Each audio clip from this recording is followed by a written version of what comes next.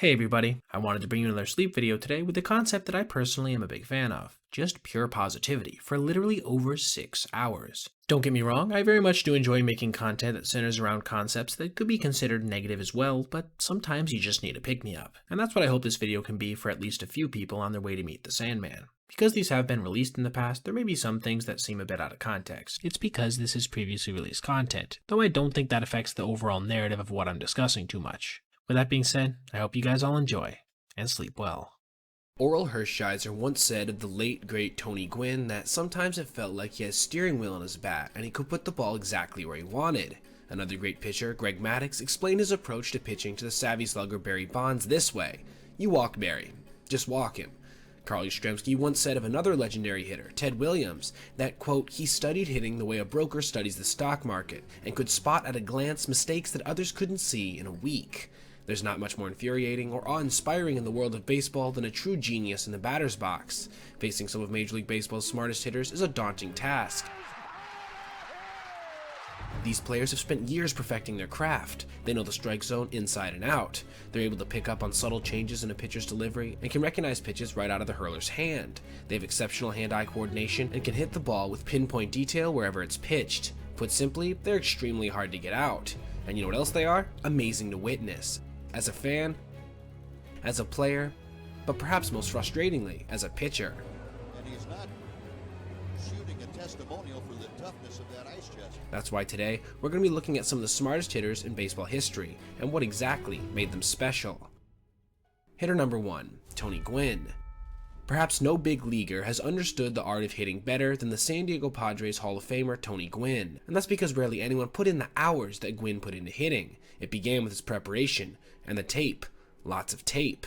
Decades before big league hitters each had iPads stocked with video footage and analysis of at-bats, pitchers, and hitting mechanics, Gwynn recorded his games at home on his VCR to study his at-bats afterwards. He took his video cassette library on the road with him in a suitcase so he could study in his hotel room too. His teammates jokingly called him Captain Video. Eventually, Gwynn paid $85,000 of his own money to help the Padres install a then state-of-the-art video room. No one in baseball knew his swing, whether it be the opposing pitchers, the defense, or umpires, better than Gwynn. He also knew pitchers' tendencies so well that even when his teammates believed they had stolen the opposing team's signs, he refused to be told what was coming. He had a pretty good idea already, and it wasn't just his own swing that he knew. Once, when outfielder Al Martin joined the Padres, he started to hit the ball to the opposite field with power with a new open stance at the plate. He couldn't figure out what was going on, but Tony Gwynn knew, and showed him exactly what was happening.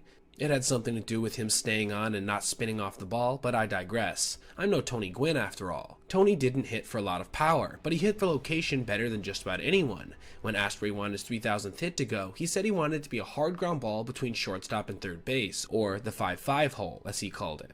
That's where he made his living. Gwynn hit so many balls through that hole that he even wrote 5-5 on the tongue of his shoes as a daily reminder. He didn't end up notching his iconic hit there. But hey, when you've already tallied 2,999 big league hits, you get some slack with your predictions.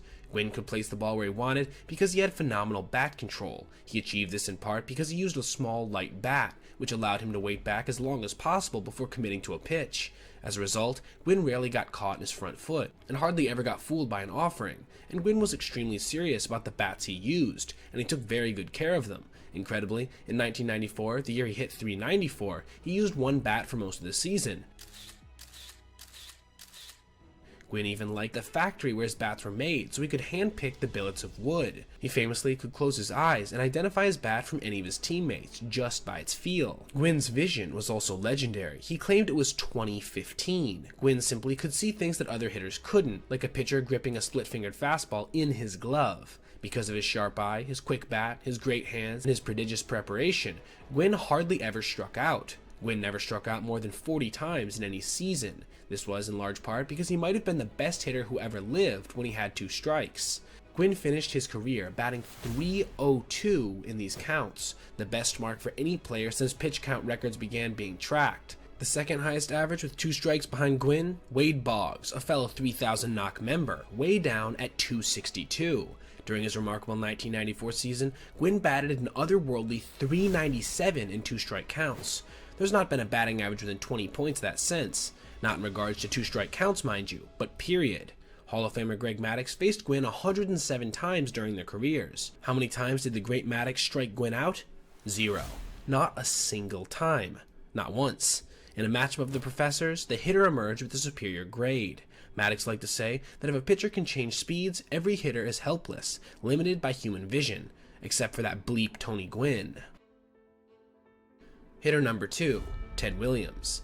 If any hitter in history has been as fanatical as Tony Gwynn, it's Ted Williams. Teddy Ballgame didn't have the benefits of a VCR or video, but like Gwynn, he studied pitchers and was always looking for information that could give him an edge. In his 22-year Major League career, Williams accomplished things on the field, like an insane 42 lifetime on-base percentage that gave him a legitimate claim to being the greatest hitter who ever lived, which, according to Ted himself, was his goal from childhood. His sweet left-handed swing was not only a thing of beauty to behold, it was devastating to opposing teams. He was the last batter to hit over 400, and he slugged 521 career home runs, all while missing nearly 5 full seasons in his prime while serving as a pilot in World War II and the Korean War. Ted was fueled by a relentless pursuit of perfection.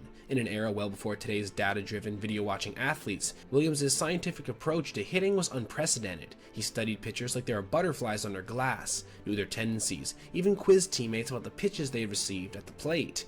Williams had an exceptional grasp of the strike zone, seldom swung at a bad pitch, and would spend hours hitting. "No one ever swung a bat more than I did," he once boasted. In his hometown of San Diego, Williams would sometimes bring a bucket of balls out to the local Little League field, and spend the entire day just knocking them around the park. Getting a sense of where certain balls hit certain ways would travel. He would enlist local kids to pick them all up, and then do the whole thing again.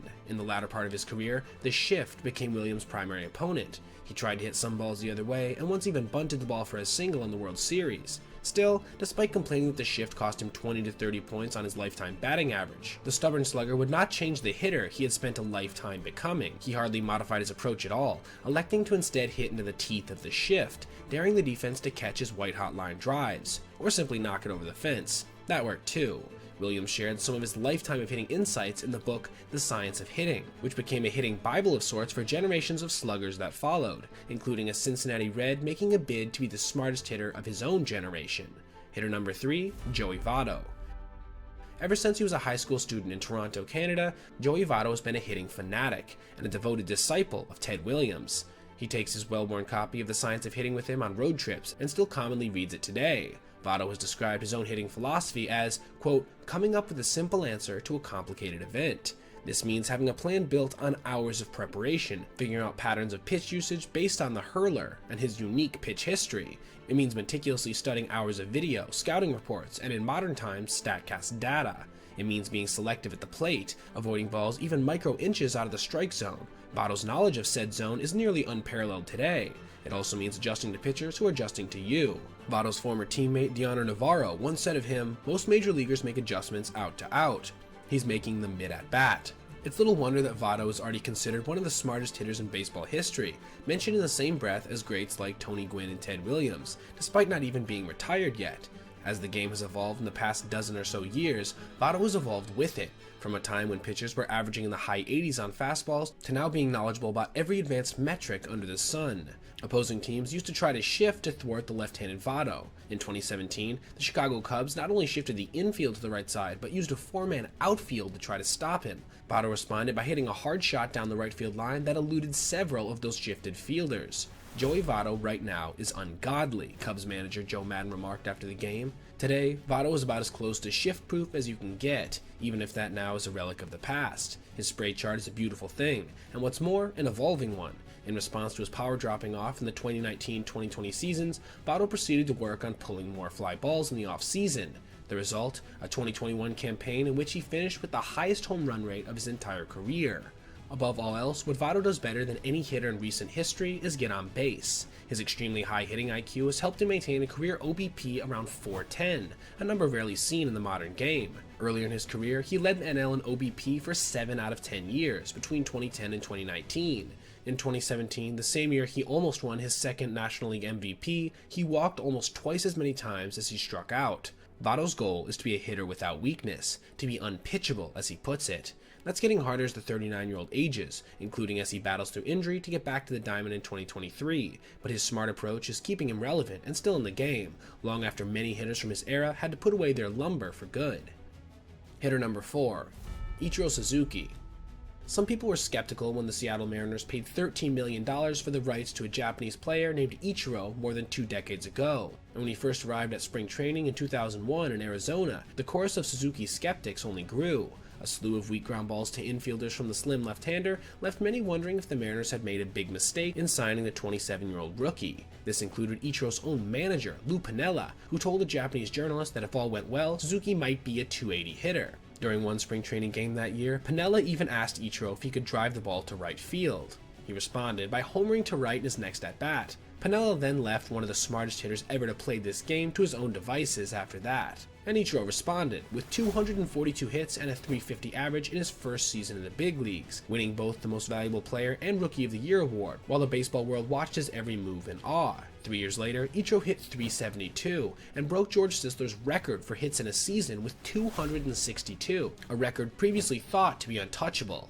And for 10 consecutive seasons, he batted over .300 and delivered over 200 hits, setting a major league record for consecutive 200-hit seasons. Ichiro's uncanny hitting ability and intelligence began with an ability to take what the pitcher gave him, hitting the ball wherever it was pitched, while utilizing a slap-like swing that made it nearly impossible to throw him out at first base on anything but a hard ground ball right at an infielder. He not only led his generation in infield hits, but routinely racked up as many as 50 of them in a given season. Remember, his speed wasn't insane, simply above average, so this fact truly did speak to the intentional nature of his game. Ichiro could hit for power if he wanted, once stating he could have easily crushed over 40 homers a year if he had been allowed to bat .220, and sometimes demonstrated that during batting practice. But he knew as a leadoff hitter it was his job to get on base, swipe bags, which he did to the tune of over 500 in his career, and above all else, score runs. And he did all of that about as well as anybody. We will never know how many hits Ichiro could have had if he had started his career in the big leagues, but as it currently sits, over 3,000 hits in the show and over 1,000 in the MPB are, to put it mildly, nothing to sneeze at. Hitter number 5, George Brett. The last guy to bat nearly 400 in a full season, George Brett may have been one of baseball's best line drive hitters ever. The Kansas City Royals third baseman held America in thrall in the summer of 1980. That season, he seemed to hit everything he swung at, hard. Brett was hitting a good, but not historic .337 in June when he tore a ligament in his right foot, but that didn't stop him from impressing sports fans. While on the DL, Brett attended a golf tournament on crutches, greeting the participants as he approached the 18th green. When someone on the fairway hit a ball into the group putting on the green, Brett dropped his crutches, grabbed a putter, and hit the golf ball out of midair with the blade, sending it back up the fairway as onlookers stood in shock. It truly did seem like Brett could do anything in 1980. After returning from injury that July, he went on a 30-game hitting streak, reaching the 400 mark in mid-August. And as baseball fans watched on in disbelief, he remained over the 400 mark for over a month, not dropping under it until mid-September, eventually hitting .390, the closest any player has gotten to 400 since Ted Williams hit .406 in 1941. Brett also, unsurprisingly, led the league with a .454 on-base percentage that season and struck out just 22 times in 515 plate appearances. Brett's career as a hitter didn't start well. With a batting average of .205 and on the brink of being sent down to the minors in his first season in 1974, Brett started working with hitting coach Charlie Lau. The young third baseman had been a pull hitter with some big holes in his swing, but under Lau, he learned his classic drive the ball to all fields approach and saw his average reach .282 by the end of that season. In the ensuing years, Brett just got better and better. He was a throwback to an earlier time in many ways. He didn't wear batting gloves, opting for pine tar, he chewed tobacco, drank beer, stayed out of the weight room, and was one of the most competitive players in the game, and he never stopped hitting. In the end, Brett became one of only 4 players, with Hank Aaron, Willie Mays, and Stan Musial, to rack up 3,000 hits, 300 home runs, and to post a career batting average of over 300. When asked how he would like his final at-bat in the major leagues to go, he said he wanted to hit a hard ground ball to the second baseman, and run as hard as he could to, quote, show the young guys on the team that this is how the game is supposed to be played. Hitter number 6, Barry Bonds. Barry Bonds' former teammate Rich Aurilia once said of the talented slugger, the rest of us play in the major leagues. He's at a different level. And regardless of where you come down on the steroid issue, Barry Bonds was one of the all-time great hitters, and it began with his approach at the plate, not in the weight room. Bonds' intelligence in the box was always at an all-time ranking after all. Bonds' greatness began with his Williams-like patience. He waited for a pitch he could drive, even if it meant taking early count strikes. He knew he could afford to wait. No pitcher in his mind was going to get 3 strikes past both him and his catch the ball with the bat approach. That utter refusal to chase bad pitches, even when that was nearly all he was getting at one point, helped Bonds to a lifetime 444 OBP, the 6th best number ever. In 2004, the year he was walked 232 times at age 39, he had a jaw-dropping OBP of 609. Of the first 1,300 or so pitches Bonds saw that year, he swung and missed at just 49. Chew on that for a minute. One of the reasons for Barry's great eye was, well, his eyes. Dr. Bill Harrison, who tested the eyesight of big league ballplayers for 50 years, once said that Barry Bonds had no equal when it came to vision. He was the only player he ever measured who achieved 100% across each of the visual categories he tracked. Bonds' patience, combined with his chemically aided power to all fields, made him the most intimidating player of his era, and perhaps of all time. With a choked-up grip and compact swing, when Bonds got the pitch he wanted, it was a thing to behold. He had the raw power of a Babe Ruth with the mechanical precision of a Ted Williams. It was perhaps no surprise that he racked up more home runs and more walks than any other hitter in MLB history. So, what have we learned about how to hit a baseball from 6 of the most intelligent batsmen to play the game? First, you need to be seriously obsessed with hitting. Embrace its detail like your life depended on it. Every day is a chance to gather more data, improve your approach to the plate, and track opposing pitchers' tendencies. It starts with getting your pitch, and not helping the hurler with his, to know the strike zone better than the umpire. It helps to have immaculate vision and obscene hand-eye coordination, and it also helps to use the entire field, and hit it where they ain't, or just hit it well over the wall. He was the chosen one before LeBron or Bryce Harper. He was the natural. He was the kid. He was Ken Griffey Jr.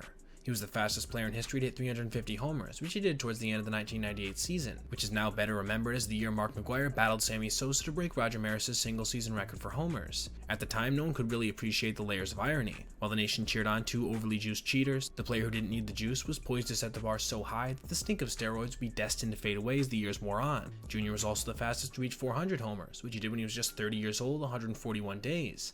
But here's another irony. That record eventually was broken by A-Rod, another juicer who would later be exposed. When Jr. launched his 400th bomb, he was still a young player who was probably capable of hitting 400 more before he was finished. But instead of aging with grace or steroid-infused oomph, Griffey aged like a mortal. Instead of 800, he finished with a still impressive 630 homers, 7th all-time. His 83.8 WAR is 58th best all-time. Yet, despite some of his longevity issues relative to his Hall of Fame peers, he got elected with a record 99.3% of the vote in 2016, which at the time was the highest in history. Jr.'s impact on the game had obviously transcended his numbers, which still ranked him among the best. He arguably had the sweetest swing in the history of the game after all, played some of the best defense ever in center field, and provided fans with legendary and iconic moments that will forever rank among the most treasured in the history of the game. That's why today we're going to be exploring the career of the kid, and in doing so, proving why there will never be another Ken Griffey Jr. Studies have shown that being the son of a major league player gives you a big leg up in becoming a big leaguer yourself. After all, more than 2% of the players who debuted in the 2010s were the progeny of big leaguers. While it's easy to scream genetics to explain these numbers, researchers aren't so quick to agree. If you look at Ken Griffey Sr. and then at Jr., you see the similarities. Both were left-handed and had very smooth swings. Both were fast and athletic, with lots of obvious fast-twitch muscle. But if you want to understand how the sons of big leaguers succeed, think about Jr.'s high school career. Ken attended one of the great sports high schools in the country, Archbishop Moeller in Cincinnati, long known for being a football powerhouse. They weren't too shabby in baseball either, producing 17 high school All-Americans, including future Hall of Famer Barry Larkin and MLB mainstay Buddy Bell, both who went on to register over 2,500 big league hits. But Griffey Jr. played just 2 seasons for Moeller, his junior and senior years. The reason? He wanted to spend spring training with his father in Tampa when he played for the Yankees. Jr. would then play baseball in the summer back in Ohio, followed by starring at wide receiver on the school football team, even going on to get offers from elite schools like Oklahoma. During his 2 years at Moeller, Griffey hit 17 homers with a batting average of .478. Many of the fields lacked fences, and often opposing teams would have to line up their outfielders behind the light poles. Didn't matter. Scouts saw Jr. hit baseballs in excess of 400 feet, with a swing that seemed to be dropped from the hands of the baseball gods themselves. However, it was the Seattle Mariners who had the first pick in the 1987 draft, and they weren't sold on taking yet another high schooler in the first round, much less with the first overall pick. They'd been burned when their 1986 selection, Pat Lennon, had flamed out. Worst, the M's gave their draft picks a psychological test to predict future behavior and character, and Griffey's results were the worst they'd ever seen. It was later revealed that it was Ken's younger brother who had taken the test, as the older Griffey hadn't appreciated the importance of it, but still. Since Griffey wanted to be taken number 1, he agreed to take the test again, this time personally, and his score came back about average. Furthermore, to cement the deal, Griffey agreed to sign for $160,000, tens of thousands of dollars less than he could have gotten, telling his agent that he'd end up making it up on the back end. However, he almost didn't end up making it at all. What Jr. was best known for, beyond his otherworldly talent of course, was the pure joy with which he played the game. Hat on backwards, a 1,000-watt smile, ball sent into the stratosphere, Ken Griffey Jr. seemed to be the last person who'd ever deal with thoughts of self-harm. But, as he explained, it seemed like everybody was yelling at me in baseball. Then I came home, and everyone was yelling at me there. I got depressed, I got angry, I just didn't want to live. Jr. was still 17 when he started his professional career, and it wasn't a smooth transition. There were incidents involving the sons of bus drivers who got into it with Griffey, and then when he returned home to Ohio, he'd stay out all night and worry his mother. His father suggested he find his own place to live. The conflicts became too much for Jr., and in 1988, he swallowed 277 aspirins and wound up in the ICU. Even there, father and son continued to battle. When Jr. was released, he did end up finding his own place to live. On the field, however, Griffey continued to star. He spent 58 games at High A, hitting .338 with 11 homers and 42 RBIs. That got him promoted to Double A for the last 17 games he'd play in the minors. He was 18 years old, and at least physically, ready for the show. Best season by a teenager in MLB history belongs to Bryce Harper, who put up a 5.2 WAR during the 2012 season, including 57 extra base hits. That remains a record for MLB teenagers. Next comes Mel Ott with his age 19 season that saw him post a WAR of 3.9. Third best is Griffey Jr., who posted a WAR of 3.3 in 1989. Even with service time manipulation, it's hard to see how the M's could have left Jr. off the team coming out of spring training.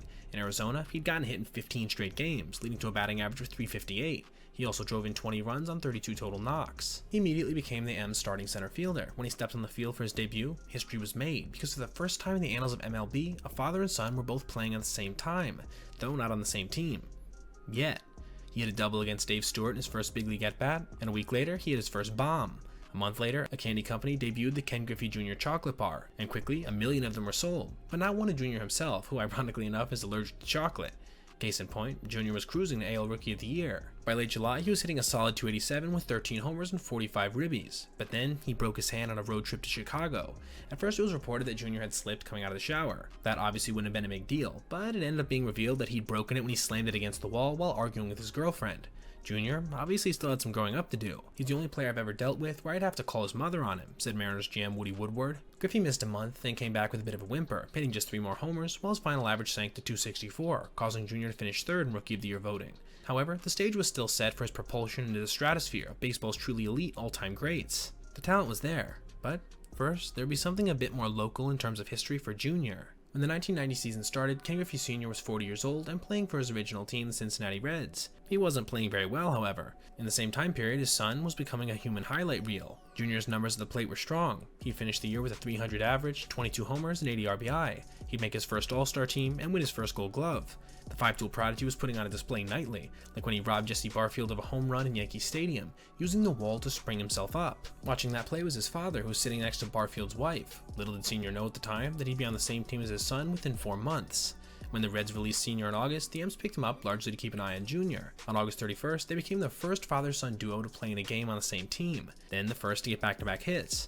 Then, on September 14th, they eclipsed a factoid that seemed semi-impossible. They hit back-to-back homers, a feat that will more than likely never be matched in MLB history. Sr. hit his first, and later he said, "I knew Jr. would be thinking home run. I could see it in his eyes when I crossed the plate."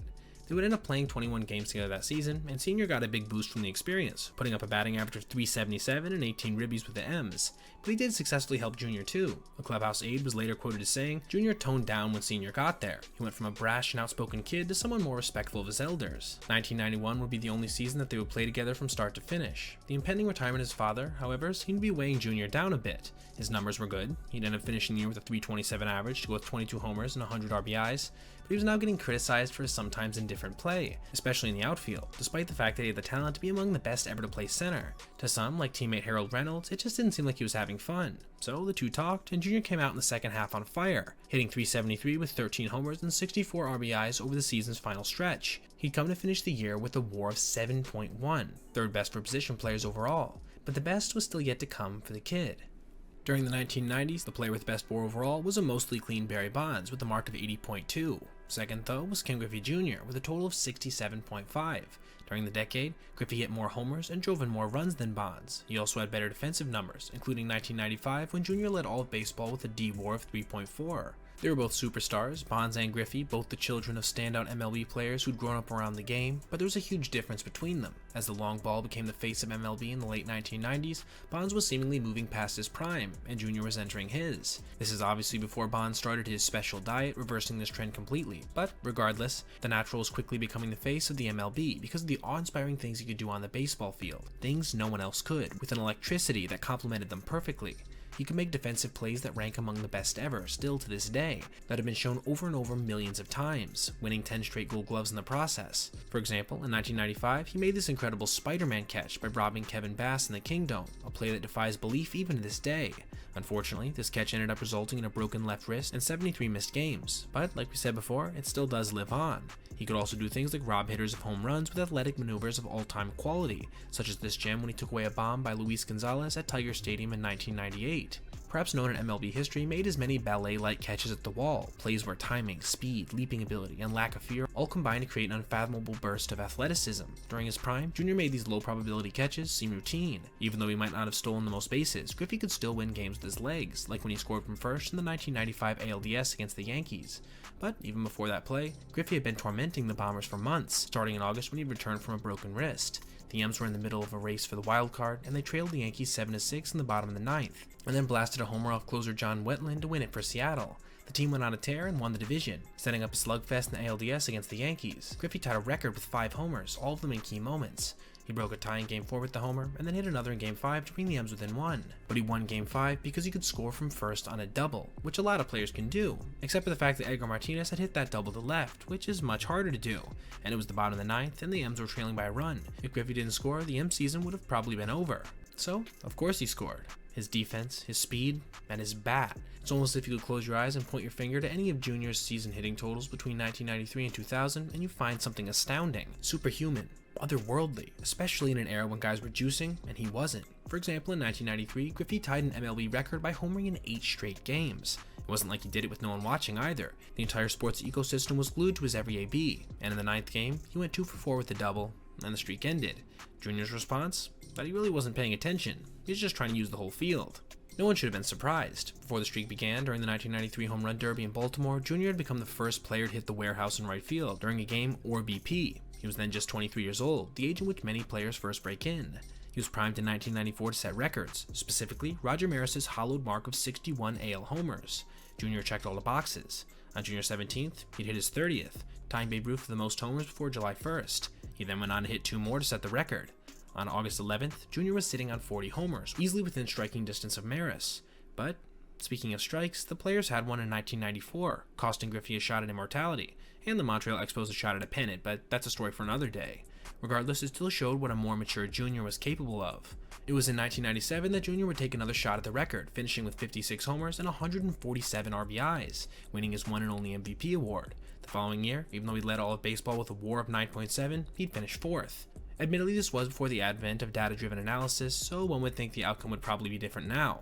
But still, it's a race that probably didn't age that well. It was in the summer of 1998 that McGwire and Sosa postured themselves as feel-good stories, while they injected and ingested whatever they could do to boost their performance. However, what was kind of lost at the time was that Jr. stayed relatively close to them the entire season, with an identical home run total to his previous year at 56. Jr. clubbed another 48 homers the next year to lead the AL for the 3rd straight season. However, this time, he'd finished 10th in MVP voting, but things were soon to change drastically for Jr. In the offseason, he turned down the M's offer of 8 years, $135 million. He was set to be traded elsewhere by the turn of the century. His new home? Cincinnati. The deal was complete before the 2000 season, and at the age of 30, Jr. returned home to the team that his dad had first made a name with. Until then, Jr.'s baseball career had been one mostly of triumphs. He was universally admired, and he was poised to become the greatest home run hitter of all time, just as news reports were starting to surface about medicines that Mark McGwire kept in his locker in St. Louis. And this pathway wasn't immediately diverted from. Jr. played 145 games and hit 40 homers with 118 RBI in 2000, his first year in red. But unfortunately, that would end up being the high water mark for his Cincy stint. This was when Jr.'s body started breaking down. So, what happened exactly? Let's list off some of the major procedures he had to go through. Right shoulder surgery, right knee surgery, left knee surgery again, hamstring surgery, and 5 or 6 drainage procedures after the hamstring thing. During his first 4 years in Ohio, he played in about 58% of his team's games. But unfortunately, this wasn't the full extent of his injury woes. In 2002, he played in just 70 games, right? But that was with a torn patella in his right knee in almost all of the contests. In 2003, he dislocated his right shoulder, and then, for good measure, he ruptured an ankle tendon rounding first on a double and missed the rest of the year. In 2004, he tore that surgically repaired hamstring making a diving catch, and again missed the rest of the season. On and on it went. But he won the Comeback Player of the Year in 2005 by crushing 35 homers and driving in 92. He hit another 30 in 2007. By then the team had moved him to right due to his quickly diminishing range and speed. But still, his numbers had been a ghost of what they once had been. In his time in Cincy, the kid had hit just 210 home runs in 9 years, a far cry from his total of 398 and 11 for Seattle. Fans were now voicing displeasure with his infrequent play, and the fact that the Reds were finishing sub 500 every year of Griffey's tenure. It was obviously time for a change. So he was traded to the White Sox in 2008, which he could have vetoed, but didn't, because the Sox were headed to the postseason, something he hadn't reached much in his career. Sadly, he didn't perform all that well, and they quickly got swept by the Rays. He signed with the Mariners in 2009 and went on to hit 19 home runs. But by 2010, he was done. In June, he literally packed up and drove cross-country to Florida. He was finished with baseball at the age of 40. But before he left, he gave baseball and America one last gift: Jackie Robinson Day. It was Griffey's idea to wear 42 on the day Jackie broke the color barrier, which has now grown to become a cherished April ritual. Griffey was the source of joy. Plain and simple, he was who he was and never apologized for it. He was and is a great ambassador of the game. He played hard, to the point that his body literally tapped out, not before registering back-to-back 50 homer seasons, an MVP, and 10 gold gloves. Just look at that Spider-Man catch again. This is a man of 6'3" and 200 pounds throwing his body at a wall at top speed with zero regards for his body. Then he could go out and hit a 450-foot homer, followed by a prank in the dugout. At the end of the day, Ken Griffey Jr. embodied all that is right in the sport of baseball, and it's for that reason, and all the ones we've mentioned so far, as well as so many more we could ever put into one vid, that we here at MTC believe there'll never be another player quite like Ken Griffey Jr. Can you be the greatest of all time at something in a sport, and yet never have been an all-star? I mean, probably not, right? How can you go from not being picked to play among the top 40 position players in the first half, ever, during your career, to some proclaiming you to be the best ever? In the case of recently retired outfielder Kevin Kiermaier, that pretty much sums up the situation, except we're missing a pretty important qualifier: the best defensive outfielder ever. Not outfielder in general. We're not arguing that Kiermaier was as good as Willie Mays as an all-around player, or Ted Williams as a pure hitter, or Babe Ruth as a power bat. He was no champion of consistency like Henry Aaron, or speed demon like Rickey Henderson. But as a defensive outfielder, Kiermaier had few, if any, peers. The stats bore it out. Outs above average, arguably the best advanced metric created so far, came about in 2016, and in the years since then, Kiermaier is heads and shoulders above everyone else. If you want to use a little lower resolution measuring stick, we can go back a bit further with defensive runs saved. Since 2003, no outfielder saved more than Kevin's 175, with Jason Hayward being second at 163. But here's the catch: Hayward played over 5,000 more innings than Kiermaier. So, two of the best metrics we have to measure defense rank KK as the best outfielder of the 21st century. But all time, there's few advanced stats that can quantify glove work going back decades. One we do have, kind of, is D-WAR. And you know what?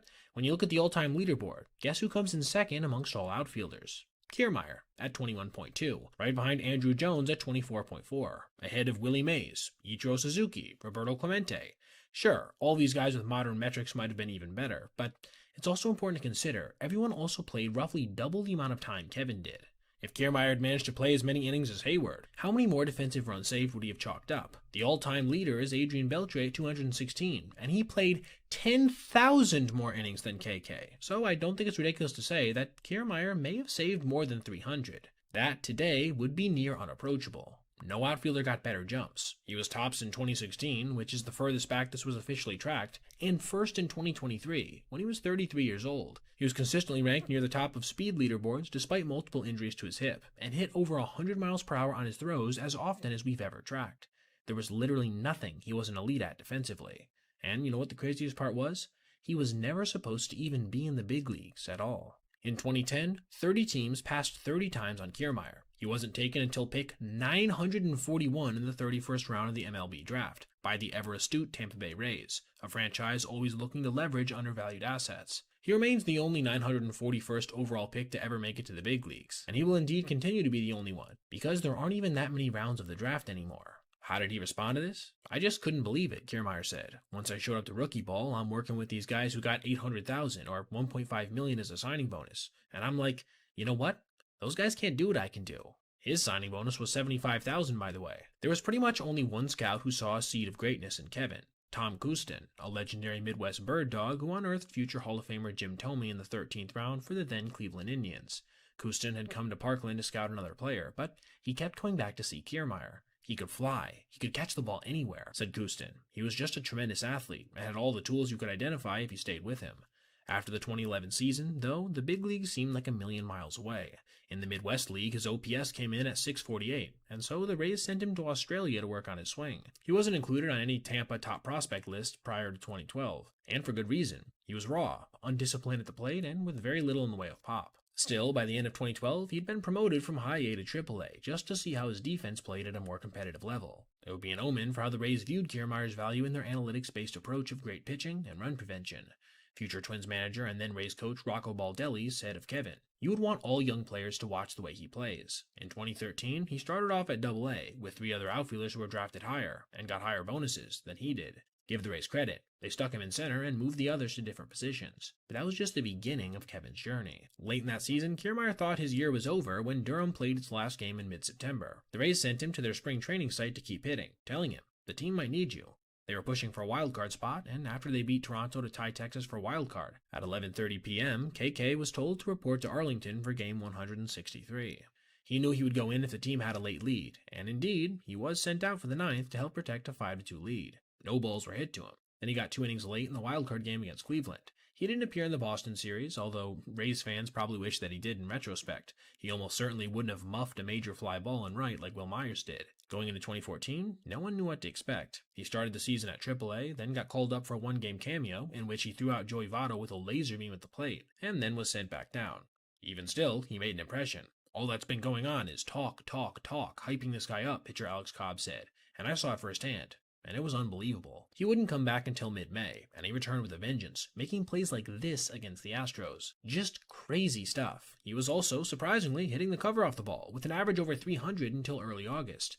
In the end, he'd slumped to a still respectable .263 with 10 homers, an OPS plus of 117, and an eye-popping WAR of 3.5 in just 108 games. But it was still the defense that turned the most heads. He made 40% of catches that were rated as a 0 to 10% chance. 4 times better than league average. A good example is the time he saved a lead with the bases loaded with his gem, remaining to this day otherworldly. It's no wonder that at one point in the season, he had an ultimate zone rating of 47.2 over 150, or roughly 3 times what's considered outstanding. His skipper, Joe Maddon, was impressed. He's an absolute weapon. It's the perfect example of how you can win a baseball game without getting a hit. And that weapon would be fully loaded the next season. Few glove-first players ever have a year quite like Kevin Kiermaier did in 2015. Let's start with his WAR of 6.9, good for 10th in the league, ahead of players like Manny Machado, Mookie Betts, and Nolan Arenado. It wasn't because of his hitting, which was basically average. His OPS plus was 99 as a product of his .263, .298, .420 slash with 10 homers. No, it was his defense, a D-WAR of 4.4, 37 defensive runs saved, and his first career Gold Glove. The numbers were so off the charts, he finished top 20 in MVP voting, despite not even making the All-Star team.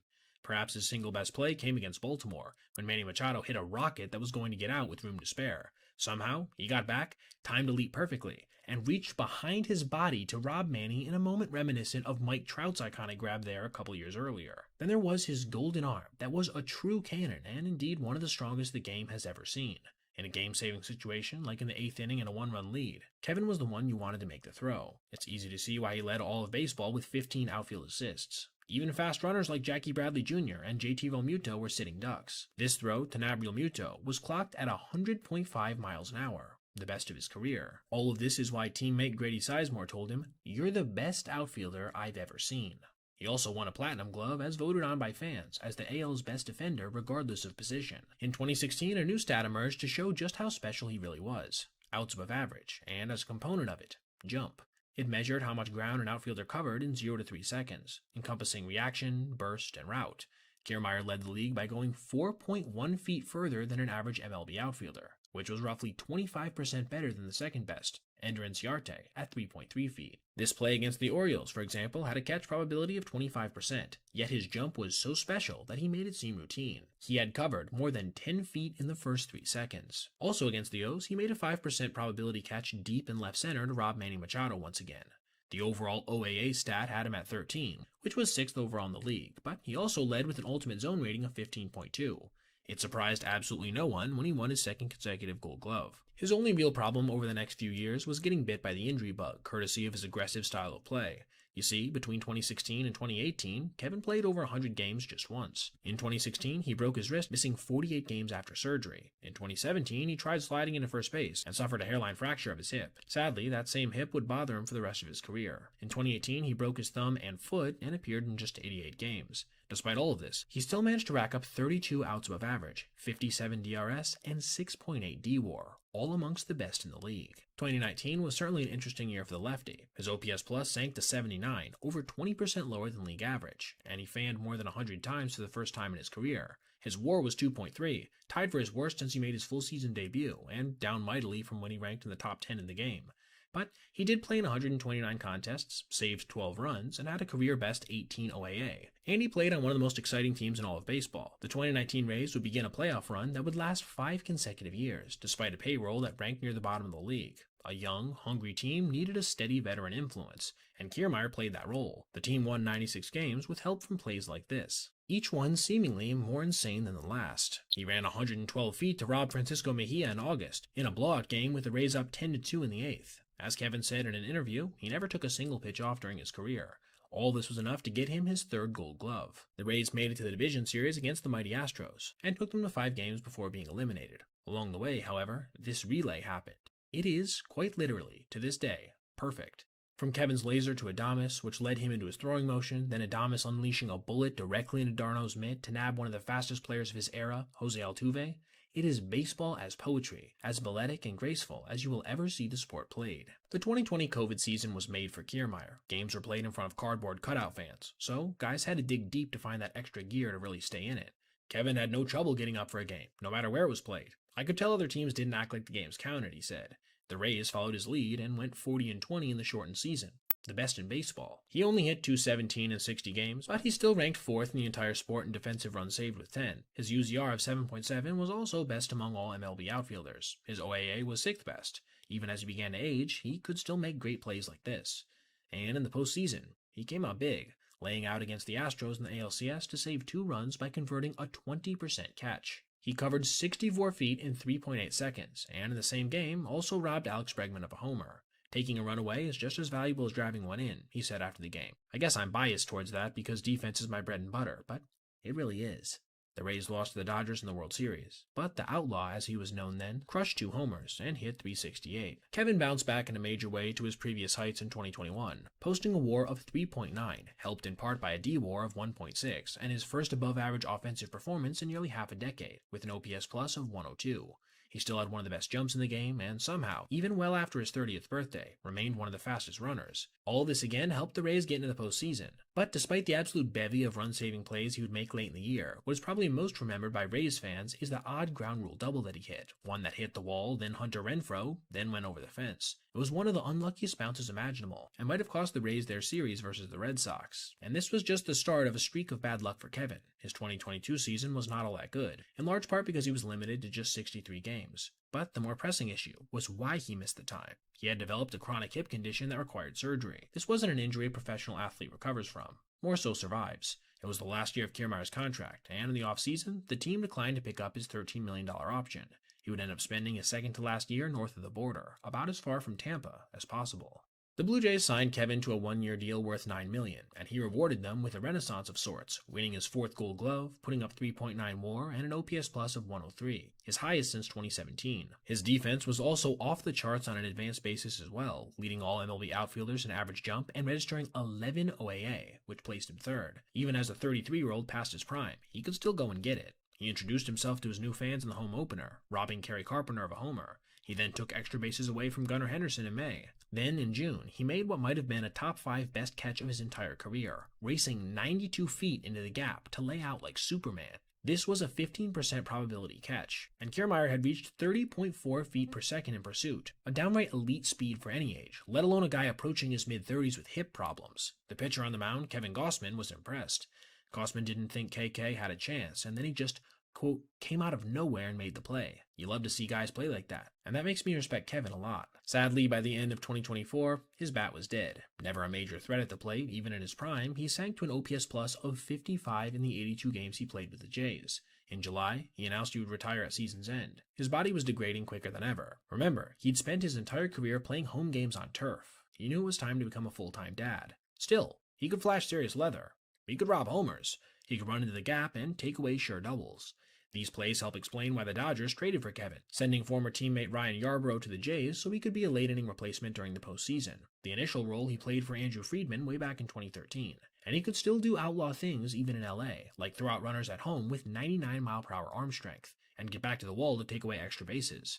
Make no mistake, he was still elite, with an arm that was in the 98th percentile and range that was in the 96th per OAA, with 10. He even somehow still had the third fastest jump in the outfield. By year's end, he would go out as a World Series champion, though he never appeared in a game in that fall classic. If you ever got to see him in his prime, you probably would feel like his longtime manager, Kevin Cash. How fortunate I was to watch for 8 years the best center fielder in baseball roam our outfield, making highlight play after highlight play. He got big hits for us, and he really developed into such a positive influence and had a leadership quality with so many young players coming through our system. His Blue Jays manager, John Schneider, offered his perspective. On the other side, he was easy to hate because he took so many hits away. He was a pain in the ass. Fielding is hard to quantify, though we're getting better at it. But it's still impossible to answer the question. Was Kiermaier better than Willie Mays with a glove? Was he better than Roberto Clemente? Or Ichiro? Maybe that argument can never be settled, because we have so little footage of guys like Mays or Clemente compared to the thousands we have of KK doing his thing. It's for this reason that I want to emphasize that he is, indeed, in my opinion, the best defensive outfielder we've ever seen, or, at least, had the ability to measure on an advanced basis. Not bad for a player taken in a round that no longer even exists. There's quite a few near certainties in Major League Baseball, but I think it's safe to say that MLB will not see a player reach 3,000 career hits and 500 homers in the next couple decades. The last to do it, Miguel Cabrera. Today, no one's even close. Could Freddie Freeman or Jose Altuve reach 3,000 hits? Maybe. Will Giancarlo Stanton, Shohei Ohtani, or Mike Trout hit 500 homers? At the pace that each is at, most likely one of them will. But to cross each of these thresholds, it feels increasingly impossible as the game continues to evolve. But wait. There's more. If you act now, we'll throw in this factoid. Miggy ended his illustrious 21-year career with a .306 batting average. That would have placed him 5th overall during the 2025 season, in a contest that was won by Aaron Judge at .331. Wait a second. What about Aaron Judge? He certainly got the pop, and the numbers prove it. Today, he's just 132 homers short of 500. If he stays healthy, he'll get there in the next 3 years. But he only has about 1,200 hits, meaning he has, honestly, no shot at 3,000. And while his career average of 294 might rise to around 300, he'd have to defy the norm of aging power hitter decline to get there. Let's put it in this context. There have been just 3 players out of 23,600 who retired with 3,000 hits, 500 homers, and a career 300 average. Henry Aaron, Willie Mays, and Miguel Cabrera. The odds of any MLB player reaching this milestone as such is 0.013%, or about 1 in 8,000. And those totals are perhaps appropriate to describe Cabrera, because in many ways he seemed like a hitter from a different time. It wasn't just that he put up huge triple slash and counting numbers. He did so when the average MLB hitter's performance in these regards was dropping year over year. This was a player who got MVP votes for 14 straight seasons. That's prolonged greatness. For a point of comparison, Mike Trout's longest streak is 9. But we're getting ahead of ourselves. In order to fully appreciate why there will never be another Miggy, we have to go back to the beginning. A young Miguel was nothing short of a phenom, already playing professionally at the age of 14, and by 16 starting at third for the Tigres de Aragua, a powerhouse of the Venezuelan Winter League. The Marlins signed him the second he turned 16, literally at midnight on his birthday, for $1.8 million. Scouts were positive he had all-star upside, the kind of pure hitter who could hit 300 with 25 homers a season. Cabrera expected even more. I want to be the best, he told scouts when he was 15. What I'm doing right now is nothing compared to what I'm going to do. You watch. I'll play in the big leagues, and I'll be a good one. It didn't take long for the rest of baseball to realize the kind of hitter Miggy was. By his 20th birthday, he was in the Southern League, dominating with a .365 average and an OPS north of 1,000. The Marlins were struggling, mired in 4th place at the time. Cabrera hadn't played a game above AAA. This didn't deter them. He got called up in a youth movement that also saw the arrival of Dontrelle Willis. Mike Lowell was entrenched at third, so where would the Phenom play? The outfield, where he'd spent just 3 minor league games prior to his promotion in June. No matter, his bat had to be in the lineup, and in his debut, he showed the world why, hitting a walk-off homer against the Rays for his first big league hit. That win served as an avatar of a turnaround that propelled the Marlins to a 91-71 finish, good enough for the NL wildcard spot. Then they took care of the Giants and Cubs, both in dramatic fashion, only to top it all off by winning the World Series by beating the storied Yankees in 6 games. Cabrera left his mark by shrugging off a Roger Clemens brushback pitch, then belting an opposite field homer, creating another of his early iconic highlights. From here, he would simply become one of the best players in the game, making 4 straight All-Star teams. Between 2004 and 2007, he averaged 32 homers, 115 RBIs, and a .319 batting average per season. Remember, he hadn't yet turned 25 years old. By all rights, the Marlins should have locked him up with an extension, but things were not so different then from now. The team lamented its revenue stream, the lack of a new stadium, and on and on. The bottom line was that Cabrera was due to make more than $10 million in arbitration, and so the Marlins decided to move him and their other star rookie from that 03 team, Willis, to the Tigers, for a huge package of prospects, the centerpieces of which were Cameron Maybin and Andrew Miller, players who would go on to post a combined WAR for them of -0.6. The Tigers, meanwhile, were getting a player who, in many ways, was a throwback to a time when hitters had little technology to help them, at least in terms of personal training. Ever since Iron Mike had debuted in the 1950s, hitters have been taking long hours hitting off of pitching machines. Other advances followed, leading to the machines of today, which can crank out all manner of velo and spin. Cabrera, though, didn't like hitting off a machine. "If I don't recognize the ball in hand, I'm in trouble," he explained. His time in the cage was spent mostly swinging with just his left hand. There was never a fixed number he'd take. When he felt in the zone, he stopped completely. Film study, advanced metrics, not really for Miggy. He didn't want alternate perspectives clouding his view of that grip, that release point, which was the key to his success. And he didn't need film anyway, because Cabrera could remember every one of his ABs on a pitch-by-pitch basis, a talent that awed his teammates.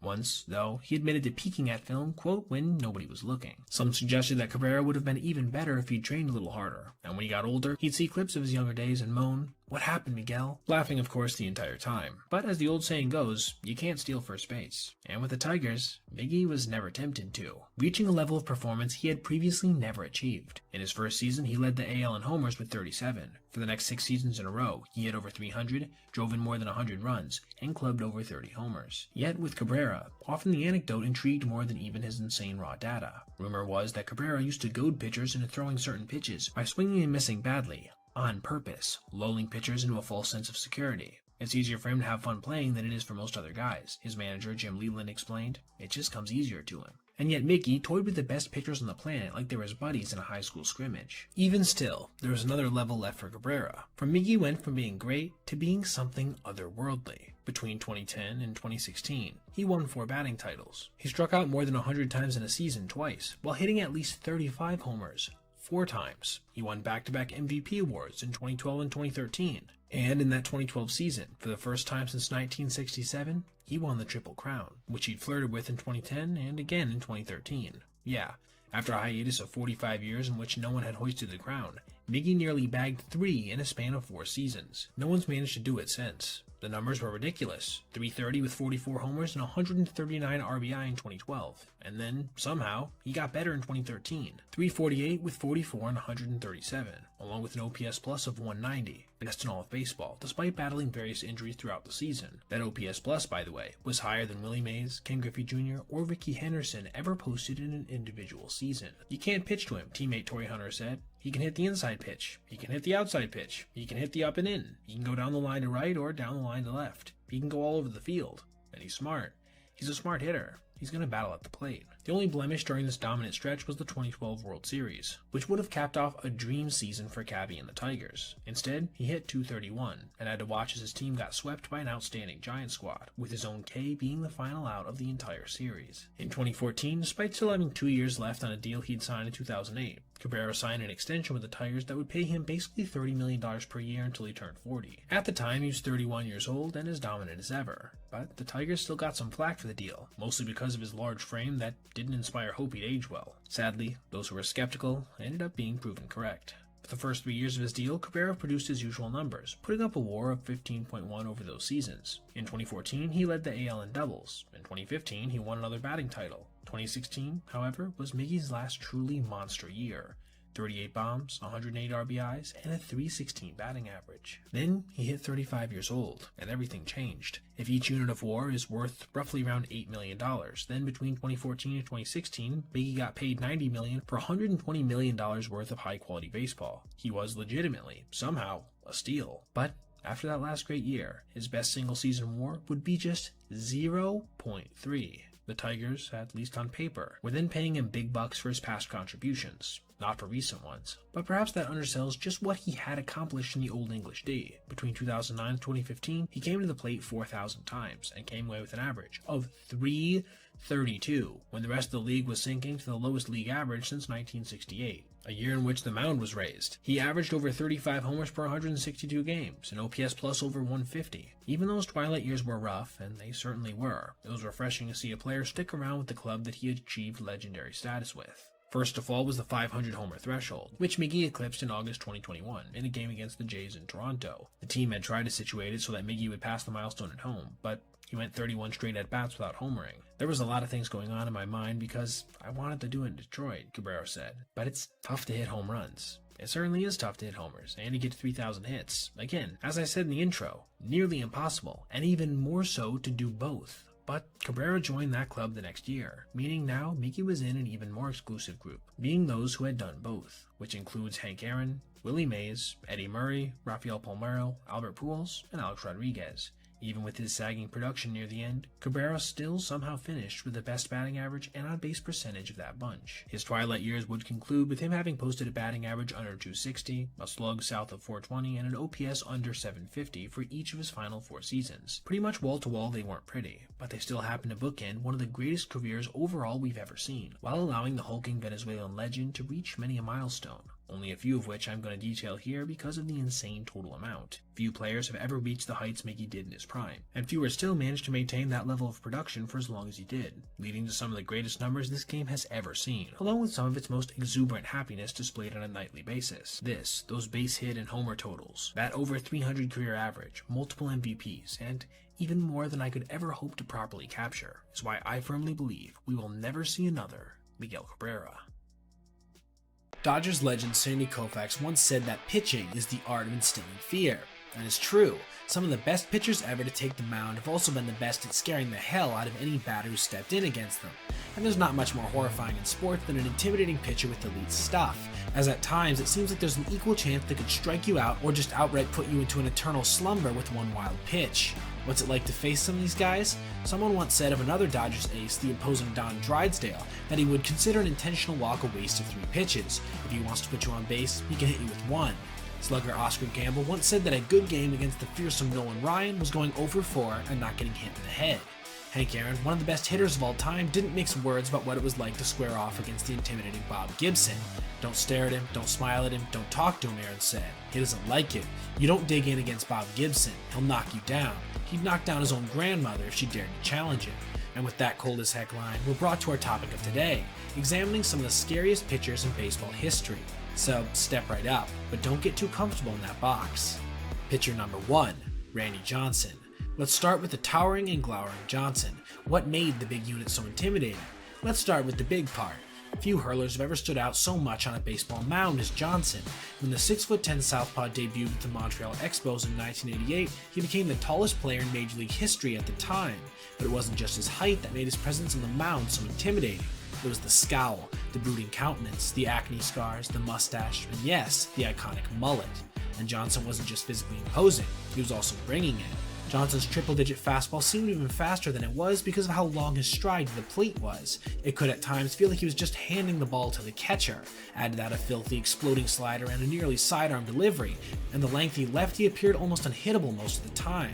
You know what else was so intimidating? His sometimes total lack of control. In his first season with the Expos, he walked as many men as he struck out, and he continued to have major control issues in his first few seasons with the Seattle Mariners. Young Randy was wild, erratic, inconsistent, and all the more imposing as a result. Teammates refused to stand in against him in bullpen sessions. A department store mannequin had to be added to the payroll in their place. Johnson at times also had trouble controlling something else, his temper.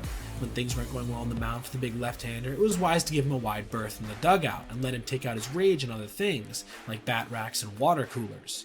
And even once Johnson learned to control his pitches better later in his career, the looming possibility that he could lose control at any moment hung over the batter's box like a dark cloud, terrifying hitters. If Johnson let go of a fastball over your head, as he did to John Kruk at the 1993 All-Star Game, it didn't really matter if it was intentional or accidental. He was in your head, and the at-bat was pretty much over. Kruk, for one, didn't stand a chance after his intimidation.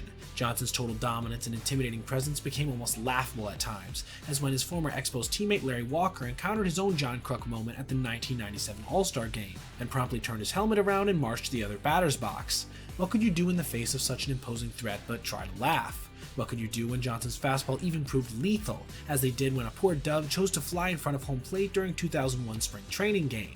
Johnson managed to stretch his imposing career over 22 seasons, striking fear into the hearts of hitters en route to 303 career victories and 4,875 strikeouts. Few pitchers have reigned over the game for so long, and until they were as old as the big unit was when he finally hung up his cleats. Pitcher number 2, Bob Gibson. Perhaps no hurler ever stared down batters quite like Bob Gibson. The St. Louis Cardinals ace had a ferocity that only a few like Johnson have ever come close to equaling on the mound. Gibson didn't just glare at hitters, he scowled at them, and the batters didn't just respect him, they outright feared him.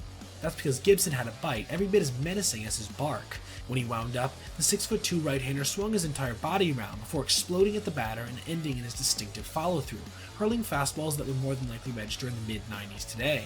And what's more, hitters knew that it was just as likely to go at their head as paint the outside corner. Gibson brought an intense competitive fire to the mound every time he pitched. He had joined the Cardinals just a decade after Jackie Robinson broke the color barrier, and there was still very few black pitchers in the big leagues. As Gibson put it himself, failure wasn't an option. Gibson's fire-fueled performances that led him to dominate the National League for a decade. The 60s were a hurler's paradise thanks to the high pitching mounds and cavernous fields, and no one leveraged the advantage better than Gibson. It was a time when pitchers owned the inside part of the plate, considered it their personal property. In his autobiography, Gibson said that he threw 9 different pitches after all. 2 different fastballs, 2 sliders, a curve, a changeup, knockdown, brushback, and hit batsmen. Ouch. But Gibson's reputation for throwing at batters belied the amount he actually did it. He never led the league in HBPs and struck only 102 batters in his 17-year career, about 6 per season. Clearly the ones he did hit made an impression, and the legend just grew and grew. Batters often said that Gibson may not have actually hit that many, but he would constantly knock them down intentionally.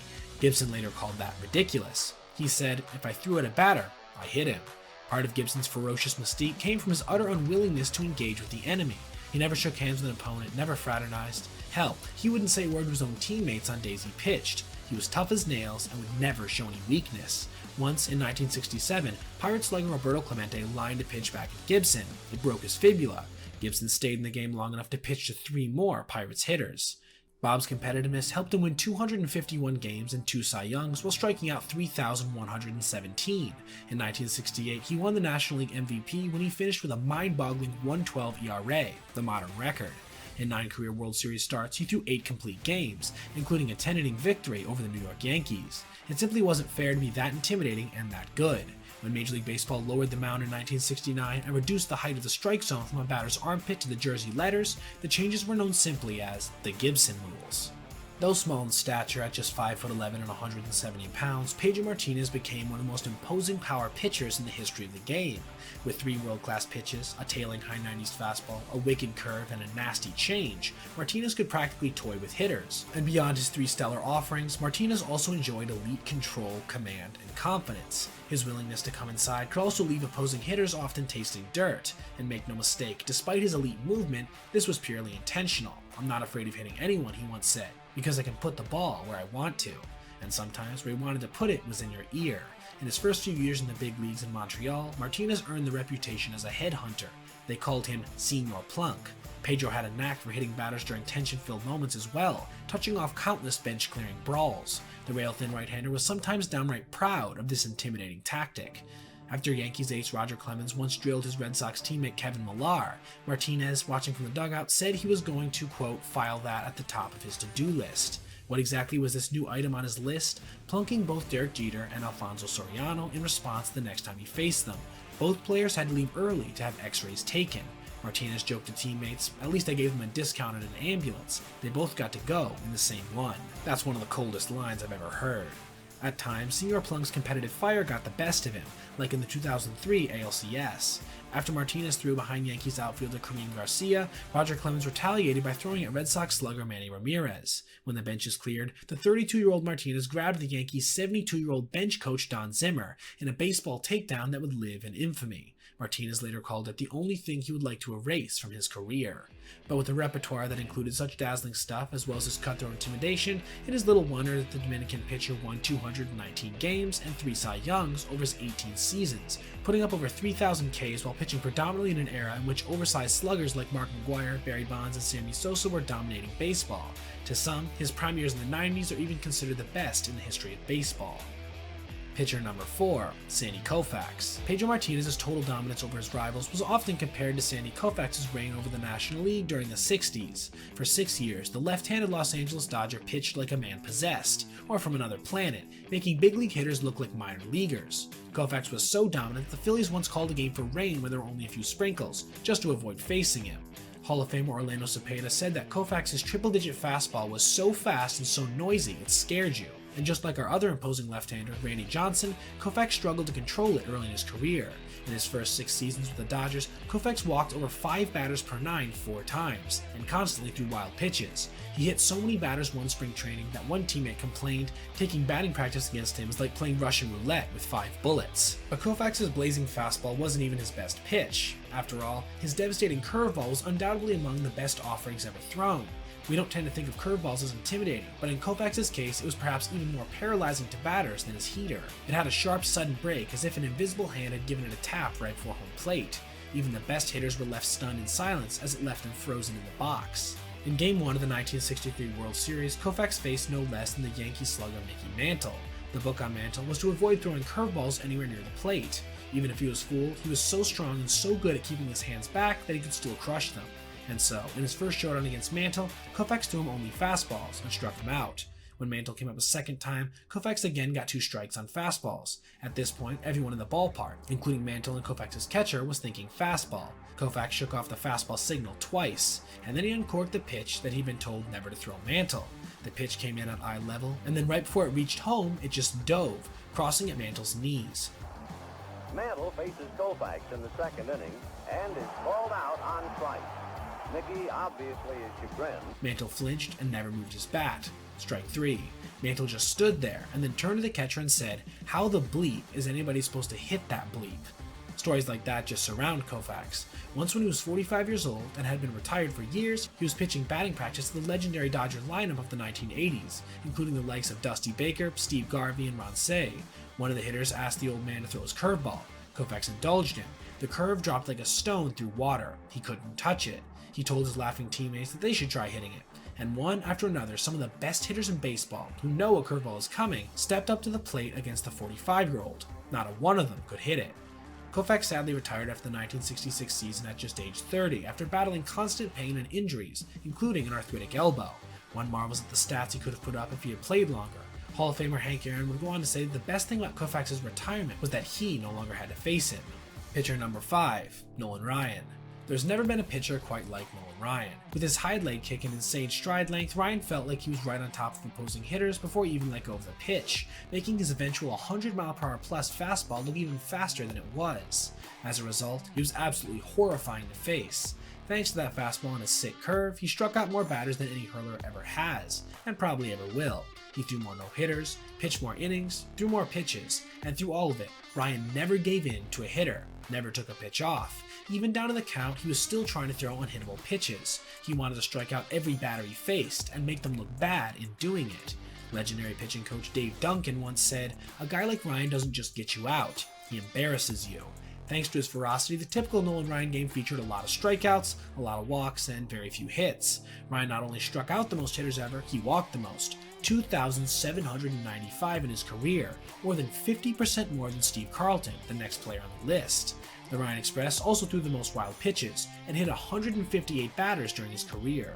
His lack of control, as evidenced by the fact that he walked more than 100 batters in a season 11 times, only served to intimidate hitters more. And when Ryan was truly on, batters had pretty much no chance. Once, when Ryan was 1 out from one of his 7 no-hitters, Detroit Tigers slugger Norm Cash walked up to the plate, not with a bat, but with a wooden table leg that had been ripped off a table in the Tiger clubhouse. "Check his bat," Ryan shouted from the mound at the home plate umpire, who, after a good laugh, asked Cash to grab a real bat. Cash responded, "Why? I'm not going to get hit anyway." And he didn't. Cash got a real bat, popped up, and Ryan had his no-hitter. Perhaps Ryan's single most intimidating moment came right at the tail end of his career. It was a hot August day in Texas in 1993. Robin Ventura, the White Sox 26-year-old all-star third baseman, strode to the plate against the 46-year-old Ryan.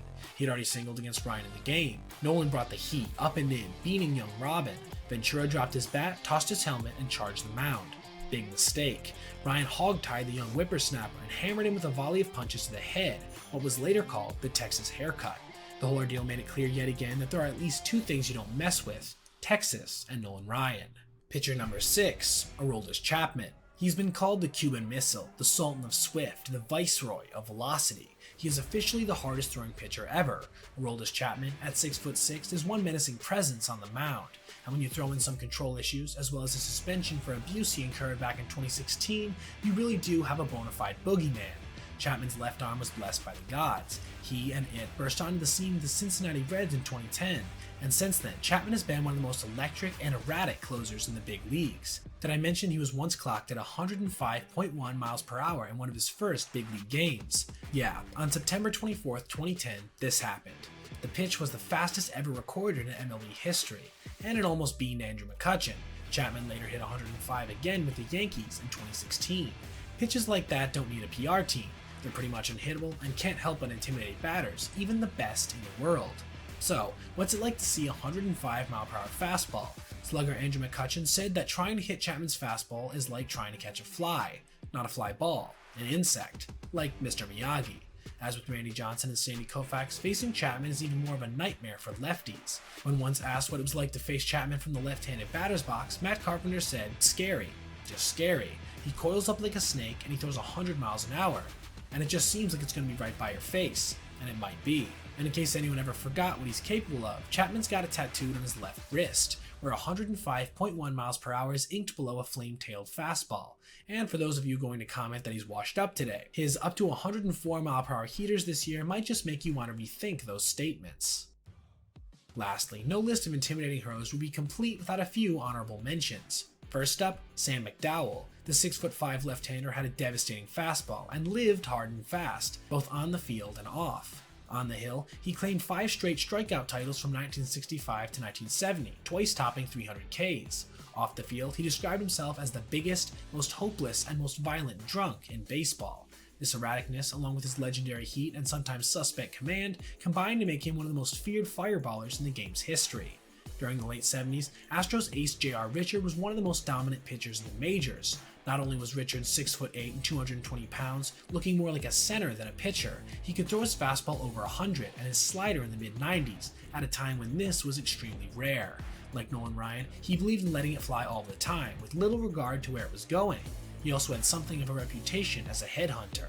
Unfortunately, his career was cut short by a stroke in 1980, just as he was really coming into his own. But nonetheless, he left behind a hell of a legacy, especially in the minds of the hitters he faced at the time. Nicknamed the Mad Hungarian for his madman appearance and on-the-mound persona, Al Hrabosky turned batter intimidation into performance art during his 12 major league seasons. He would jaw with umpires, hitters, including those on deck, and could be counted on for a good beanball ensuing brawl at least a couple times per season. And finally, the Rocket, Roger Clemens. With over 4,000 career Ks and 300 wins, while spending a decent portion of his career pumped up on roids, his reputation really did precede him. Aside from his thick body and menacing stare, Clemens was a master of intimidation with his actions as well. Who can forget this moment from the 2000 World Series? Not content to just shatter Mike Piazza's bat with an inside heater, Clemens picked up the barrel and fired it at the Mets catcher. Somehow he wasn't ejected from the game. Maybe even that day's umpire was too scared to take him on. So what have we learned from baseball's most fearsome pitchers about how to intimidate hitters? First, it helps to have a dynamite fastball. It's sometimes better if it's not at all clear where it's going. At times, it's even more scary if you know where it's going and that presumed destination is at you. Sometimes a filthy off-speed pitch can be equally daunting, or a simulated psychotic episode, or hey, how about a real one? All these combine to give us our formula for how to be an intimidating pitcher in the annals of baseball history. Derek Jeter was a leading man who happened to play baseball. He was Cary Grant in pinstripes, set to play his part on the biggest stage in the major leagues since he'd gotten drafted 6th overall by his favorite childhood team, and play his part he did, as one of the greatest hitting shortstops in MLB history.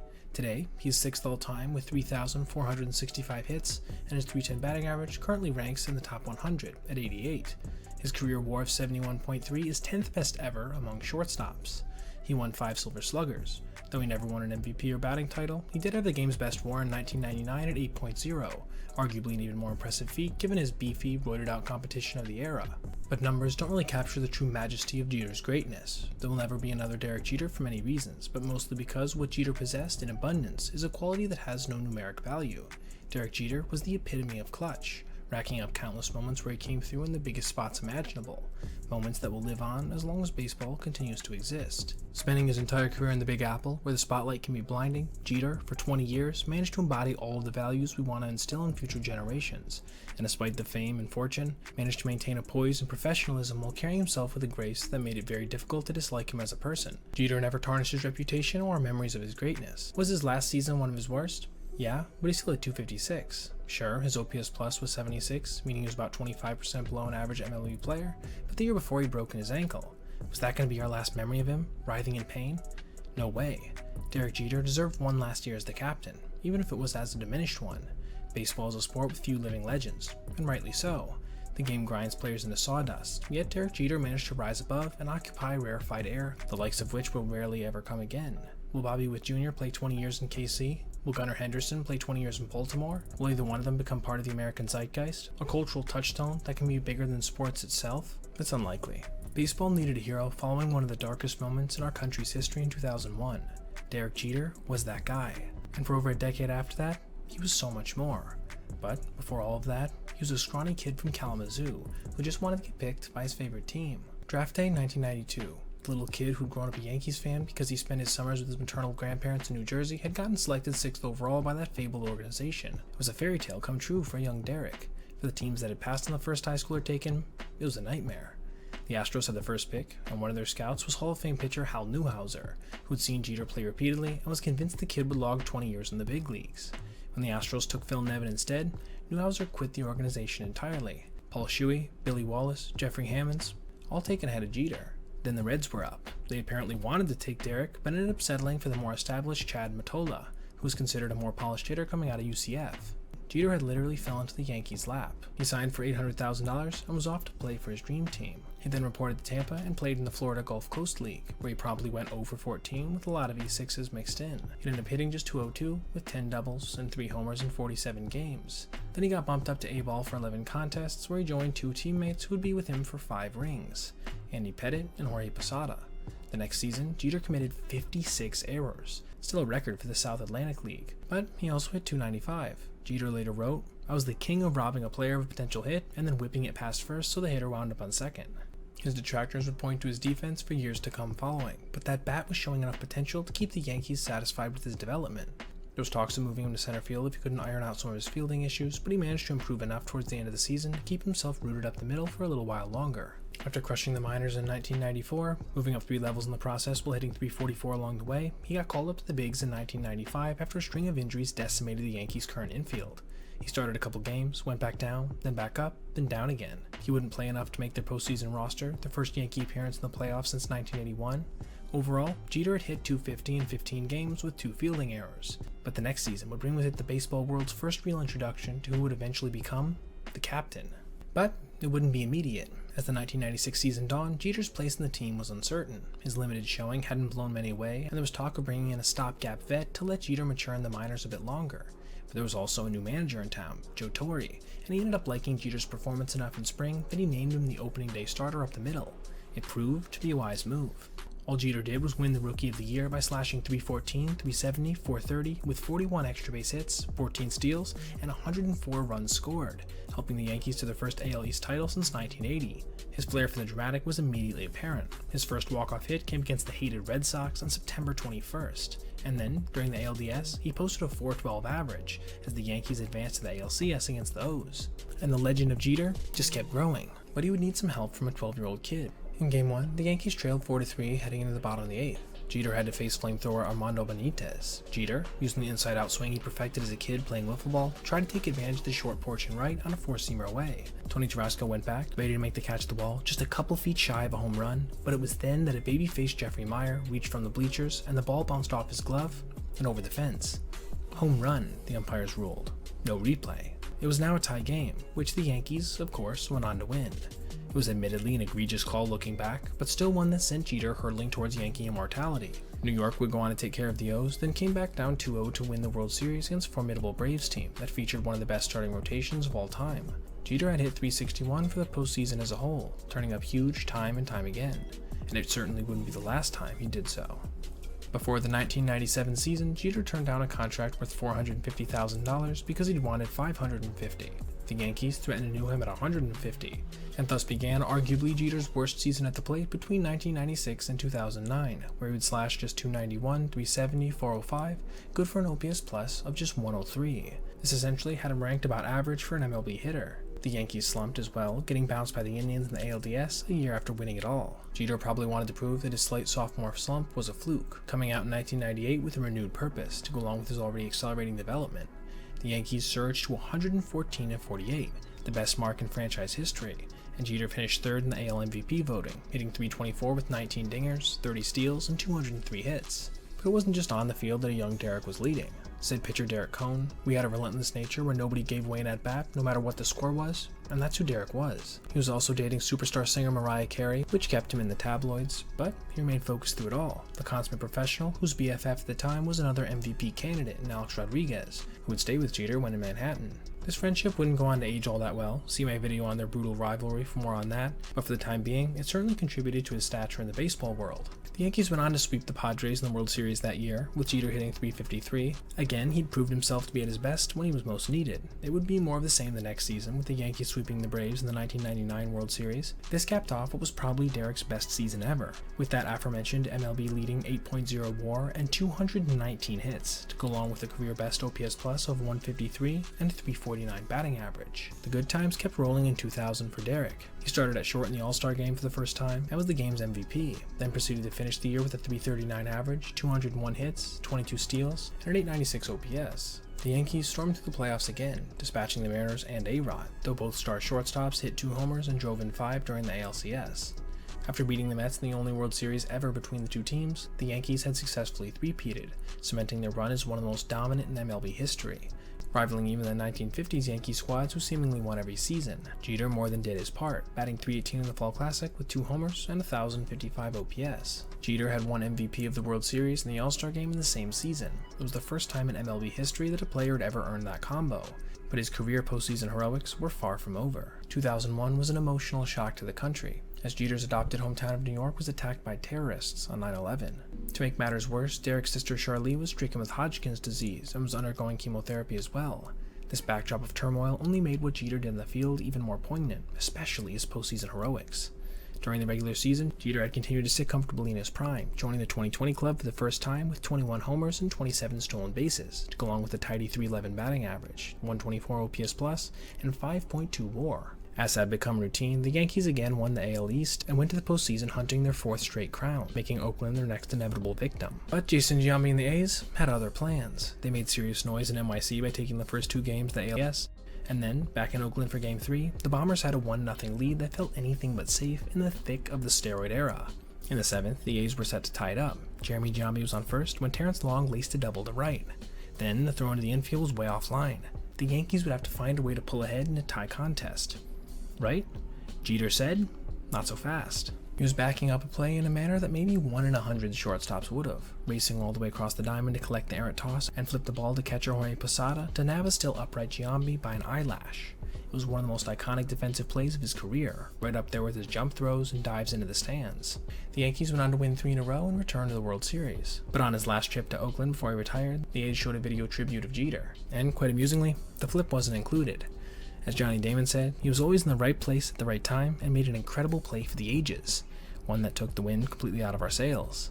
That year's World Series would be unlike any the Yankees had played, as they faced resiliency incarnate in the form of the recently added expansion franchise, Arizona Diamondbacks, who employed 2 of the best pitchers ever in Randy Johnson and Curt Schilling. The series would go 7, with the D-backs eventually rallying in one of the most iconic final moments in series history, but it was also during that series that Jeter earned his iconic nickname of Mr. November, as he hit a walk-off homer in Game 4 just as the calendar flipped to November 1st. The game had actually started on October 31st, but had gone to extras. No World Series game had ever been played in November before, so it served as a hell of an introduction to that month's play. Sadly for him and his squad, that was really his only production of the series, as he batted .148 over the 7 total games. Little did anyone know that the Bronx Bombers' era of dominance was close to over, but Jeter himself was just getting started. Between 2001 and 2008, the Yankees won exactly 0 World Championships. Along the way, however, Derek was still Derek. Hosting Saturday Night Live, appearing in Hollywood movies, dating Hollywood starlets, and above all else, producing at the plate. His lowest average over this span was .292, and aside from an injury-shortened 2003, his lowest hit total was a robust .179. The postseason heartbreaks for Yankees fans, however, came in bunches. In 2002, the Yankees got bounced by the Angels in the ALDS, though Jeter himself hit .500 with 2 homers. In 2003, the Yankees got to break the hearts of Red Sox fans again, with an Aaron Boone walk-off in the extra innings of Game 7. But then, Josh Beckett and the Marlins, down 2-1, won 3 straight to take the World Series, finishing them off at Yankee Stadium no less. Something had to be done, right?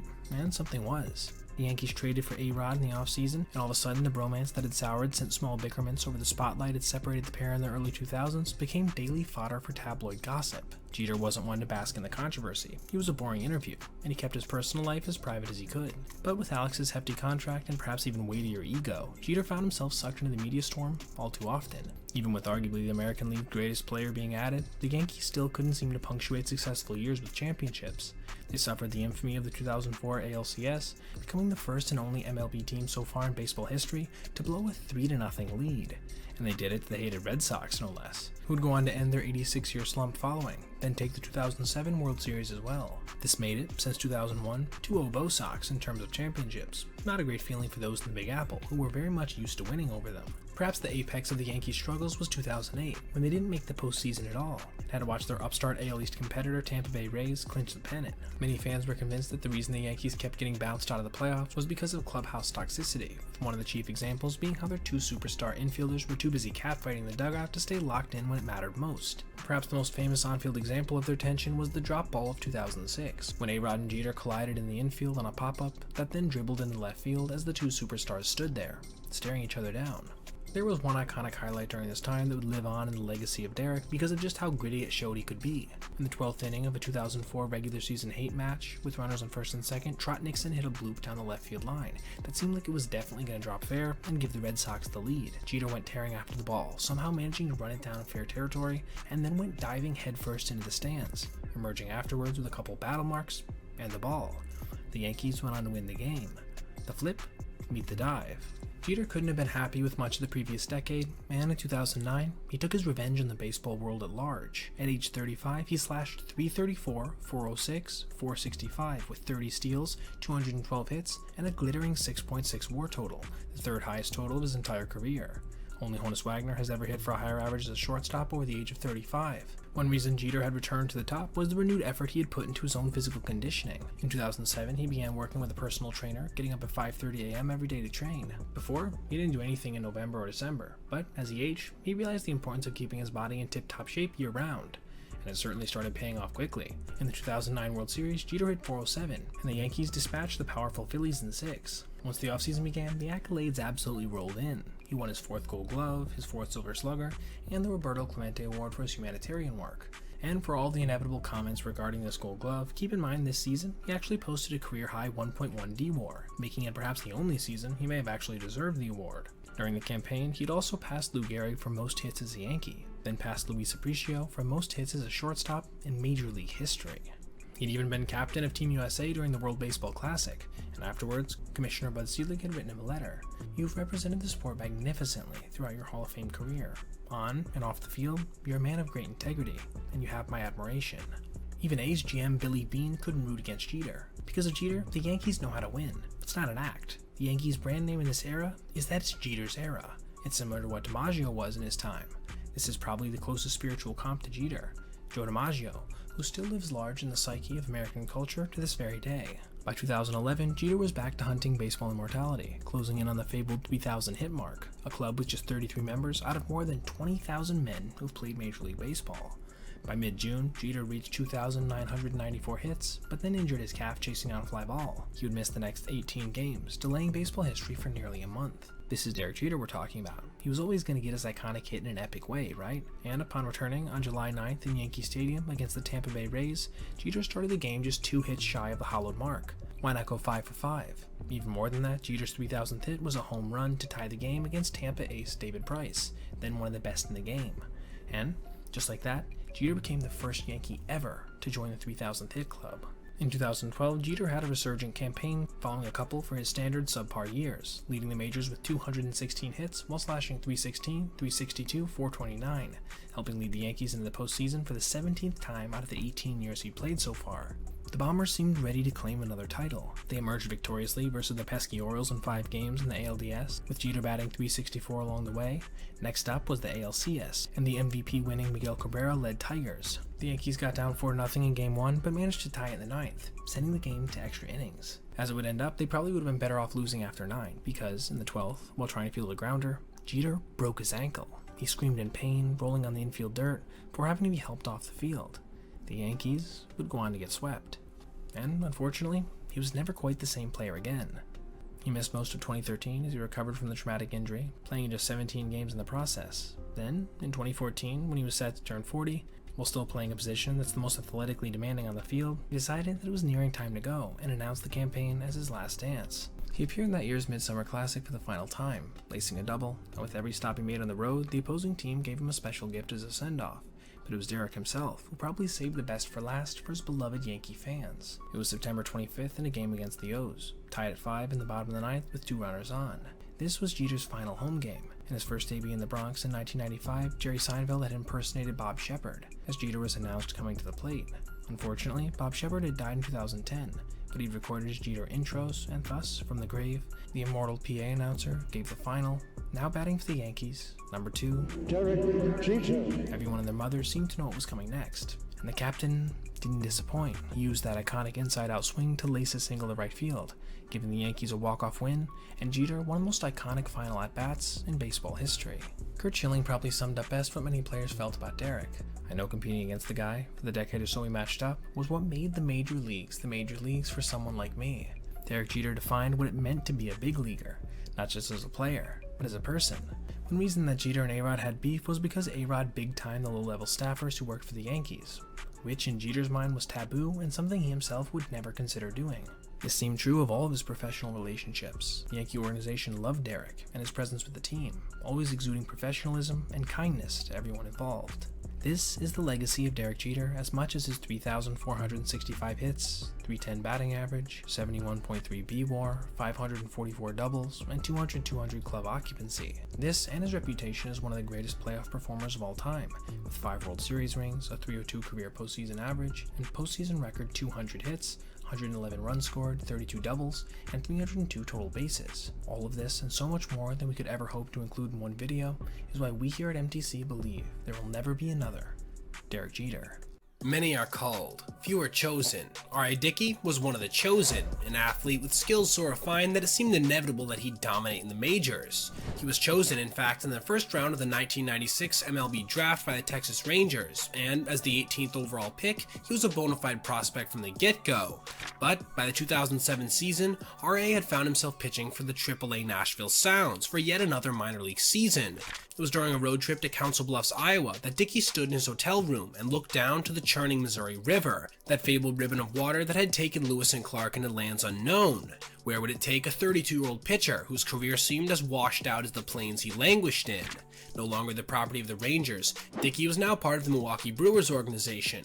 Being stuck in Council Bluffs can play tricks on your mind. Being stuck in AAA at the age of 32 can reduce you to a blubbering mass of anxiety. This prompted Dickey to have an idea.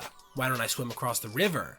That decision would change the course of his life in many ways. It doesn't seem possible that a confused, depressed, deeply intelligent person could descend to the depths only to rise to the very apex of his profession 5 years later, becoming one of the oldest Cy Young Award winners in MLB history.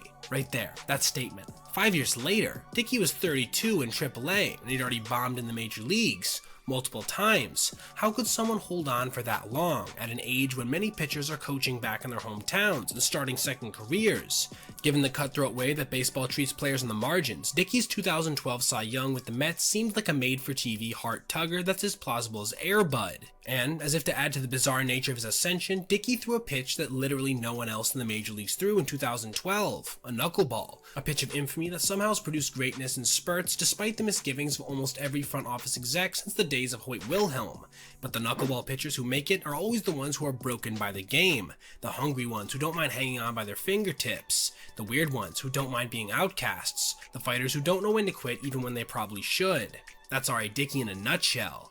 But R.A.'s story almost did come to an end in 2007 when the mighty Missouri battled a mere mortal whose will to win was driving him to utter despair. A despair born from unspeakable acts against a child who could only find peace through sports. Instead of trying to swim across the river, a sane man would have walked away from both it and the game that was threatening his inner peace. Dickey never did make it fully across the river, but he did end up making it to New York, and having one of the greatest, most unlikely, pleasingly redemptive seasons in baseball history, then a string of productive seasons following. So, how did he do it?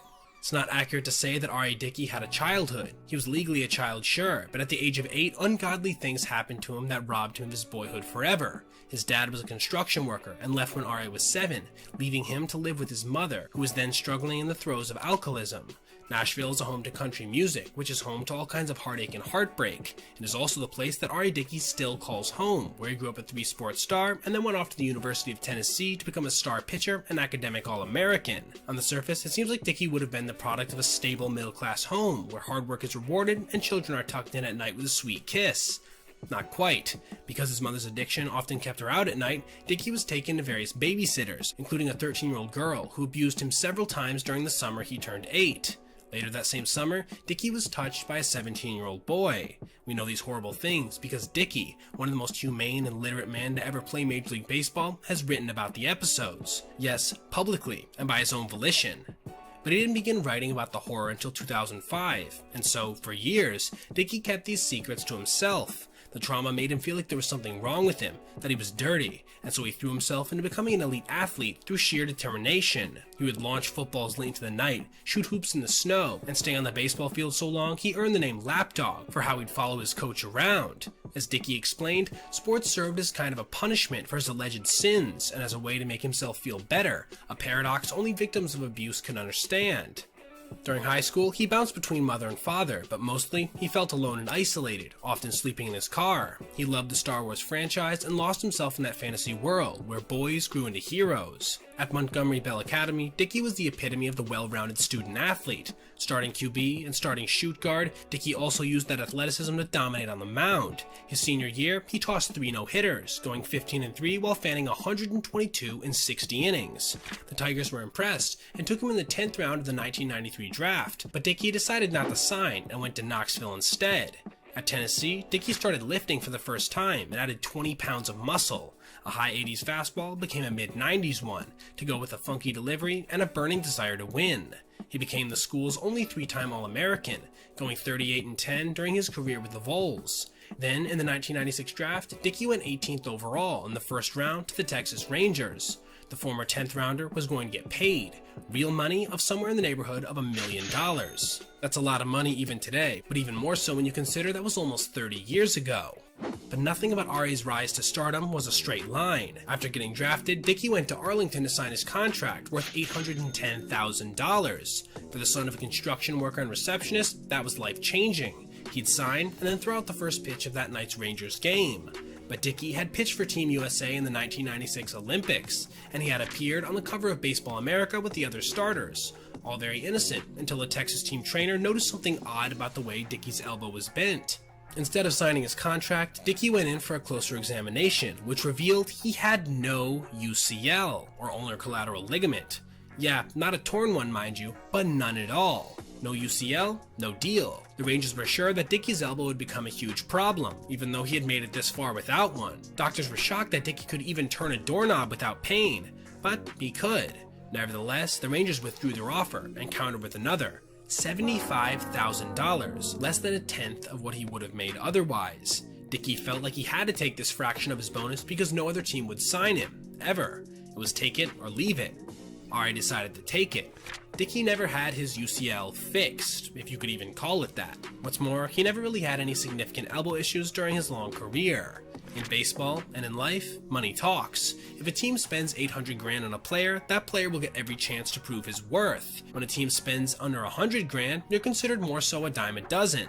You're fighting with everyone else for a spot somewhere in affiliated baseball. That fateful Baseball America cover had made Dickey into an afterthought.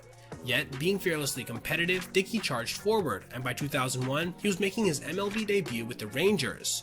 He was 26, and still clinging to the hopes of being a traditional fastball slider pitcher. But in his 4 games, he gave up 3 home runs and walked 7 in just 12 innings. So, he spent the next season in AAA Oklahoma, where he started throwing something called the Thing, which he said at the time was a forkball, but was in fact a hard knuckleball. He got back up to the show in 2003, where he became a starter in July. His pitching coach was Orel Hershiser, and Dickey was thinking he could slide in as perhaps the 5th starter. Dickey at the time was also working with former knuckleballer Charlie Huff on his grip, though Dickey's knuckleball remained a work in progress. Between 2003 and 2005, in 3 separate stints with the club, Dickey went 16-17 with an ERA of .579. He gave up 1.3 homers per 9 innings, lots of hard contact, and his max velo just kept dropping, eventually cratering down into the mid-80s. He kept bouncing between the minors and the majors, and he knew that it was just a matter of time before he'd get cut. There would be one final indignity. Dickey made the squad coming out of spring training in 2006, a huge accomplishment for fringe players. His first start was the 4th game of that season against the Tigers. By then, he was a knuckleball pitcher exclusively, surmising it was the only way to keep his career alive. He was right, but not in 2006. In what would end up being his only start, Dickey gave up 6 homers, 5 of them solo shots, the only, quote, positive manager Buck Showalter could take from the disaster. Dickey was taken out in the 4th, and never appeared in a Rangers uniform again. He was sent back to the minors, and then, in October, released. At the time, he was 31 years old. Most careers would have been over, maybe a few seasons of independent ball would follow, but Dickey wasn't ready to quit. The demons from his youth kept chasing him, and sports had been his solace since he was 8. Quitting sports meant letting the demons win.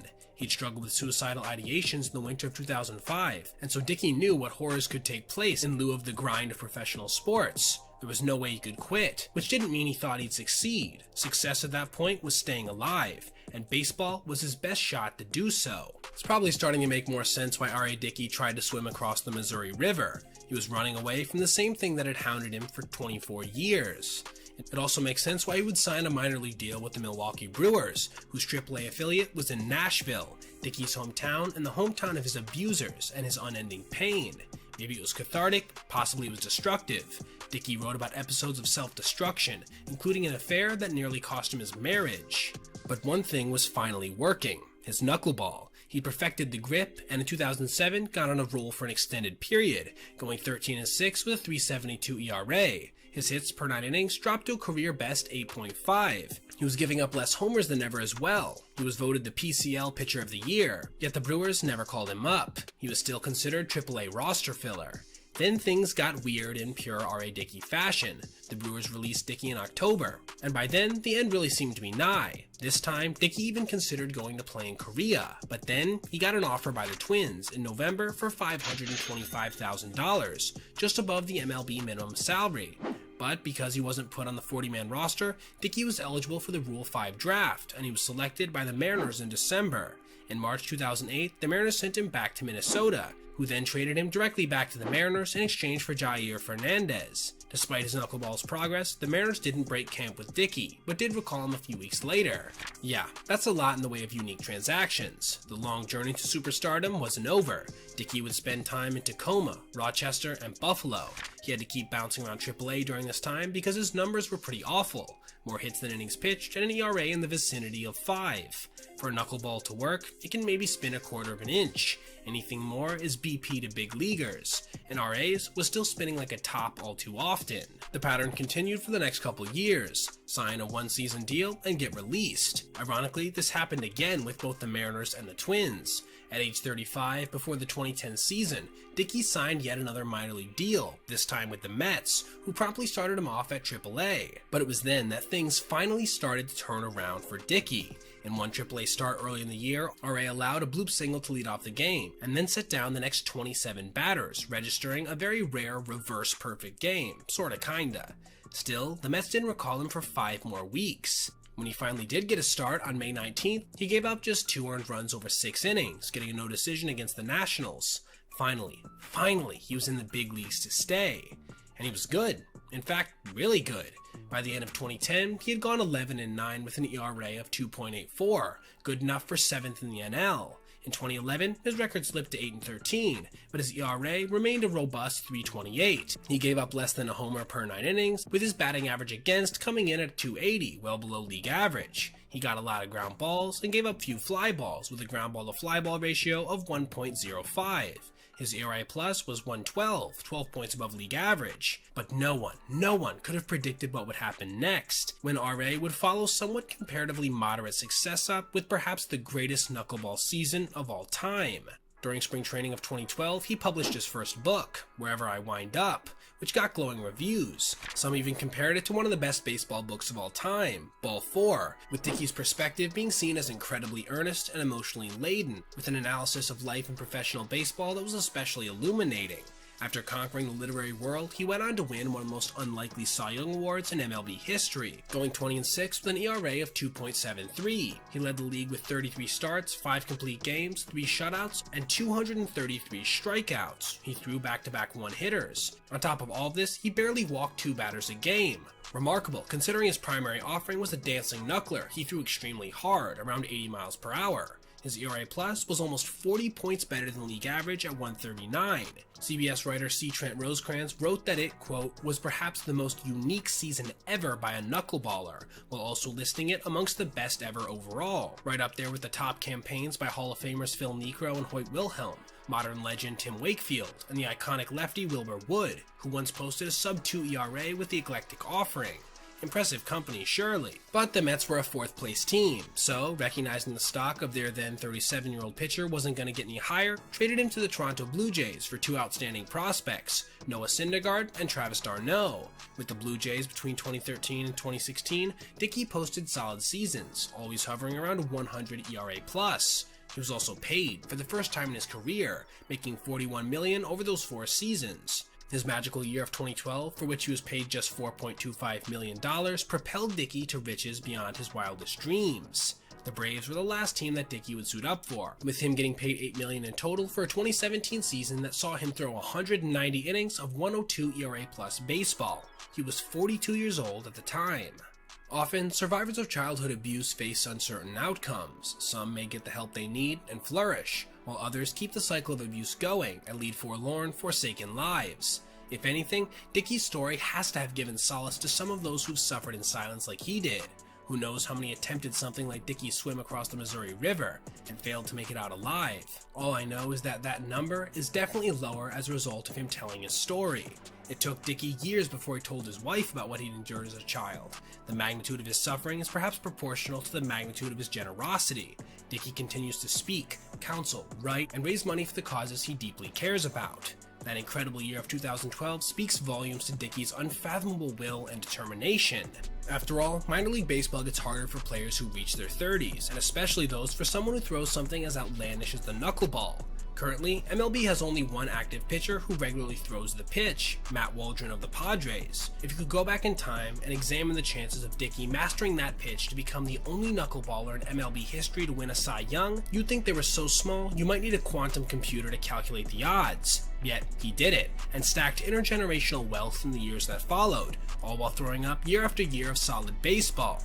What a story, what a career, and what an insanely impressive human being. Baseball legend Rickey Henderson liked to refer to himself in the third person, but in 1991, after he stole his 939th career base, breaking Lou Brock's all-time record, he decided to, instead, go with the more conventional approach, and he made no attempt to downplay his own achievement. Today, I'm the greatest of all time. Thank you. Some might find this statement boastful, cocky, or even disrespectful. Others would say it's just Rickey being Rickey, but that doesn't mean he was wrong. Rickey was unquestionably the greatest base stealer of all time. It's not even close. On the base paths, Rickey had a combination of speed, instincts, and intelligence that no other player has ever had. Not Lou Brock, not Ty Cobb, not Jackie Robinson. They called him the Man of Steel, and his 1,406 stolen bases will likely never even be sniffed by another big league ball player, unless they outlaw pickoff throws entirely, and probably not even then. But Rickey wasn't just a threat on the base paths. He was the greatest leadoff hitter in baseball for the majority of his career, and arguably in history. He drew walks at an all-time rate, hit more leadoff home runs than anyone, and even threw in some solid defense. And no one in Major League Baseball history has ever scored more runs than Rickey Henderson.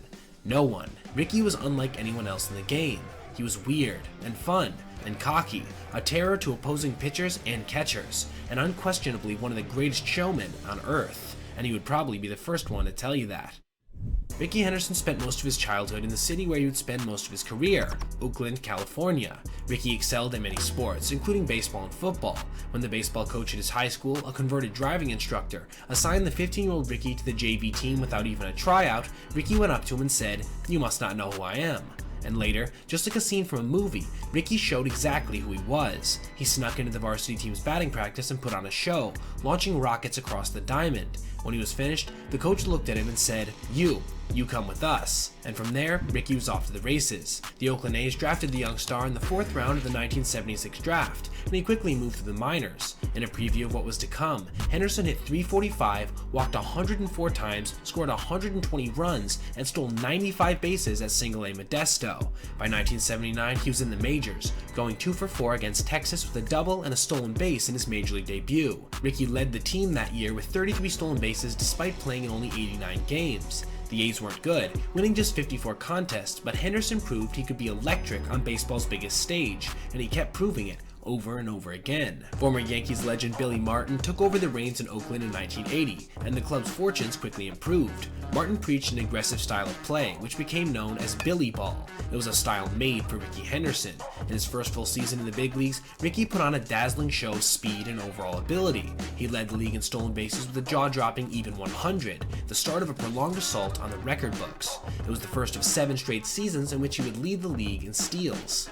Rickey's approach to the craft of stealing a base was different than most elite base swipers. They would study a pitcher's move to first base, but Henderson focused solely on the pitcher's move to home plate. He felt he could get the best jump if he could accurately detect when a pitcher was going to go home, and if they picked him off sometimes because of his own misjudgment, so what? He had the speed to beat even some of those plays. But Rickey didn't just steal bases. He finished 2nd in the league in walks with 117, 3rd in on-base percentage at .420, while hitting .303 with a 135 OPS+. He was chosen to play in the first of his 10 All-Star games. The A's won 83 games and finished 2nd in the AL West. The following season, 1981, was interrupted by a player's strike, but Rickey just kept on running, stealing 56 bases in 108 games. He hit .319, won his first and only Gold Glove award, and finished 2nd in AL MVP voting. The A's won the West but were swept by the Yankees in the ALCS. The A's fell back down to earth in 1982, but Rickey himself reached new heights. He led the majors in walks and set a new major league record with 130 stolen bases.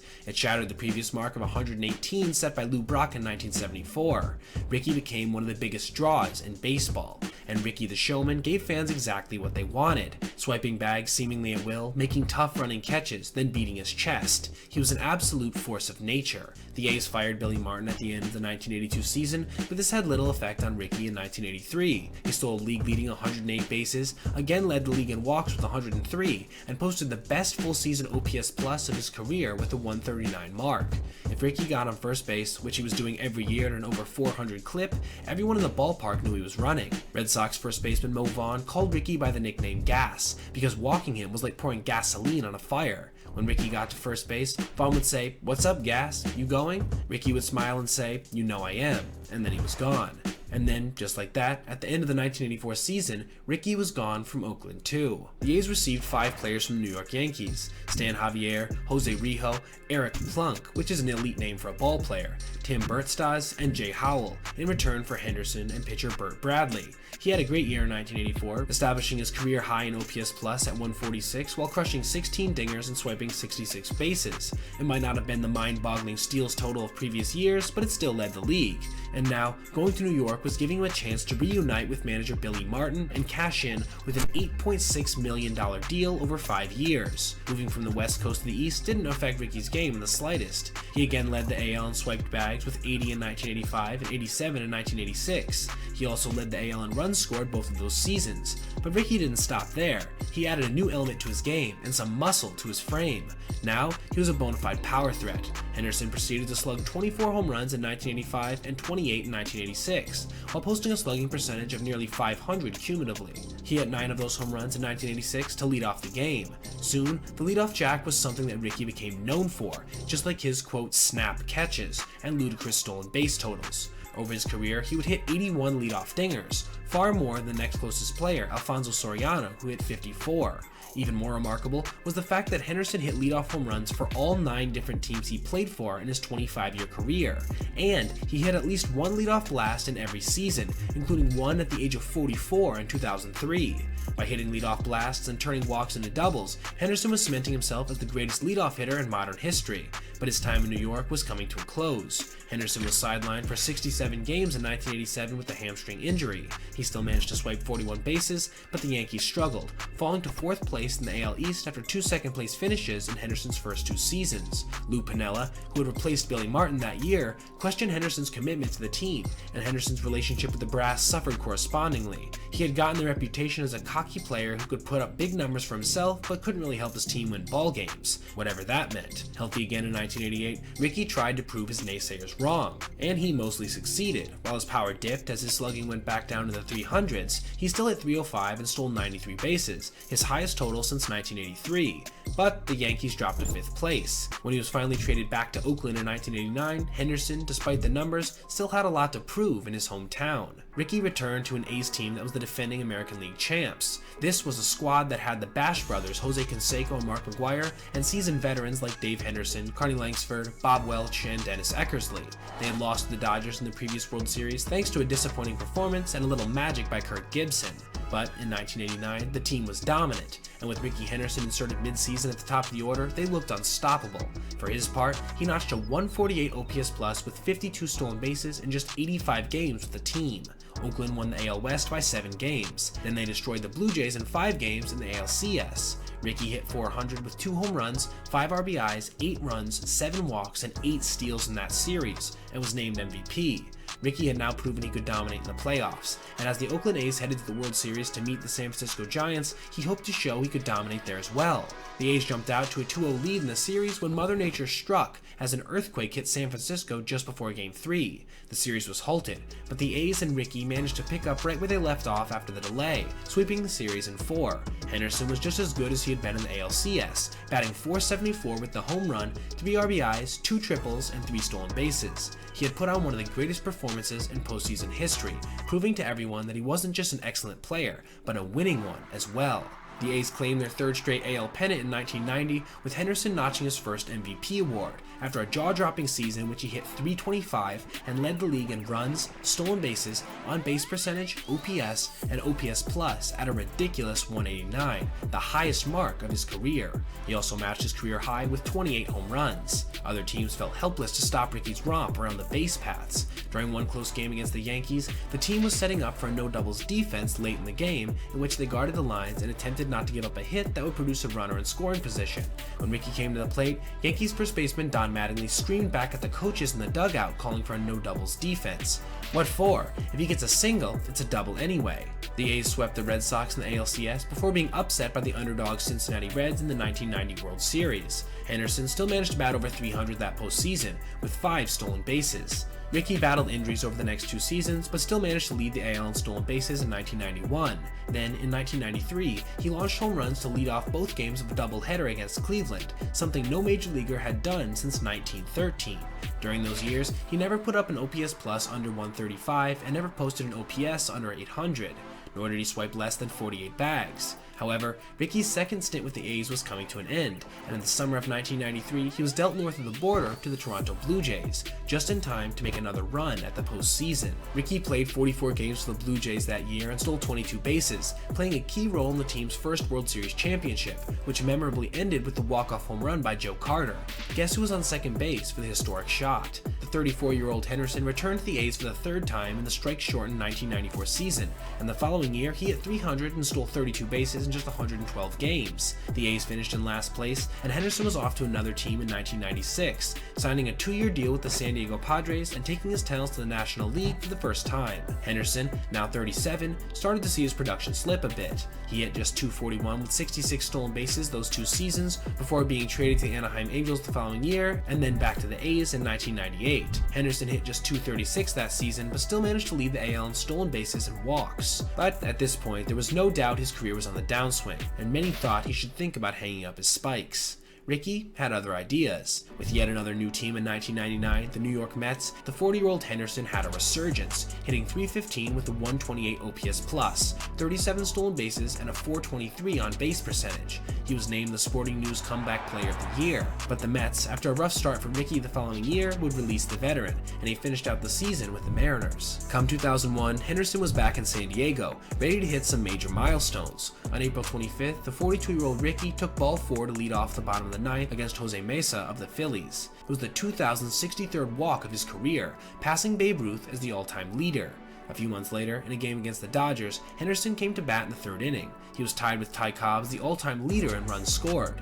Henderson proceeded to belt a home run and then trotted around the bases. As he neared home plate, Henderson slid in for his 2,246th run, a new record. Now well past his prime, and with 3 of baseball's greatest all-time marks, Henderson still refused to quit. He signed a minor league contract with the Boston Red Sox in 2002, and eventually ended up with the independent Newark Bears of the Atlantic League in 2003. He was 44 years old, making $3,000 playing for an unaffiliated team, but he was still playing the game he loved, and for him, at the time, that was enough. He did end up getting one more shot at the big leagues, signing with the Dodgers and playing 30 games to finish out the season and his career. His final season ended with 3 stolen bases and 0 caught stealing. The self-proclaimed greatest of all time was inducted into the National Baseball Hall of Fame in 2009. In 2017, the Oakland A's named the playing field at the Oakland Coliseum in Henderson's honor. So, will we ever see a player like Rickey Henderson again? Let's start with the numbers. His 1,406 career stolen bases look untouchable, but Rickey wasn't just about speed, as we've discussed. He's still the all-time leader in runs scored with 2,295 and leadoff home runs with 81.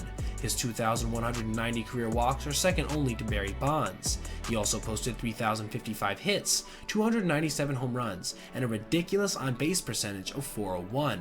He was a 10-time All-Star and an annual MVP contender, winning the award once while finishing in the top 10 of voting 5 other times. As the Athletics general manager, the great Billy Beane once said of Rickey, he's the greatest leadoff hitter of all time, and I'm not sure if there's a close second. Or as his former A's teammate Mitchell Page once said, it wasn't until I saw Rickey that I understood what baseball was about.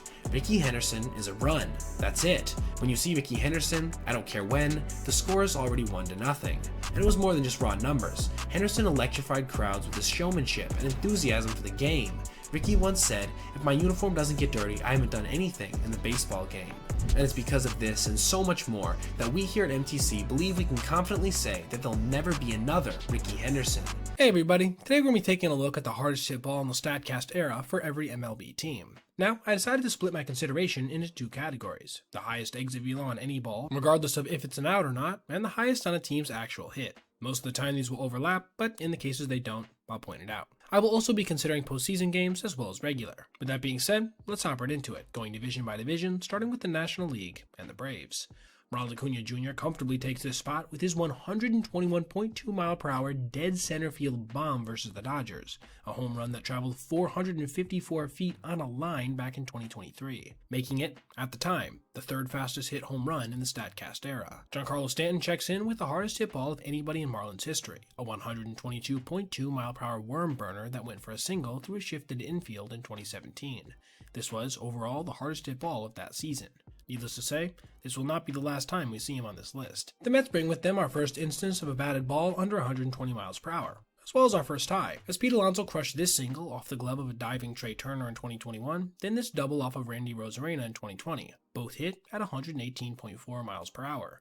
Little side note here, but Pete actually owns 18 of their 19 hardest hit balls for New York, a level of dominance on the leaderboard that's rare to find for a single team. The Nationals are the first squad that I'm going to have to call BS on in terms of their measurement, as Statcast claims that this 2017 broken bat ground ball off the bat of Adam Lind traveled at over 118 miles an hour. I think we can pretty safely put this to the side as a misread, and instead jump to the next entry on our list, James Wood, whose RBI double on this swing, registered in 2025, left his bat at 118.0 miles per hour, getting to the wall on just 3 hops despite making contact with the grass a decent ways from the actual fence. Kyle Schwarber and the Phillies are the first instance of a team's hardest hit being registered in the playoffs, with his 488-foot moon scraper registered versus the Padres in the 2022 NLCS reaching 119.7 miles per hour. It's rare you ever see that second deck in Petco get reached, but if there's anybody who you wouldn't be all that surprised to see do it, it'd be Philadelphia's hulking slugger. Hopping over to the Central now, the Brewers have their own area of distinction they bring, in our first instance of a catcher holding a team's exit velocity record, with William Contreras lasering this ball to left field versus the Dodgers back in 2024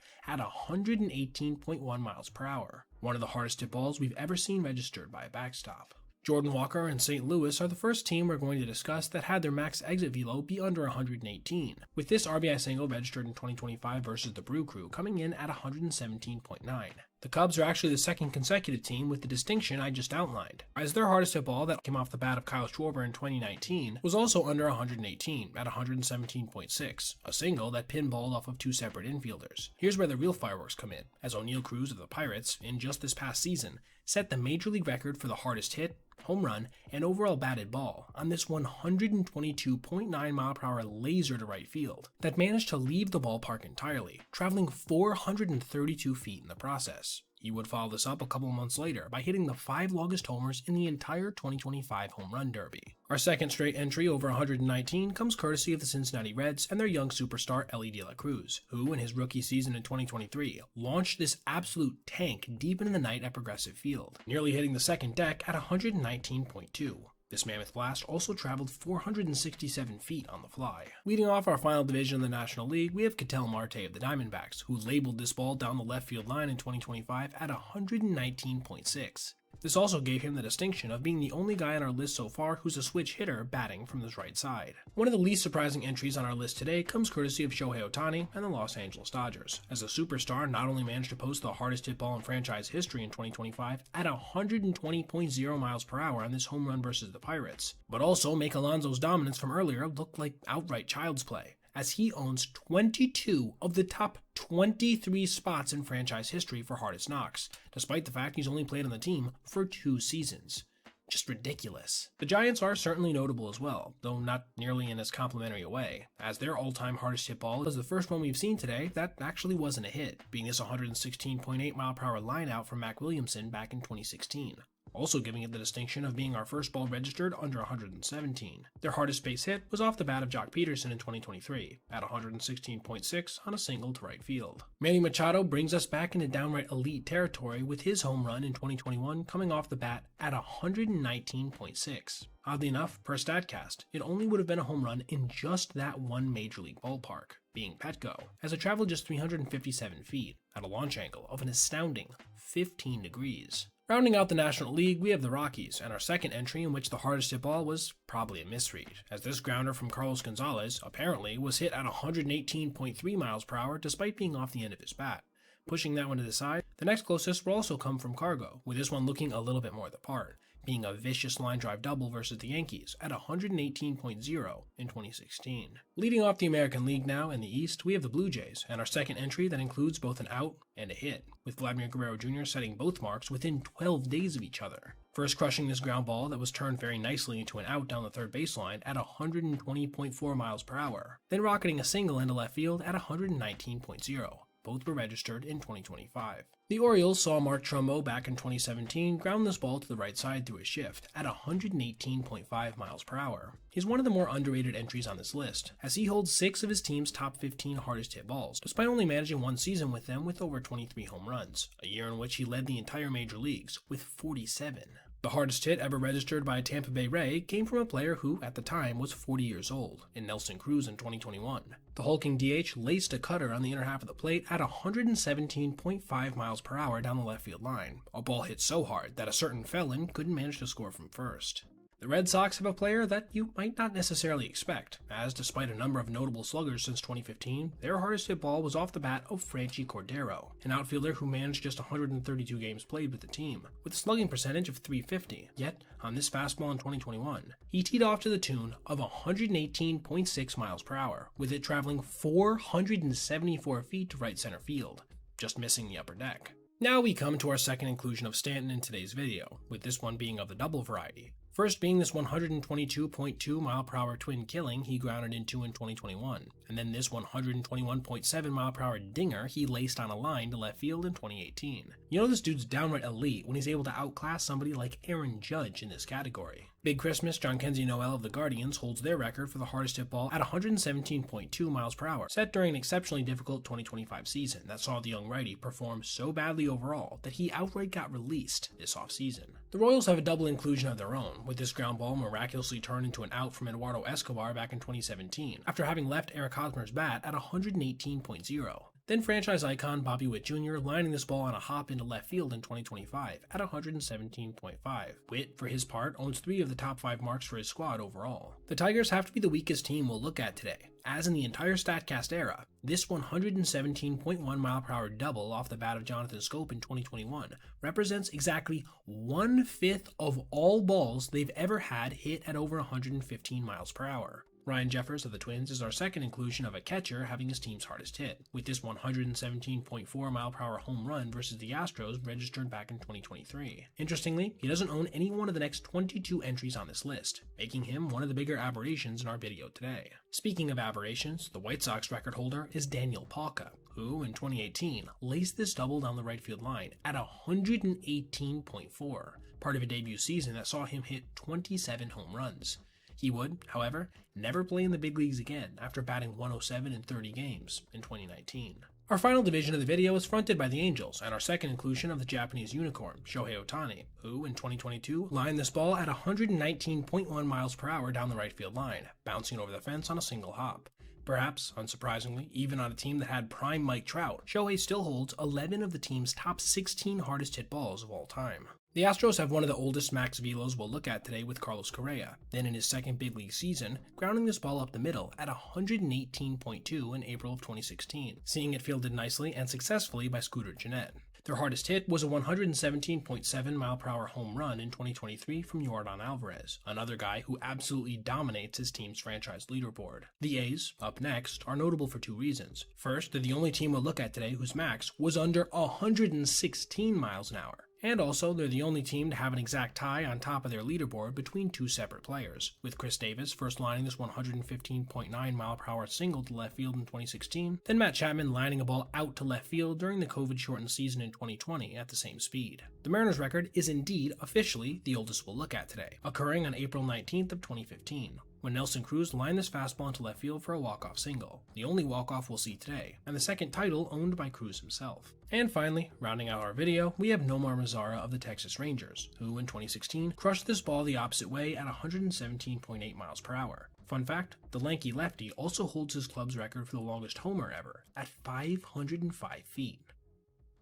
There have now been dozens of elite closers in Major League history. Hoffman, Eckersley, Gossage, Kimbrel, Jansen, and Chapman. Well, sometimes. And there's more cropping up every day, with the likes of flamethrowers like Felix Bautista, Edwin Diaz, and Emmanuel Clase electrifying crowds with their nasty pitches and unforgettable entrances. But there's never been a closer quite like Mariano Rivera. There's never been a pitcher who entered the game from the bullpen who projected such dominance, radiated such certainty. When Mo jogged through the open bullpen doors, the game was as good as over. Rivera's longtime manager with the New York Yankees, Joe Torre, who never took anything for granted, called the formidable reliever the greatest assumption of my life. Others called him the Sandman, the Great One, or the Hammer of God. And every batter who faced him, indeed everyone in the ballpark, knew what pitch was coming. Rivera's cut fastball was almost certainly the best ever thrown of that pitch type, and perhaps the single most effective pitch in baseball history. After all, the best hitters in the game, and in some cases of all time, knew it was coming beyond a shadow of a doubt. And like little leaguers going up against an 85 mile per hour heater, they could do very little about it. Rivera rode that pitch to a record 652 career saves, 5 World Series championships, and a .221 career ERA, the best by any pitcher born after 1889. He became the first player ever inducted unanimously into the Baseball Hall of Fame. That's right, there's been just one player ever inducted without a single vote being cast against them, and it's not Babe Ruth, Ty Cobb, Randy Johnson, Ted Williams, or Nolan Ryan. It's Mariano Rivera. Mo's roots are as humble as they come. He was raised in a fishing village in Panama. His family lived in a 2-bedroom house with a tin roof on a dirt road. They had no water or electricity. Mariano Rivera spent 14-hour days out in his fishing boat. The neighborhood kids played baseball with bats made from tree branches, gloves made from milk cartons, and baseballs made from fishnets and electrical tape.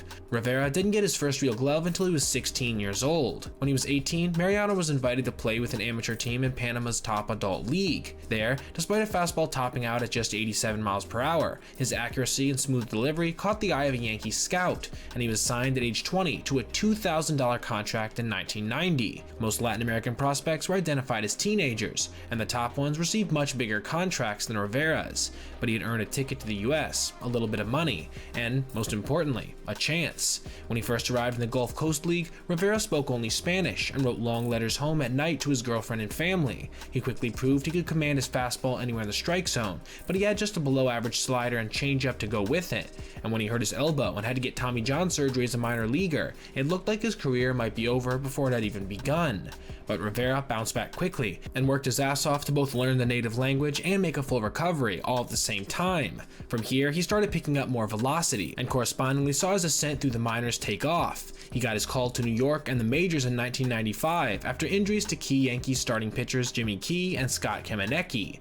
Rivera made his major league debut as a starter on May 23rd against the California Angels. He gave up 5 runs in 3 1/3 innings and took the loss. After the game, Jack Curry of the New York Times wrote, "Another shabby outing by another young pitcher," a daunting headline to saddle a 25-year-old newcomer with, but Rivera persevered. With the fastball now pushing 95, a rare feat in the 90s, he came back later in the season and pitched a 2-hit shutout against the Chicago White Sox, striking out 11.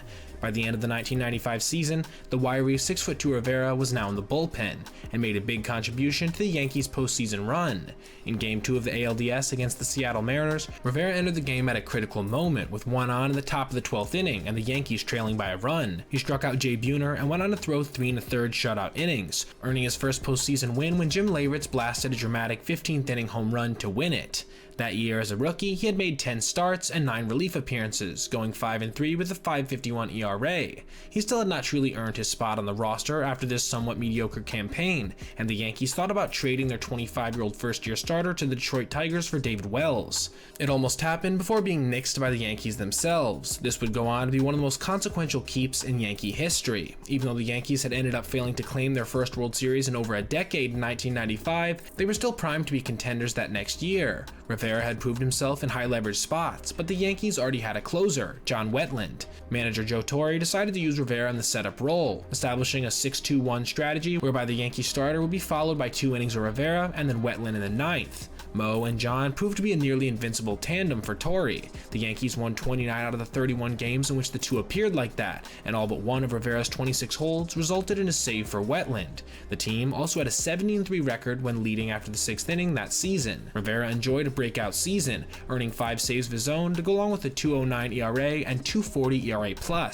That's right, he was almost 2.5 times more valuable than an average big league pitcher that campaign. At one point, he threw 26 consecutive scoreless innings, including 15 consecutive hitless innings. He even finished 3rd in the American League Cy Young Award voting. The Yankees also finally got to the World Series, winning it for the first time since 1978.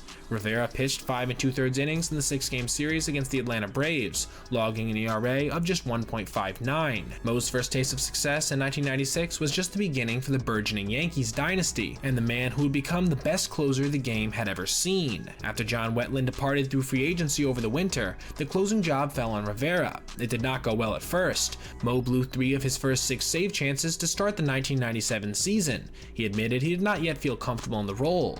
Joe Torre pulled him aside and warned his young closer that he was trying too hard to be perfect, and that he needed to relax a little bit. Rivera responded by picking up 12 straight saves, and then his first All-Star appearance, where he also picked up his first All-Star save. But the big moment for Rivera, and for the history of the game in general, came just before the All-Star break. It was a humid Monday, June 23, 1997, in Detroit's Tiger Stadium. Rivera was in the bullpen warming up with Yankees teammate Ramiro Mendoza when the gods decided to turn his right arm into a weapon of mass destruction for baseball bats everywhere. The four-seam fastballs Rivera threw to Mendoza started to dart about a foot to the left. The pitcher couldn't catch them and worried he might get hurt trying, so he handed over the reins to bullpen catcher Mike Borzello. He too had trouble catching the pitch, which Rivera claimed he was throwing normally. Just like that, Mo's once straight fastball had deserted him, and in its place was a cutter which he could not stop from moving, even when he tried. As Rivera later put it, it was as if the pitch was dropped straight from the heavens into my hands. In the ensuing weeks, Mo worked with Yankees pitching coach Mel Stottlemyre to refine the pitch and learn how to control it. In time, he figured out with subtle changes to his grip and finger pressure, Rivera could place the cutter wherever he wanted. It would explode away from right-handed hitters and into lefties, with movement so late that hitters were helpless to adjust to it. At times, it seemed to be an outright act of wizardry, defying the very laws of physics with its 6 to 8 inch movement off the plate at the very last moment, by which time the batter would be mid-swing. This gave him perhaps the greatest tool for making homemade lumber in the history of Major League Baseball, and he ran with it.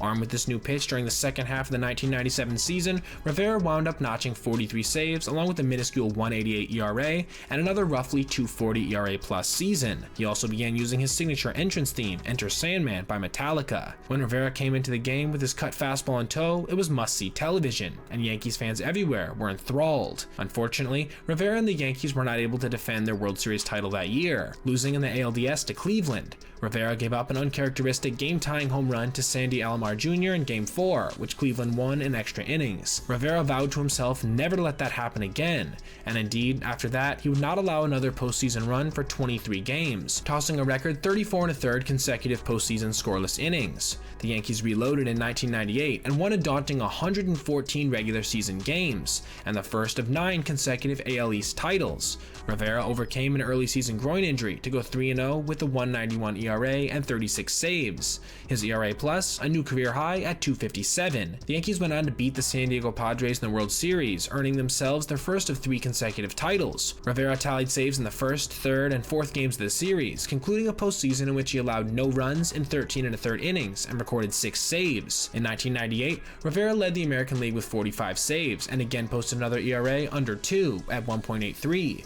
winning his first of 3 Rolaids Relief Man of the Year awards. In the 28 games he appeared in after July 21st, Rivera did not allow a single earned run. The Yankees defended their World Series title successfully as well, sweeping the Braves as Mo earned the series MVP by recording a win and 2 saves, while pitching 4 2/3 scoreless innings. During the clinching game, Rivera broke Atlanta hitter Ryan Klesko's bat 3 times in 1 plate appearance, giving birth to one of the most iconic moments of his career.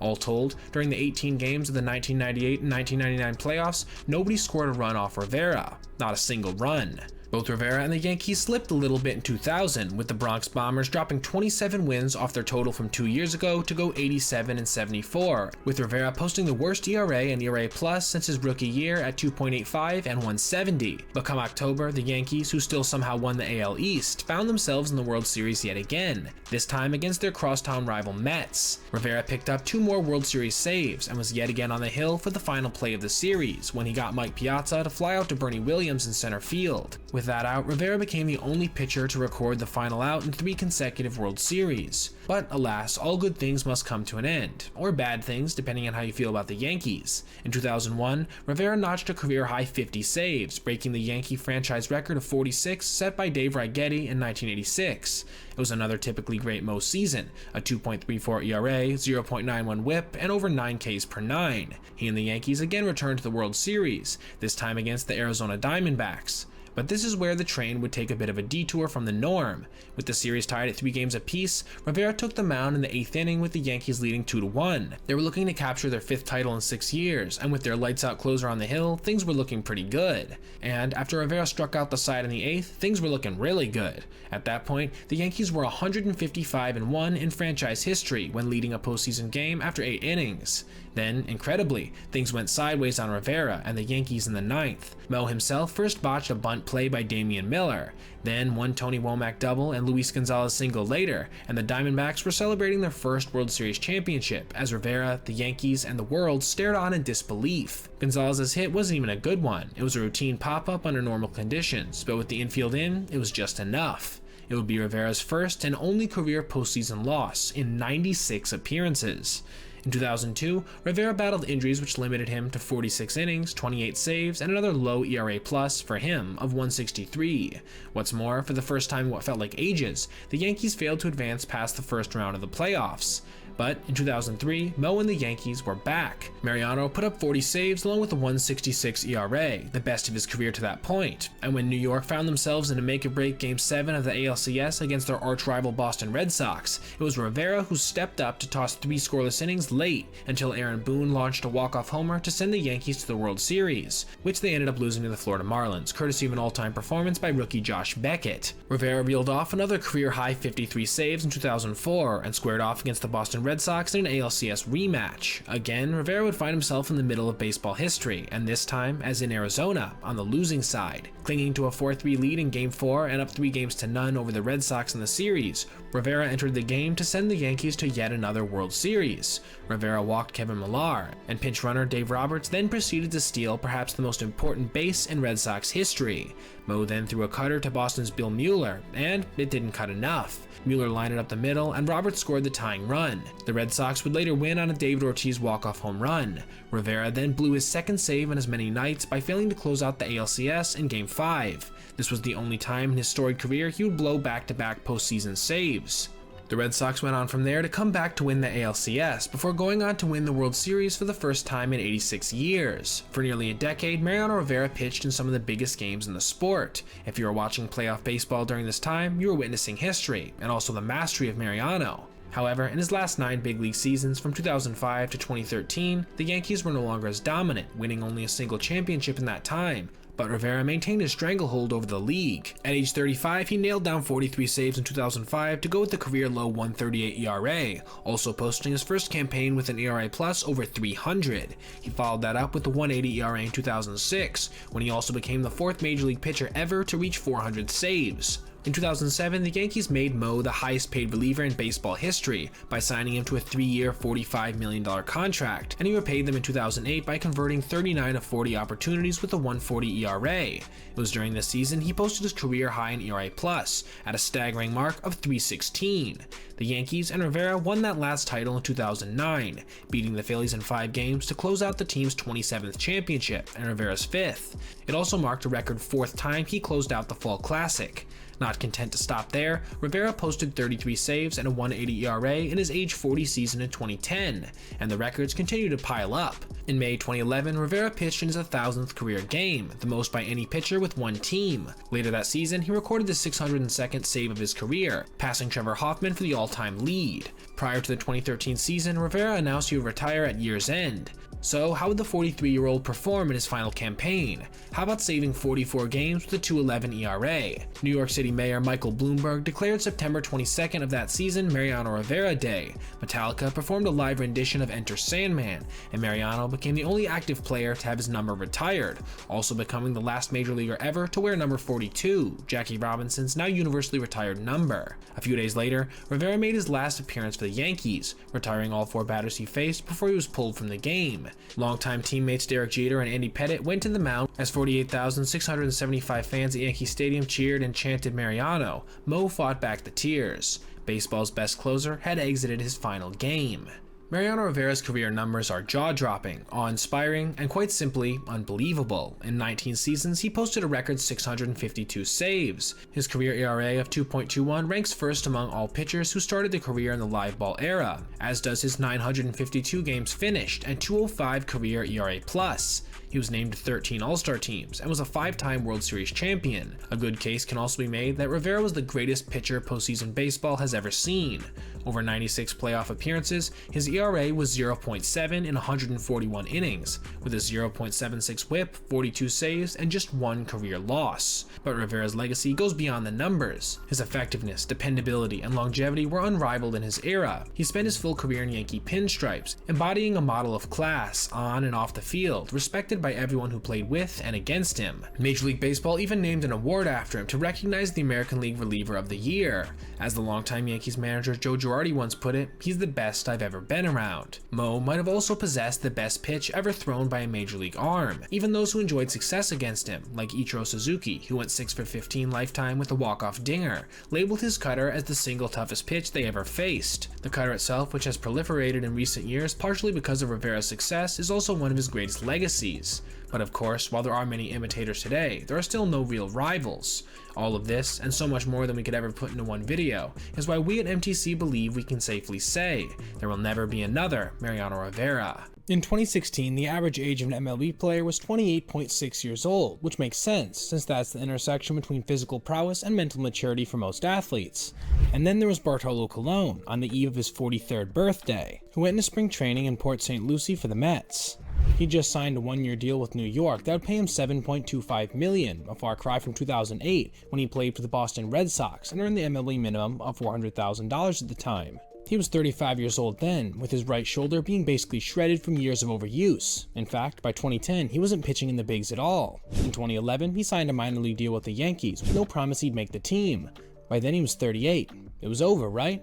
For most formerly elite pitchers, that certainly would have been true. Once the owner of a 100-mile-per-hour heater and a Cy Young award, Colon in 2016 was now throwing two-seamers that couldn't shatter a pane of glass.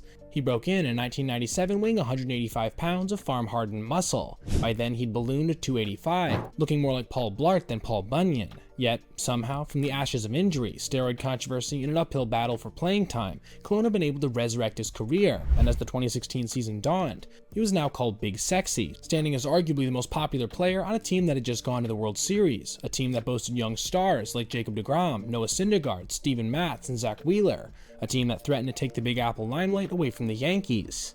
But it was as spring training began that pretty much all Mets fans in the area began to flock around Colon disproportionate to the other players. He really had become a fan favorite. That didn't necessarily mean he had a spot. Upon arriving to spring training, he had told reporters he was taking it 1 year at a time, that he wasn't sure he'd be back the next season or what role he'd play that season. Regardless, nothing seemed to bother him. Baseball was a sport that brought him great joy, and he played it like he was just going out there with his friends.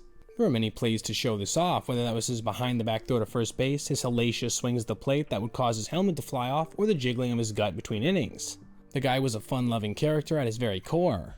He wasn't supposed to be a main piece of the Mets' puzzle the previous year, and yet there he was, eating up innings and helping lead the Mets into the playoffs in 2015. When New York had signed him in 2014 for 2 years and $20 million, fans were at best skeptical. Then he went out and gave them 396 innings over the next 2 seasons of serviceable pitching, at times veering into exemplary. That prior postseason, he'd won Game 4 of the NLCS against the Cubs, sending the Amazings to the World Series a year before anyone thought they were ready.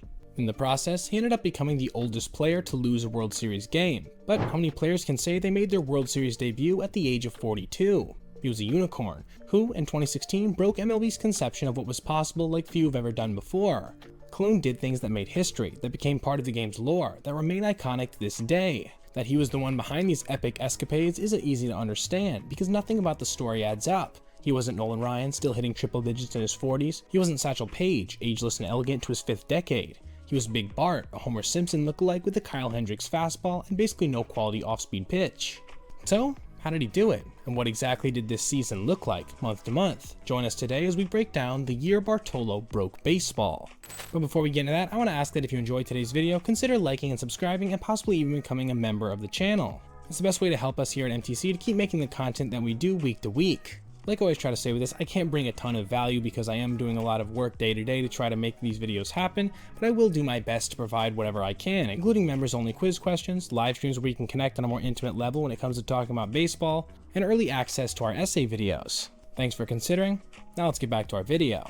Colon started the season as a fill-in starter for the injured Zach Wheeler, who'd had Tommy John surgery and wasn't expected back until July 1st. The Mets weren't sure exactly what they'd get from the middle-aged man, who in his first 3 spring training outings had posted an ERA over 10. But Big Sexy certainly had more in the tank, and in late March, he went 6 scoreless against the Blue Jays in one of his final tune-up outings. During this time, it also became clear that one of the things that Mets fans loved about Colon was also his selfless attitude. "They'll do whatever they want to with me," Colon said after that game. "I trust them. I just want to help the team out." All spring training, he kept the team laughing with his infectious smile and laid-back attitude, even as his own place on the team remained in flux.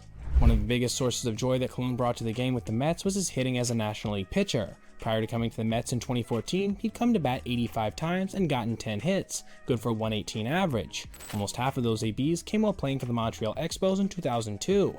Fun trivia fact here, Colon is actually the last player to play for the Expos before his retirement. When given the chance, Colon would approach his ABs with unbridled joy. Sure, sometimes he took 3 straight strikes and would go sit down, or he'd take 3 muddy hacks and go grab some pine. In 2014, there was a lot of slow walks back to the dugout because he hit .032. Yeah, you heard me right, .032. His average ballooned to 138 in 2015, however. Little did anyone know what would happen come 2016. When the season started, Colon worked out of the pen, pitching an inning and a third scoreless in the opener. Then he went 6 in his first start, taking a tough 1-0 loss against the Phillies, with Ryan Howard victimizing him with his only earned run, a homer. The game time temp was 41 degrees, and Colon pitched in short sleeves. In the 6th, he made an over-the-shoulder catch off a bunt from Freddie Galvis, but the highlight reel was just getting fired up. He won his next start against his old team, the Cleveland Indians, working into the 6th and giving up just 2 runs. The rest of the April, he was vintage Big Sexy. He ate up innings, going at least 5 in each of his 4 starts, and kept his team in the game the whole time, never surrendering more than 3 runs. But perhaps most important of all, the Mets were winning, going 15-7 in the month. Colon's leadership and work ethic were rubbing off on young players like Jerry's Familia, who drank in every word Colon uttered. He's always available if you have questions about baseball, about life. Familia told the New York Times, I mean, he's 42 years old. He knows more than everybody else here. The Mets kept rolling into May, and so did Big Sexy. Colon won his first May start against a then hapless Braves team in dominant fashion, going 8 scoreless while striking out 7. In his first 32 2/3 innings, he'd walked 3 batters. Despite throwing his two-seamer between 86 and 90 miles per hour most nights, he could put it anywhere he wanted, usually on the edges of the strike zone, with this also being the reason he gave up 33 hits during that same span. He wasn't really overpowering anybody, but it didn't really matter, as he was also generating consistently weak contact and not really giving away any freebies, the ultimate job of a control pitcher. On May 7th, in a game against the Padres at Petco Field, the Mets needed a boost both practically and emotionally, and Colon provided one in a big way, a baseball history-making way. Having lost 2 in a row to start a West Coast swing, Colon needed to stop the bleeding on the mound. He did that by pitching into the 7th and giving up just 3 runs, but nobody remembers that from the start. What will never be forgotten, what will never be equaled, was what Colon did in the top of the 2nd inning. With the Mets up 2-0, Colon came up to the plate with a runner on and 2 outs. He'd gone hitless to start the season, no big surprise considering his prior numbers at the plate. James Shields was on the mound, a one-time ace with the game's best changeup. Shields was on the decline, headed for a 6-19 season. On the 3rd pitch of the AB, he grooved a 90-mile-per-hour heater right down the center of the plate, and Colon turned on it, crushing it over the left field wall. At 42, Colon had become the oldest player ever to hit a major league homer, which was one reason why Mets announcer Gary Cohen said during his call, "This is one of the great moments in the history of baseball." It was the truth. It took Colon 30 seconds to round the bases with a mischievous grin and immediate quotes like, "I can't believe I hit a home run," which was what he told former teammate Alexi Ramirez, who was at shortstop. All the Mets players left the dugout and hid in the tunnel to give Big Sexy the silent treatment, then sprang on him in celebration. Sure, this homer didn't clinch a pennant, but it did something else. It reaffirmed the pure beauty of the sport, open to all ages, body shapes, and sizes in a way that no other major sport is. And God, was it pure fun encapsulated. But baseball is also a game of failure, so even during this magical year, Bartolo would suffer some poor starts, including giving up 5 runs to the Dodgers and then 5 walks to the Nationals, something he hadn't done since 2005. Worse, there were troubles brewing in his personal life. Days after becoming a baseball legend with that homer, news broke that a woman had sued him for child support, alleging that he'd fathered 2 children with her. The case was quickly settled, but might help explain Colon's sudden drop in performance. Something of that magnitude can easily weigh on the mind to great detriment to one's performance on the field. He righted the ship following this, as in his last 2 May starts he threw 13 innings and gave up just 3 runs, finishing the month with a 4-3 record and an ERA of 3.38. Solid numbers for any pitcher, let alone an assumed 5th starter. It was in June that Colon somehow pitched like an ace, not just to fill in. In 5 starts, his team went 4-1, and by the end of June, Colon's ERA sat under 3 at 2.86, to go along with a 6-4 record. In just 1 June start did Colon give up more than 2 runs, and in the 1 game he lost against the Braves, he went 7 innings and gave up just 1 earned. That underscored the team's troubles at the time. The Mets weren't scoring. Captain America David Wright had again gone on the DL, and slugging first baseman Lucas Duda was hurt too. The Mets could have signed Yuli Gurriel, but passed, probably because the team ownership was in disarray financially. The state of crisis showed in large part why the Mets needed new owners. but that wouldn't come yet for multiple years, and even since the change, the results have been, well, let's say mixed. But back to Big Bart. 2 of Colon's losses on the season had come in games where he went deep and gave up just a single run. He could have been 8-2 with the far above average ERA and considerable innings totals, incredible numbers for someone who'd turned 43 in May. However, his entire season could have been sunk on June 21st in a game against the Royals in a rematch of the 2015 World Series. In the bottom of the first, facing leadoff hitter Whit Merrifield, Colon took a comebacker off his right thumb, subsequently having to leave the game. Fears were that his thumb was broken, and if so, he'd be out at least a month, possibly more. But Colon being Colon, X-rays came back negative and he didn't miss even a single start. He came back strong again against the Braves, giving up a run over 7 innings and again taking a tough loss. Ironically, the Braves would end up signing him the next season in 2017, with him pitching more than a few innings in a brand new Truist Field. In 1997, he'd pitched in Turner Field when it had just opened. Insane stuff. But Colon wasn't done making history in 2016 yet either, let alone the next year. Making an all-star team. It doesn't matter where you are on your baseball journey, getting picked to play in a game of the best against the best is always a great honor. This is true for 10-year-olds, and it's definitely true for grown men of 43. Heading into the Summer Classic, Colon was having a strong year, sitting at 7-4 with an ERA of 3.28, which is somewhat misleading because he'd started the month of July with a tidy mark of 2.87, but then he ran into a buzzsaw named the Washington Nationals, led by reigning NL MVP Bryce Harper. Over the previous 2 weeks, the Nats had played the Mets 7 times and beat them 6, outscoring them 39-19. In Colon's start, he gave up 6 runs in 4+ innings, including homers to Harper and Anthony Rendon.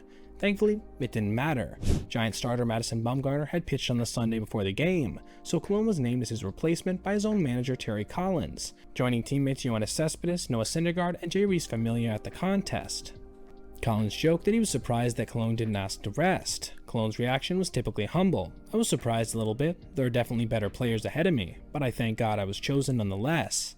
What made Colon's selection so poignant is that he'd been picked as an all-star in the 1990s, the 2000s, and the 2010s, 3 decades worth of all-starness.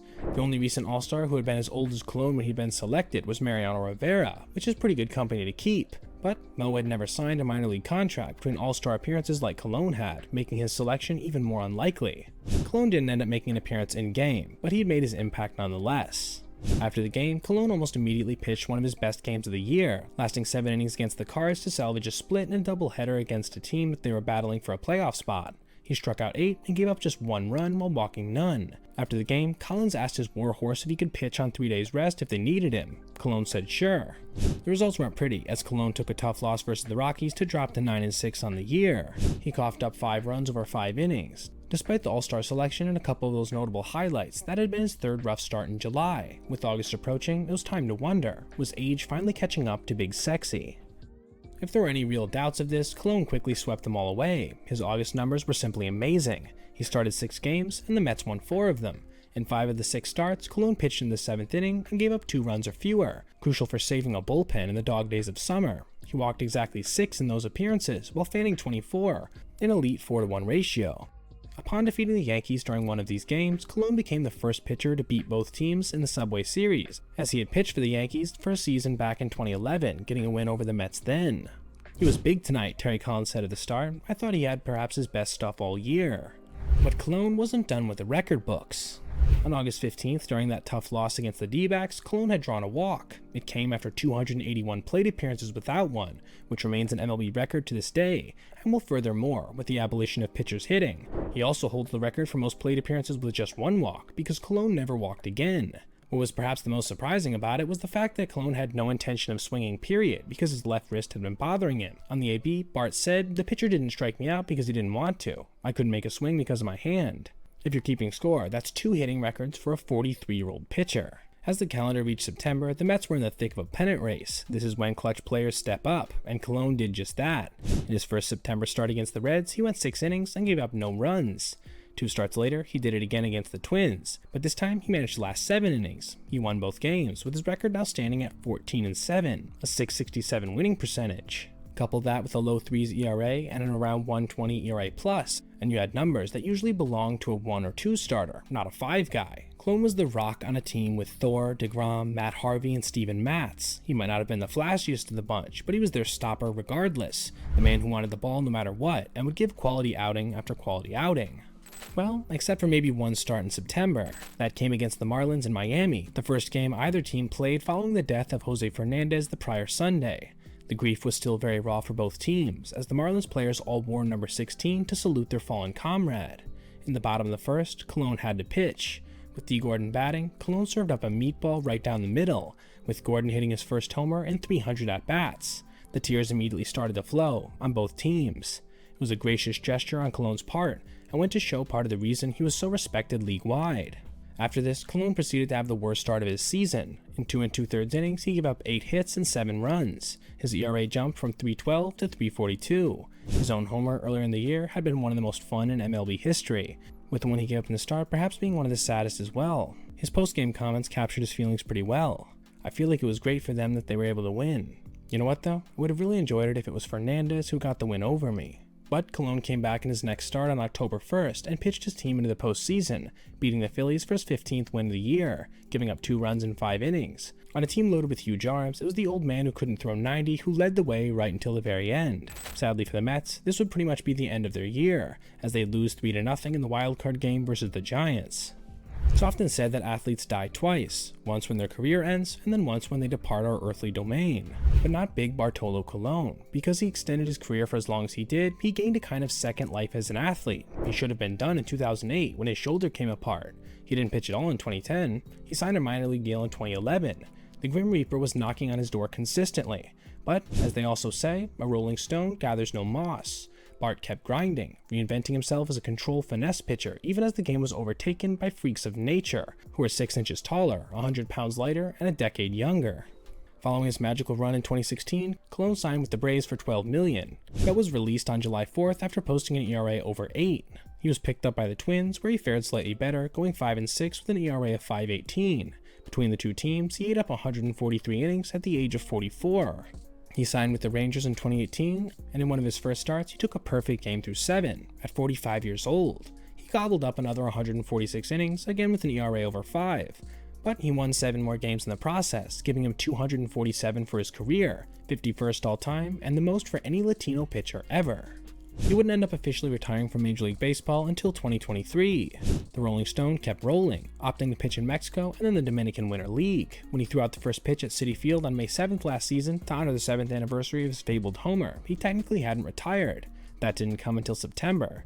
But perhaps that still isn't the end of his story. Colon recently got drafted by the Monarchs of Baseball United in Dubai, and in his first game as a 50-year-old, he went 3 innings and gave up 2 runs. Against all odds, Big Sexy is still around in some capacity, eating up innings wherever they're given to him, and I don't suspect he'll stop anytime soon. Adrian Beltre never won a World Series in his 21 big league seasons. He never won a single MVP award, nor did he win a batting title or ever lead the league in RBIs, OPS, or really any offensive category. He led the league in home runs only once, pretty much as a fluke. He made only 4 All-Star games, and yet, Adrian Beltre is undoubtedly one of the best and most unique third basemen ever to play the game. A player who registered over 3,000 hits, nearly 500 home runs, and racked up more than 200 defensive runs saved, nearly all tallied at the hot corner. He still holds the big league record for that, by the way. A player whose big league career started as a teenager, but who really didn't find any consistency until his 30s. Oh, and a player who's one of the most fun and beloved characters ever to step foot on a baseball field. So, it's time to pay homage to a man who brought joy to countless fans, teammates, and even opposing players. It's time to step up to the plate and detail why there will never again be another player like Adrian Beltre. Just don't touch his head. Adrian Beltre didn't look destined for greatness for most of his life. He was a scrawny kid who grew up poor in the Dominican Republic. He loved sports as a teenager, especially tennis and basketball, but it was when he saw the Houston Astros all-star third baseman Ken Caminiti play on television when he was 12 that Beltre knew what sport he wanted to pursue and how he wanted to play it. Beltre weighed just 130 pounds as a teenager, but despite this, he did have a rocket for an arm and a smooth hitting stroke that showed promise to deliver power as he filled out. After a Dodger scout happened upon him at 15, he was promptly signed for just $23,000. As he progressed through the minors, Beltre did grow in size and strength rapidly, managing to make his major league debut with the Dodgers just 4 years later. The Dodgers had just traded away Hall of Fame catcher Mike Piazza to the New York Mets, and one of the players they'd received in return, third baseman Bobby Bonilla, had just gone down with an intestinal infection, and so the Dodgers called him a 19-year-old prospect to step in. Beltre's first major league at-bat came against the Angels' Chuck Finley, and he wasted no time, roping a line drive RBI double down the line for his first big league knock. Despite this audacious start, Beltre would go on to look a bit overmatched that season, finishing his first year with just a .215 batting average and 7 home runs in 77 games. He would improve in 1999, enough to earn a starting job at third base, managing to put up a .275 average with 15 homers and an above-average 102 OPS+. He improved again in 2000, hitting .290 with 20 home runs and a 114 OPS+. Still just 22, Beltre had shown steady, incremental improvement. He was now considered a plus defender who could challenge for a Gold Glove soon, but still not an elite presence in the box overall. More of a solid regular than an all-star. But instead of taking a leap forward in 2001, he found himself not just fighting for his job, but his life. That winter, Beltre had undergone an emergency appendectomy back home in the Dominican Republic. His appendix had burst, and a botched operation left him with a serious infection. He lost 15 pounds, and while other players were still reporting to spring training, Beltre was attached to an IV. Adrian returned in May, but still wasn't 100%, taking a noticeable step back at the plate with a 91 OPS+, his worst mark since his rookie season. His woes continued the following 2 full seasons, with him posting below-average marks of 97 and 88 in 2002 and 2003, with just 44 combined home runs those years. Even with the invention of DRS in 2003, Beltre registered 25 that first season. The Dodgers had started to grow impatient. Critics called him fat. The Los Angeles Times wrote that he was a 5 o'clock hitter, a player who could dazzle in batting practice but never translate that ability into games. At age 24, Beltre looked destined to become just another glove-first liability at the plate, perhaps even needing to move to a utility role in the upcoming seasons just to stay in the big leagues. Beltre knew he had a lot to prove in 2004. It was a contract year, and it was make-or-break time for his starting position at the hot corner. And boy oh boy did he answer the call. During the first week of the season, he hit .478 with 3 homers, and he just kept going from there. By the All-Star break, he was hitting .315 with 22 home runs, and playing truly incredible defense. Yet, he still didn't make the All-Star team. That snub just fueled Beltre's fire. He ended that season with a .334 average, an OPS of 1,017, as well as a league-leading 48 home runs to go with 121 RBIs, 104 runs, and 200 hits. His OPS sat at an astronomical 163. The only player to have a higher WAR than Beltre's 9.6 was Barry Bonds. Beltre's career season resulted in a huge, at the time, 5-year, $64 million deal with the Seattle Mariners. But things wouldn't stay so rosy for Adrian over the course of the deal. Not only did his team miss the playoffs every year, but Beltre performed much like a mortal in every one of his campaigns with them. In 2005, he hit just .255 with 19 homers. He improved slightly to .258 with 25 homers in 2006, but still, there were rumblings of disappointment in Seattle, where press and fans alike were calling him a colossal free agent bust. The only thing he was really exceptional at this point involved his glove after all, as he was routinely posting top 5 defensive metrics at third. But he wasn't signed just for his glove. In 2007, he had perhaps his best season with the Mariners, hitting .276 with 26 home runs and 99 RBIs, as well as receiving a long overdue first Gold Glove award. However, his OPS Plus was still just 12 points above average at 112. Beltre managed a similar season in 2008, with 25 homers, 77 RBIs, and a .266 average, as well as a second Gold Glove award. His defense was better than ever, and his 3.1 defensive WAR was the best in the majors, but Beltre's hitting in Seattle had never gotten close to what he'd accomplished that last year in Los Angeles. His final season in Seattle in 2009 was his worst overall. He missed more than a month after getting a bone spur removed in his right shoulder. Then he experienced one of the most painful injuries a ball player can undergo, suffering a ruptured testicle when a hard grounder caught him in the groin. Beltre was not wearing a cup and still didn't wear one after the injury. He finished his final season in Seattle with 8 home runs, a 683 OPS, a 379 slugging percentage, and just an 83 OPS plus. In his 5 years as a Mariner, Beltre averaged just 20 homers, a 266 average, and a mediocre 317 OBP. He hadn't managed to eclipse even 26 dingers once, and he was now 30 years old, with his best years presumably behind him. But it was then, in the midst of his struggles, that Beltre realized something. He needed to stop taking everything so seriously. It was time to be himself and have some fun. This was the moment that everything would change for Adrian. The underperforming Beltre signed a 1-year, $9 million deal with the Boston Red Sox before the 2010 season. It was a flyer essentially, his last real chance at a starting job, and the Red Sox immediately saw a big return on their investment. That season Beltre exploded at the plate, posting a 321 average, a 919 OPS, and a 141 OPS plus, best since that fateful season in 2004. With the help of the Green Monster, he launched a league-leading 49 doubles, and also hit 28 home runs. He was named to his first All-Star team ever, and finished the year with an incredible 7.8 WAR. But this was just the beginning. Thanks to his big season with the Red Sox, Beltre inked a 6-year, $96 million deal with the Texas Rangers, who were coming off their first World Series appearance in franchise history. It was a controversial move at the time, with many Rangers fans being worried that their team was about to get the same production the Mariners had for the preceding half a decade. But Beltre put all these doubts to rest in his first season with the Rangers. 2011 would see see Beltre start in his first All-Star game ever after a red-hot beginning to the year, and then, despite missing 6 weeks in the second half of the season with a hamstring injury, still post a .296 average with 32 home runs and a .131 OPS+, just shy of his 2010 mark. His defense continued to be spectacular as well, with him earning another Gold Glove for his efforts. The Rangers won 96 games and made the playoffs for a second straight season. Thanks to Beltre's 3 home runs in Game 4, the Rangers ousted the Rays in the ALDS, before eliminating the Tigers in the ALCS, with Beltre's RBI single off Max Scherzer giving them the lead in the decisive Game 6. Beltre's first World Series was a classic 7-game affair between the Rangers and the St. Louis Cardinals. After swatting 4 hits in Game 3, Beltre came to the plate against Chris Carpenter with his team down 2-1 in the 6th inning of Game 5. On an 0-1 curveball from Carpenter, Beltre went down to one knee and launched perhaps the biggest home run in Rangers history, tying the score and igniting the Rangers' come-from-behind 4-2 victory. The Cards won the next 2 games and the title in dramatic fashion, but Beltre had left a lasting impact on the series and on Texas fans overall. In 2012, the slugging third baseman picked up right where he left off, belting 36 home runs to go along with his second highest career OPS at .921. He was again an All-Star starter and a Gold Glove winner, finishing 3rd in AL MVP voting. The Rangers made the playoffs again, but lost to the Orioles in the wildcard game. It was also during these first few years in the Lone Star State that Beltre became an MLB fan favorite and a social media phenomenon, with his personality quirks and antics on the field giving rise to many viral moments. He threw his glove at balls roped past him down the line. He swung so hard sometimes he knocked off his own helmet or spun himself around like a pretzel. Once, after an umpire asked him to stand on the on-deck circle, Beltre dragged the mat to where he had been standing, immediately earning a hilarious ejection. He flipped foul balls at third base coaches, ran into the outfield to avoid tags, and engaged in standoffs at third base. There was seemingly no end to his playful spirit. What's more, Beltre's rapport with teammate Elvis Andrus led to a number of chuckle-worthy clips, especially when Andrus tried to touch his head, which, for some reason, was a special irritation to him.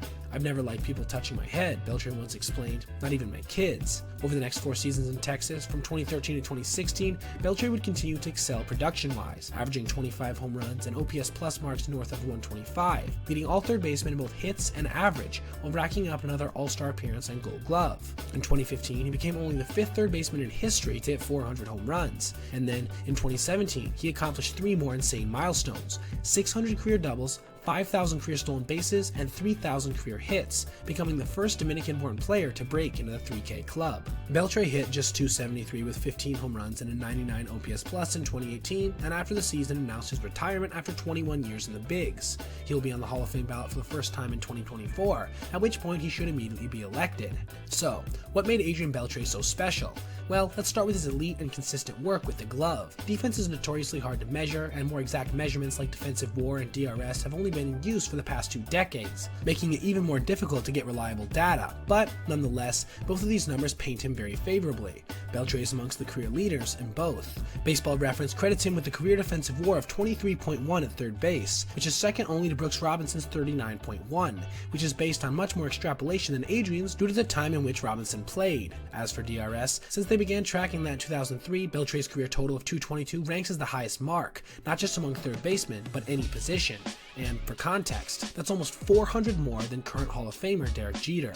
Those numbers reflect Beltre's ability to make every kind of play at third base, from using his soft hands to field balls in the hole or down the line, or his bare hand to charge in on bunts. They also reflect one of Beltre's true superpowers, his arm. Beltre made 29 errors in his first full season, and he blamed his arm for most of them, so he made an adjustment, adopting a somewhat unorthodox throwing style in which he tried to plant both feet on the ground before whipping the ball over to first base nearly sidearm style. It worked wonders. His throwing accuracy improved and his errors went down. Beltre's manager in Texas, Ron Washington, a former big league infielder, once said, "You wouldn't teach Beltre's style of play, but he's pretty dang good." Beltre also distinguished himself at the plate, becoming a truly elite hitter in his 30s, managing to pair some dominant seasons with his ability to consistently rack up counting stats. Part of it came with experience. He could always hit any pitch in any location and any count, but over time he achieved elite pitch recognition skills and became an excellent 2-strike hitter. He also hit nearly 500 home runs despite spending large chunks of his career in 2 pitcher-friendly ballparks in Los Angeles and Seattle. In fact, Beltre finished his career with more hits, home runs, and RBI on the road than he had at home, a rare feat for a hitter. Another overlooked aspect of what made Beltre great was his mental toughness and resilience. He was a fierce competitor, every pitch of every at-bat. He overcame adversity after adversity to stay starting at the hot corner, and he showed incredible tenacity by coming back from not one, but 2 career lulls. How many players can pull that off? But it's not just the stats and longevity that made Adrian Beltre so special, it was the joy with which he played the game. Beltre's enormous heart and unpredictable eccentricities made him an easy player to love for fans across the country. His playfulness with teammates like Elvis Andrus was also endearing. Anytime a pop-up was hit between the 2 players, it felt like anything could happen, including Beltre pretending to catch the ball as if it should have been his all along. Sometimes he would look genuinely angry with Andrus, but you never knew if he was or if he was just joking around. Beltre's flamboyant, good-hearted feuds with opposing players like Felix Hernandez and Miguel Cabrera also made for hugely entertaining viewing. He truly was one of the most good-natured and fun-loving players we've seen in baseball in a long time. Adrian Beltre's career numbers are some of the best that have ever been tallied, especially for a third sacker. 3,166 hits, 477 home runs, 1,707 RBIs, 636 doubles, 222 defensive runs saved, 5 gold gloves, and a career WAR of 93.5. And what's crazier, among third basemen, Beltre ranks first in RBIs and hits, and is third behind only Mike Schmidt and Eddie Matthews in home runs and career WAR. Only Brooks Robinson appeared in more games at the hot corner. Add to these numbers an indomitable personality that was truly one of a kind, and you can see why we at MTC believe we can confidently say there will never be another Adrian Beltre. Many pitchers undergo a transformation during their career, often following an injury, loss of command, or just plain because they're getting older. One of the most famous was named Frank Tanana, who in the 1970s teamed up with Nolan Ryan to give the Angels a potent 1-2 punch in the velo department. For 6 straight seasons, either Ryan or Tanana led the American League in strikeouts. Then Tanana's shoulder got wonky during a 1977 season in which he threw 14 consecutive complete games, and after that, Frank bounced around the bigs, getting by on guile and slow junk. Often that's the shape-shifting trajectory of a pitcher. A young gun throws heat, then morphs into a gritty vet who relies on his pitching IQ solely to survive. Tanana's last good year, at age 37, saw him put up a WAR of 3.1 with just 4.4 Ks per 9. But what makes Clayton Kershaw's story even more remarkable than a player like Tanana, or those in his mold, is that he didn't follow this typical linear path, because he didn't just undergo one transformation, or 2. No, he went through 5. That's right. Kershaw was, for significant stretches, 5 distinct separate pitchers in his career. Let us not overlook the incredible difficulty of this process. People in general resist change, because it's hard and takes a lot of work. Change also requires self-analysis and honesty, things often in short supply for professional athletes of Kershaw's caliber. No, it's better to think of Clayton not as an athlete in this context, but as an artist. Only then does his constant pursuit of excellence make sense. Kershaw changed his pitching self 5 times, not out of desperation, not to hang on to a 500 career, but because the demands of greatness dictated it be so. Did Pablo Picasso stay the same artist for his entire career? No, of course he didn't. He had many periods, like the famous Blue Period that gave way to Surrealism and Cubism and many others. Kershaw is more in line with that kind of evolution. A great artist in pursuit of a vision, willing to do whatever he had to achieve it. For a second, let's compare Pablo and Clayton as teen prodigies. When he was 15, Picasso completed this painting, displaying fundamental technical skills. Especially considering his age, this proves that his later surreal works weren't just him messing around. When Kershaw was in high school, he did something equally astounding, at least in baseball terms. He faced 15 batters in a game that ended in a mercy rule, and struck out all 15. When I first saw that stat, I assumed he'd faced a group of rogue homeschoolers or something. No, this was a postseason team. They'd even won 2 previous playoff games to reach the regional quarterfinals. Kershaw made them look like JV backups. In fact, it took him just 70 pitches to fan those 15. In the 2006 MLB draft, Kershaw was the first high school player taken, 7th overall, and signed with the Dodgers for $2.3 million, while his lifelong friend, NFL QB Matt Stafford, headed off for greatness at the University of Georgia. At that point, he was a 2-pitch juggernaut, a fastball that could touch the upper 90s, and a knee-buckling curve that made his contemporaries look like little leaguers. By 19, he was in the AA Southern League, where he was over 5 years younger than the average player, and he more than held his own, fanning 10.6 per 9 innings. However, he also walked 6.2. Obviously, control was his biggest issue. Kershaw would never stand on a AAA mound before reaching the majors, promoted to the Dodgers in May 2008. A solid first career appearance versus the Cardinals showcased on an MLB mound who he currently was at the time, an uncomplicated thrower with nasty stuff. In 2008, he threw his fastball 72% of the time, his curveball 23%, and a bad changeup 5%. He didn't even really have a slider then. He went 5-5 and finished with an ERA of 4.26 and an ERA plus of 98, which made him about league average despite being the youngest player in MLB. But the command issues of the minor leagues continued to afflict him. He was walking 4.3 per 9 and giving up 9 hits as well, creating an unsightly whip of near 1.5. If he could just harness his stuff, the Dodgers were sure he'd become dominant at the game's highest level. But as the 2009 season wore on, it became apparent that Kershaw wasn't gaining control of his pitches, particularly his curveball. By May, he was sitting on a 5.21 ERA, getting consistently hammered. After one rough outing versus the Phillies, manager Joe Torre decided enough was enough. Some in the organization wanted Kershaw to be sent back down, but Torre wanted to talk to him first. He brought him into his office and had then hitting coach Don Mattingly describe how he'd face Kershaw. Donnie Baseball spared nothing. He has one pitch, Mattingly explained. Hit the fastball. It's not that hard. Meaning, when Kershaw missed with his curve, which at that point was way too often, he almost always followed with a fastball. The league was catching on, and Kersh had to adjust. His first major shift at the MLB level was incoming. The obvious answer was for Clayton to improve his changeup, because he knew after that evisceration from Mattingly that he desperately needed a third pitch, or he'd probably end up becoming a reliever. But there was one major problem with his plan. Kershaw couldn't throw an effective changeup to save his life. He threw his fastball and curve as hard as he could by snapping his wrist across his body, but the changeup required his wrist to pronate, or bend away from his body. I can't pronate, Kershaw explained. I don't know how to do it. He kept trying and failing. He had a hard time locating the off-speed offering, and when he did, it played like a slow fastball with little dive. Even the legendary Koufax couldn't help him. So, he turned instead to another pitch, the slider, which he had barely ever thrown previously. Thus was born Kershaw 2.0. Rick Honeycutt taught him the grip that he himself had learned from Koufax, but when Clayton threw it from his arm angle and with his velocity, it had a peculiar action. Whereas most sliders broke down in a way with more vertical movement than horizontal, Kershaw's almost acted like a power curveball. It had some right-to-left movement, but more so fell straight down right as it approached the plate. It was then, for the first time in his major league career, that the zeros started stacking up with consistency. 2 months later, after that 5.21 start, his ERA was sitting at 2.96. Why? 2 things. Improving command, likely as a result of gaining experience, though he still walked around 4 per 9 in total, and the new addition to his pitch mix. He still threw his fastball 70% of the time, but his curveball slipped down to 17%. And his slider went from nothing to 8.1. It helped keep hitters off balance, since the slider at 85 miles per hour was 10 miles per hour faster than his curve. With this, he gave up the fewest hits per 9 in the entire major leagues, at 6.3. And in 2010 and 2011, Kershaw dialed up the slider usage even further. His hard fastball in the mid-90s and primary breaking ball turned into a lethal combo, and his curveball became somewhat of a relic, along with his always mediocre changeup, as both pitches were used less than 7% of the time over this period. In 2011, Kershaw won his first Cy Young with a season for the ages, a 21-5 record, 2.28 ERA, and 248 strikeouts, winning the NL pitching triple crown in the process. But he was only just getting started. You see, Clayton was beginning a stretch of prolonged dominance that the game had rarely, if ever, seen before, and it would require him to shapeshift a few more times. Between 1909 and 1919, Picasso basically turned the art world on its head with the invention of Cubism, a revolutionary technique that forever changed how art was perceived. Kershaw, now at the height of his powers, would also proceed to go on a run that was both legendary and boundary-pushing. The sustained excellence of the seasons between 2012 and 2017 are unmatched by a lefty starter not named Koufax, and arguably even better on a rate basis. The hardware by itself is impressive. An MVP award in 2014, 5 straight top 5 finishes for the NL Cy Young, and back-to-back trophies in 2013 and 2014.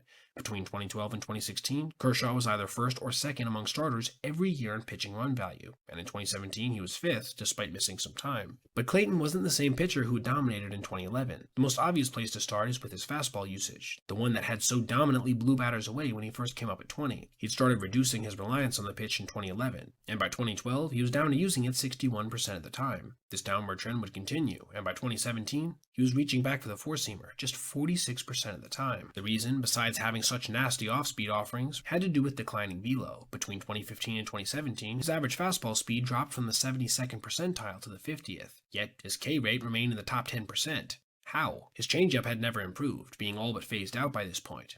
No, the biggest change in Kershaw's repertoire came from an updated slider-curveball split. In 2011, he threw the slider about 5 times more often than he did the curveball, 25% to 5%. Yet, notably, this ratio would realign to basically 2-to-1 by 2017, with sliders comprising 35% of his arsenal and curveball 17%. At this point, Kershaw could tunnel his slider off his fastball, since the slider was thrown hard at 86 to 89 miles per hour from the same release point, traveling straight down. The secondary that had once eluded him had become one of the most devastating pitches in MLB history. Since 2009, his slider runs above average has been the best in baseball at 228.2, 45% more than the second-place slider of Max Scherzer. Then, to help matters even further, Kershaw would proceed to tunnel his curveball off that slide piece, with an Uncle Charlie that, in its prime, had nearly half a foot more vertical break than league average, and at 75 miles per hour, offered another stark contrast in speed.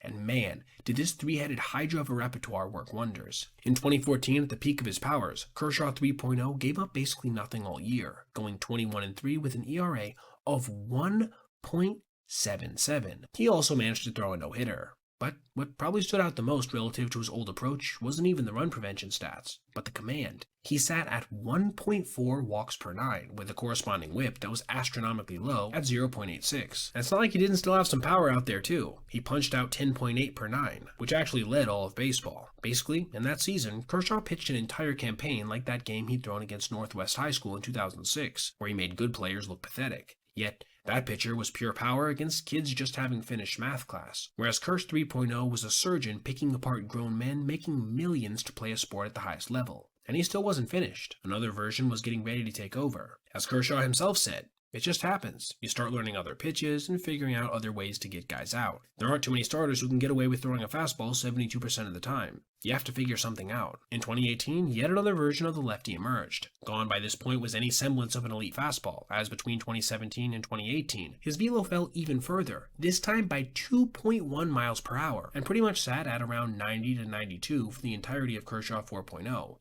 By 2023, his fastball was in the bottom 10% of the entire league, making him more like Jamie Moyer than Randy Johnson. For today's power arms, Kershaw's heater was the speed of a changeup, yet it didn't matter, because, crucially, he didn't throw it as much. His fastball usage dropped to under 40% in this time, with his slider instead becoming his go-to. By 2021, he threw it 47.5% of the time, compared to just 36.8% on the four-seamer and 15.1% on the curve. Again, this was to great effect. He recorded 108 punch-outs with the slider alone that season, in just 121 2/3 innings pitched. In fact, by year's end, Kershaw had put away 29.3% of hitters he got to 2 strikes on, the third highest rate in MLB. When combined with that still nasty Uncle Charlie, Kersh threw the most breaking pitches of any hurler in MLB on a rate basis. This heat map perfectly captures the plan of Kershaw 4.0. He pounded the same zone relentlessly. Into righties, away to lefties. When he did allow contact, most of it was soft. In 2022, for example, he missed barrels at one of the highest rates of his entire career, ranking in the 93rd percentile. His average exit velo against was in the top 20% league-wide. This iteration was also incredibly successful, if not as dominant as 3.0. He won over 60 games with an ERA well south of 3 between 2018 and 2024. Yet, he was still a fastball, curveball, slider pitcher, the same 3 offerings he featured in 2009, just with different ratios and speeds. But even with the kind of elite command that he at this point was toting, there was one thing he couldn't control, and that was injury. In 2023, he had a bum shoulder that required surgery, meaning he couldn't come back in 2024 until after the All-Star break. After that, he made just 7 starts until a toe injury shut him down for a playoff run that would see the Dodgers win their first full-season World Series since 1988. Kershaw came back in 2025 for his 18th and final season, and in his last act of adaptation, became an official soft-tossing lefty with a now legit 4-pitch mix. Along with his triad of typical offerings that made up most of what he threw, he also mixed in a relatively new pitch about 6% of the time. A splitter, designed to keep hitters off his diminishing breaking balls. And it worked well to a large degree, managing to generate a whiff percentage of 41.5% and an average exit velo against of 80.8. Even with the kind of stuff you might expect to see on a 2006 throwback game on ESPN, Kershaw 5.0, at this point often not managing to crack 89 miles per hour on his heater, still went 11-2 with an ERA of 3.36. And an ERA plus of 124. Outstanding numbers, especially considering that he was striking out batters at the lowest rate of his entire career. How was he this successful? Again, he stayed off barrels, ranking in the top 4% league-wide in preventing these kind of dangerous batted balls. And the hard contact he did give up generally stayed on the ground, with his rate in this regard placing him in the 78th percentile. In fact, his single out recorded in the World Series came during a critical bases-loaded jam in Game 3, and was a bleeder to second base to retire the last hitter faced of his big league career. People talk about velocity all the time because it's an easy measuring stat. Kershaw said in 2019, "People are throwing harder, but that doesn't necessarily mean they're pitching better." Pitching better was all Kershaw ever cared about on the field, and his adaptiveness proved it. Clayton's career saw him shapeshift 5 different times, reaching the highest of highs a hurler possibly can, and, even at the end, with a fastball that ranked in the bottom 2% in average speed, remained a productive big leaguer. He was truly an artist on the field, one that, like Picasso, will be remembered as long as humans continue to watch other humans pick up paintbrushes, or, in the case of Clayton, a bat, ball, and glove. It's hard to know where to start with the baseball legend that was Tony Gwynn. So let's begin with the low point, or at least what qualifies as one for one of the best hitters who ever lived. April 14th, 1986. Gwynn and the Padres are facing their division rival LA Dodgers and all-star hurler Bob Welch. Welch is dealing. He strikes out Gwynn in the first inning, the third inning, and again in the fifth inning. 3 Ks and 3 at-bats. To say that this is an unusual experience for Gwynn is an understatement, but he doesn't give up. He singles off Welch in the 8th and then scores the winning run in the 10th. The Padres win 4-3 thanks in large part to Gwynn, who's actually just played one of the worst games of what would be his 20-year career. Why was it such a bad game for Gwynn? Well, he struck out 3 times. That happens to pretty much every big league hitter, especially these days, but it only happened that one time to Gwynn. Just that once. That's right, Tony Gwynn, who played more than 2,400 Major League Baseball games, and only in that April game against Bob Welch and the Dodgers, struck out more than 3 times at the plate. It's almost impossible to wrap your head around. Over the years, Gwynn's approach to the plate became a matter of legend. It started with his vision, which he claimed was 2015. Gwynn could simply see things that other hitters couldn't, like a pitcher gripping a split-fingered fastball in his glove. But because of his sharp eye, quick bat, great hands, and prodigious preparation, Gwynn hardly ever struck out. In fact, he never struck out more than 40 times in any season. He struck out only 188 times during the entire 1990s. By comparison, Shohei Ohtani struck out 189 times in 2021, during his MVP season. Gwynn had such low strikeout totals in large part because no one was better at hitting with 2 strikes. Amazingly, he finished his career batting .302 in those counts, the best mark for any player since pitch count records began being tracked. The second highest average with 2 strikes behind Gwynn, Wade Boggs all the way down at .262. How hard was it to face Tony Gwynn? Well, chew on this. Gwynn and Hall of Famer Greg Maddux faced off 107 times during their careers. Maddux struck out 3,371 batters during his playing days, but he never struck out Tony Gwynn. Anthony Keith Gwynn grew up in Southern California, the son of a warehouse manager and a postal worker. Gwynn and his 2 brothers played baseball almost constantly, and his younger brother Chris would become a major leaguer as well. Tony was a multi-sport star in high school in Long Beach, and played both baseball and basketball in college at San Diego State. He had over 400 in both his junior and senior years in college. In the spring of his senior year with the Aztecs, Gwynn had 16 points and 16 assists in his final basketball game, and then, 2 days later, joined the baseball team and went 3 for 7 in a doubleheader, with the game-winning RBI in both games. In 1981, Gwynn was drafted professionally by both the San Diego Padres and the then San Diego Clippers of the NBA. Gwynn chose baseball and immediately blew away the competition in the minors, hitting a jaw-dropping .462 in 23 games in AA to close out the season. The following year, Gwynn dominated on his way to a .328 average at AAA Hawaii before being called up to make his major league debut on July 19, 1982. In that game, the 22-year-old Gwynn went 2 for 4 with an RBI against the Phillies, going on to finish his first big league season with a .289 average. It would be the only year in his 20-year career that he would fail to hit .300, and it wasn't even a full season. In 1983, Gwynn hit .309 in 86 games as a part-time player. But in 1984, when the Padres finally put him into the starting lineup for good, Gwynn feasted on NL pitching, helping San Diego make the playoffs for the first time in franchise history. In that first full big league season, Gwynn hit .351, winning the first of his 8 batting titles and earning his first of 15 All-Star selections. He even stole 33 bases. Gwynn was just as good in the playoffs, hitting .368 to lead the Padres over the Cubs in the NLCS before they fell to the juggernaut Detroit Tigers in the World Series. Hitting .351 at the age of 24 was no accident for Gwynn. It was the fruit of hours of preparation, both in the batting cage and in the tape room. Decades before big league hitters each had iPads stocked with video footage and analysis of at-bats, pitchers, hitting mechanics, and baseball savant data, Gwynn recorded his games at home on his VCR to study his ABs afterwards. He took his videocassette library on the road with him in a suitcase, so he could study in hotel rooms too. His teammates jokingly called him Captain Video. Eventually, Gwynn paid $85,000 of his own money to help the Padres install a then state-of-the-art video room in their clubhouse, so those skeptical teammates could have access to the same film he had been benefiting from. Gwynn's resulting baseball IQ was off the charts. No one in baseball knew his swing, the opposing pitchers, the defense, or even the umpires, better than Gwynn. He knew pitchers' tendencies so well that even when his teammates had stolen the opposing team's signs, he refused to be told what was coming. And it wasn't just his own swing he knew.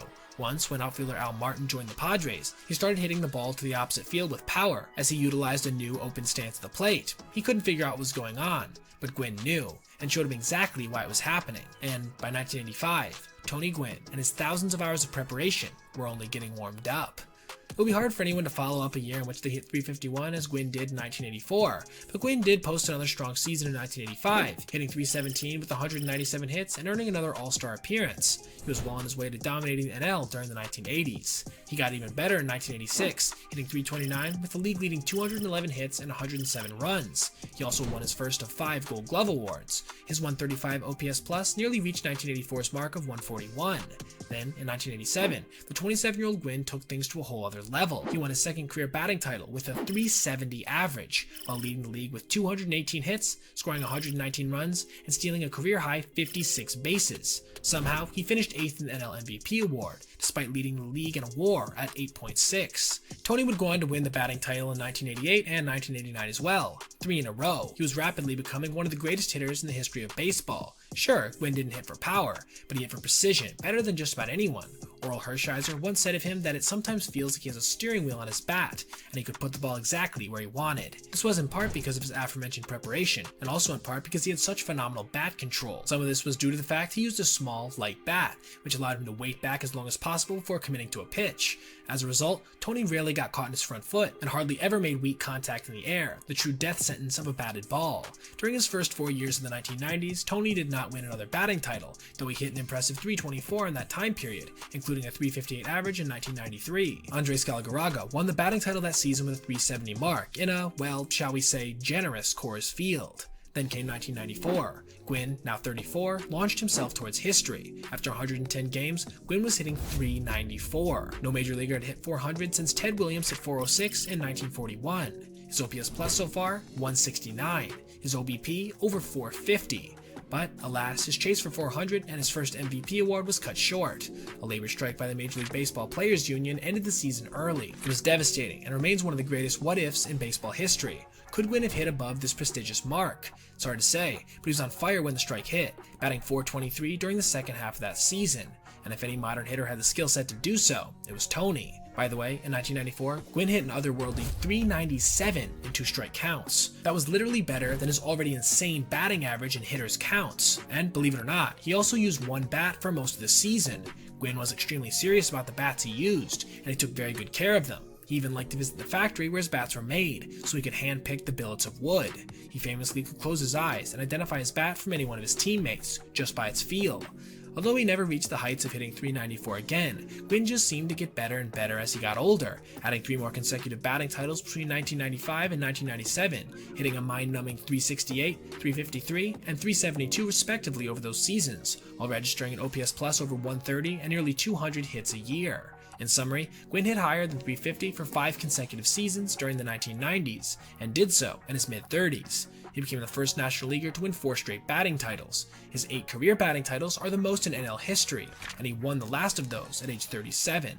Finally, Tony Gwynn started to show signs of his age in 1998. His WAR slipped to 1.5 due to his poor fielding metrics, even though he still managed a .321 average, good enough for 9th in the league. After knocking off the Astros and the Braves in the playoffs, Gwynn and the Padres finally returned to the World Series, where they faced another AL powerhouse, this time the New York Yankees, in the middle of one of the sporting world's all-time dynasties. Gwynn rose to the occasion, launching a pitch from David Wells off the facade of the upper deck at Yankee Stadium in the 5th inning of Game 1. Gwynn would later call it the most exciting moment of his career. The Yankees unfortunately would end up sweeping the Padres, but Gwynn still hit .500 in the series with 8 hits. It turned out that 1998 was Gwynn's final full season, but he closed out his career with some big moments regardless, including his 3,000th hit on August 6, 1999 in Montreal, a first-inning single. Only Wade Boggs reached 3,000 hits and fewer at-bats than Gwynn did. When asked where he wanted his 3,000th hit to go, he said he wanted it to be a hard ground ball between shortstop and third base, or the 5-5 hole as he called it. That's where he made his living.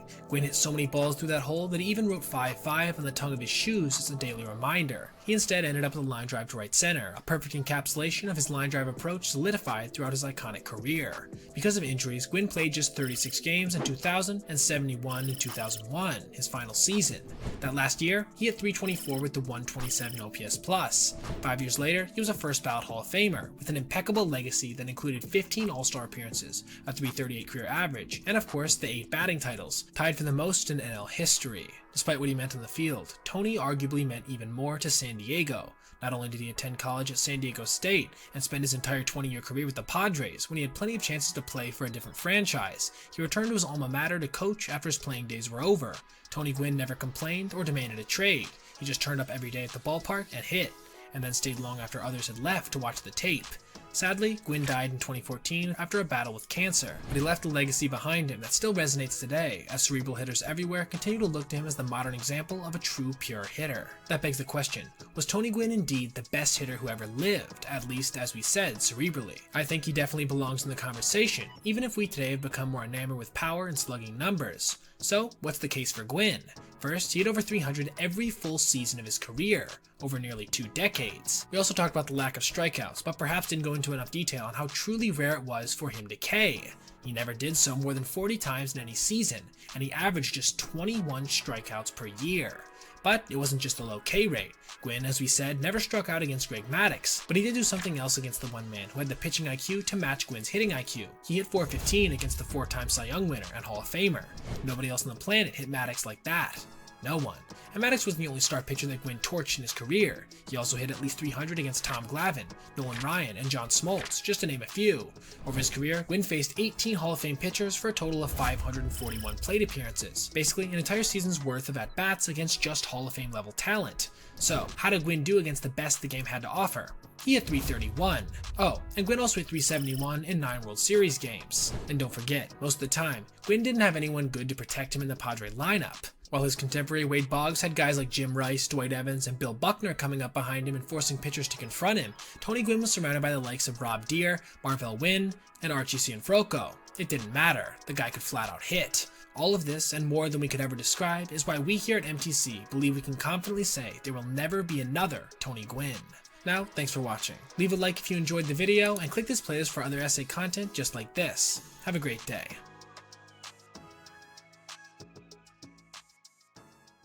Randall David Johnson. Perhaps no name in MLB history evokes more fear in the hearts of batters than that of a big unit. We all remember the mullet, the mustache, the scowl, the blazing fastball, the filthy slider, the 6'10" monster of a man that accomplished more after 35 than most players do in their entire career. But as legend melds into myth over the years, we can lose sight of what he truly managed to accomplish during his playing days. The absolute absurdity of his raw numbers, including nearly 5,000 strikeouts, 303 wins, and 5 Cy Young awards. We may remember the highlights, like the time he hit that bird, but we find ourselves forgetting the great stories, like the time he won Game 6 of the World Series against the Yankees, then came back the very next day and won Game 7 at age 38, or how Johnson went from a gangly near bust of a pitcher with the Montreal Expos in his mid-20s to perhaps the greatest left-handed pitcher of all time. Well, now it's time to jog our memory, to appreciate the glory of baseball's big unit. Step right up to the plate with us, if you dare. When Randy Johnson debuted with the Montreal Expos in 1988, he was already 25 years old, and he came with a lot of baggage. The California native was the son of a police officer who grew up throwing balls at his garage door until the nails came out of the wood. Young Randy was a 2-sport star in high school and earned a scholarship to play basketball and baseball at USC, where he was a teammate of Mark McGwire. The 6'10" southpaw already had a high 90s fastball in college, but had trouble controlling it, often scaring the opposing teams with his lack of command. This tradition started early, and it wouldn't get any better for him after the Expos drafted Randy in the 2nd round in 1985. He continued to struggle with his control, walking an astounding 128 batters at AA Jacksonville. In fact, the young hurler was so wild that while rehabbing from an injury, his pitching coach had to obtain a department store mannequin to stand in the batter's box while Johnson threw simulated games. His teammates were too afraid to do so. But his fastball wasn't all that he had trouble controlling. During a game with AAA Indianapolis in 1988, Johnson injured his pitching hand after trying to catch a ball smashed up the middle. Worried that his pitcher might have a broken knuckle or something, Johnson's manager removed him from the game. Randy was not happy about that. So what did the irate Johnson do? He threw a right-handed punch at the bat rack, breaking his non-pitching hand. It turned out that his pitching hand was fine, but the punch caused him to miss 2 months of that season. When Johnson finally debuted with the Expos in September of 1988, he immediately became the tallest player in Major League Baseball history up to that point, at 6'10". But that was about the only way he distinguished himself at first. His 98-mile-per-hour fastball and his hard, exploding slider were definitely big league pitches, but with no discernible control over them, he wasn't able to effectively retire big league batters consistently. He walked as many men as he struck out in 1989, before the Expos decided to deal him to the Mariners mid-season as part of a 5-player deal that landed them all-star left-hander Mark Langston. It was an understandable trade at the time, but one that Expos fans would later come to regret, much like the trade that sent another Hall of Famer, Pedro Martinez, to the Red Sox 10 years later in 1998. Yeah, that's right. In an alternate reality, the Expos had prime Johnson and Martinez in their rotation. Before he left the Expos, however, Johnson did earn something of note: his awesome nickname. While shagging batting practice, Randy collided head-on with his smaller Expos teammate, Tim Raines. Raines looked up at the much taller Johnson and remarked, "You're a big unit," and the name stuck. For the next 3.5 years with the Mariners, the big unit continued to struggle with his consistency, posting ERAs near 4 with nearly 150 walks a season, netting him ERA plus marks no greater than 108 in any of these seasons. For reference, an average ERA plus is 100. But Johnson did show flashes of utter dominance, like on June 2nd, 1990 at the Kingdome in Seattle. Versus the Tigers that night, Randy threw the first ever no-hitter in Mariners franchise history, striking out 8, although even this performance couldn't escape his control woes. He still walked 6. The man who would retire with 303 victories had just 48 by the age of 28, and by 1992, it looked like Randy Johnson might not be in the big leagues long enough to earn that many more. Tall pitchers who have bad command and rely almost solely on velocity don't generally age well after all. Then came some timely advice from another hard-throwing ace who knew a little something about control problems. It was August 1992. Randy Johnson was on his way to yet another 500 season with the Mariners, in which he led the league in walks. So, during a Mariners-Rangers series at the Kingdome, he decided to seek out the advice of a future Hall of Famer and fellow fireballer, Nolan Ryan. Ryan had been a late bloomer as well, one that had struggled with walks massively early in his career. He knew exactly what Johnson was going through. So, what did Ryan have to say? Well, for starters, he suggested that Johnson make a few adjustments to his mechanics, including landing on the ball of his right foot and not the heel as he strode towards the plate. This would keep his momentum going to home plate instead of third base, and hopefully improve his control. He also offered some much-needed words of encouragement to the big lefty. Later that season, in late September, the retooled big unit faced his mentor at Arlington Stadium in Texas. Johnson threw 160 pitches and struck out 18 Ranger hitters. He would never again be the same pitcher. Johnson also found some additional resolve that offseason from a more personal source. His father, Bud, had died from heart issues that Christmas while Randy was en route to the hospital. He never got to say goodbye to his father, and later said that from that day forward he realized that baseball was just a game. It wasn't life or death, and he resolved to be the best player he could be. And boy, was he ever good. So Randy Johnson has it all going for him tonight. In 1993, the new and improved Johnson went 19-8, leading the AL with 308 strikeouts and finishing second in the league's Cy Young voting. His ERA plus jumped almost 30 points all the way up to 135. On top of all of this, he managed to walk just 99 hitters, his first full season with less than 100 walks allowed. After a dominant strike-shortened 1994 season in which he K'd 208 in just 172 innings, the big unit had his best season to date in 1995. Going 18-2 with 294 strikeouts, along with leading the league with a 2.48 ERA. This all culminated in his first and only AL Cy Young Award. Johnson also pitched the Mariners into and through the playoffs that year, beating the Angels 9-1 in a one-game playoff, before beating the Yankees in Game 3 of the divisional series, and returning in Game 5 to pitch 3 innings of relief as the Mariners won the game in 11 innings and the series. Johnson and the Mariners' magical season came to an end against the Indians in the ALCS, but the team, armed with their newly minted left-handed ace, were now bona fide perennial contenders in the AL. Flash forward to the 1993 All-Star Game at Camden Yards. The Phillies' left-handed slugger John Kruk comes up against Johnson in the top of the third inning, and the big unit lets go of a 98-mile-per-hour fastball that soars over Kruk's head. Kruk steps out, catches his breath, and steps back in, taking the fastball down the middle, then weakly waving at 2 more pitches before returning to the dugout as his bemused All-Star teammates look on. 4 years later, at the 1997 All-Star Game, Johnson's former Expos teammate Larry Walker comes to the plate and experiences a similar missile from Johnson. The fast-thinking Walker turns his helmet around and marches to the right-handed batter's box to take a pitch to the delight of everyone in the ballpark, aside from maybe Johnson, that is. Walker's AB ended a bit better for him as he turned back around and took a walk, though not before registering another iconic highlight for the big unit. Another change of note during this time was Johnson's increasing usage of his nasty, and I do mean nasty, slider. He embarrassed many a hitter with his sweeping pitch, including Hall of Fame shortstop Barry Larkin, who once swung at one that went between his legs. Increasingly, Johnson could throw the exploding pitch for a strike in any count too, which meant hitters could never dig in and sit on the fastball, even in fastball counts. That's pretty rough when the fastball you can't sit on is over 100 miles per hour from a nearly sidearm slot. The only thing that could hold Johnson back by this point was injuries. Unfortunately, he missed most of the 1996 season after undergoing major back surgery, something that would irritate him at times for the rest of his career. But he returned once again to his all-star form in 1997, going 20-4 with 291 strikeouts and a personal best 2.28 ERA. Twice that season he struck out 19 batters in a game, and at the height of the steroid era. The Mariners won the American League West by 6 games that season, but were eliminated by the Baltimore Orioles in the ALDS, with Johnson losing both of his starts to another Hall of Famer, Mike Mussina. A pretty anticlimactic end to what amounted to a monumental season for the big unit. And so Johnson entered the last year of his Mariners contract in 1998. The team had just committed to long-term deals with his 2 other stars, Alex Rodriguez and Ken Griffey Jr., and the big unit was expecting a big payday as well. But he was now 34 years old, recently coming off major back surgery, and had lots of innings under his belt at this point. So, when Johnson got off to a slow start that season, the Mariners decided to pull the trigger on a trade instead of a long-term deal, sending him to the Astros for 3 players. This was, to put it mildly, a big mistake. With starting pitchers like Mike Hampton and Shane Reynolds already in tow, adding Johnson to the mix basically gave the Astros 3 #1 starters, and quickly made them the favorites in the National League. When the news of the Johnson trade broke, the Astros Hall of Fame first baseman Jeff Bagwell was in a bar with some teammates after a game in Pittsburgh, and he promptly bought a round of drinks for everyone in the house. Bagwell's enthusiasm was not misplaced. 2 days later, Johnson made his Houston debut against the Pirates, striking out 12 in his first start.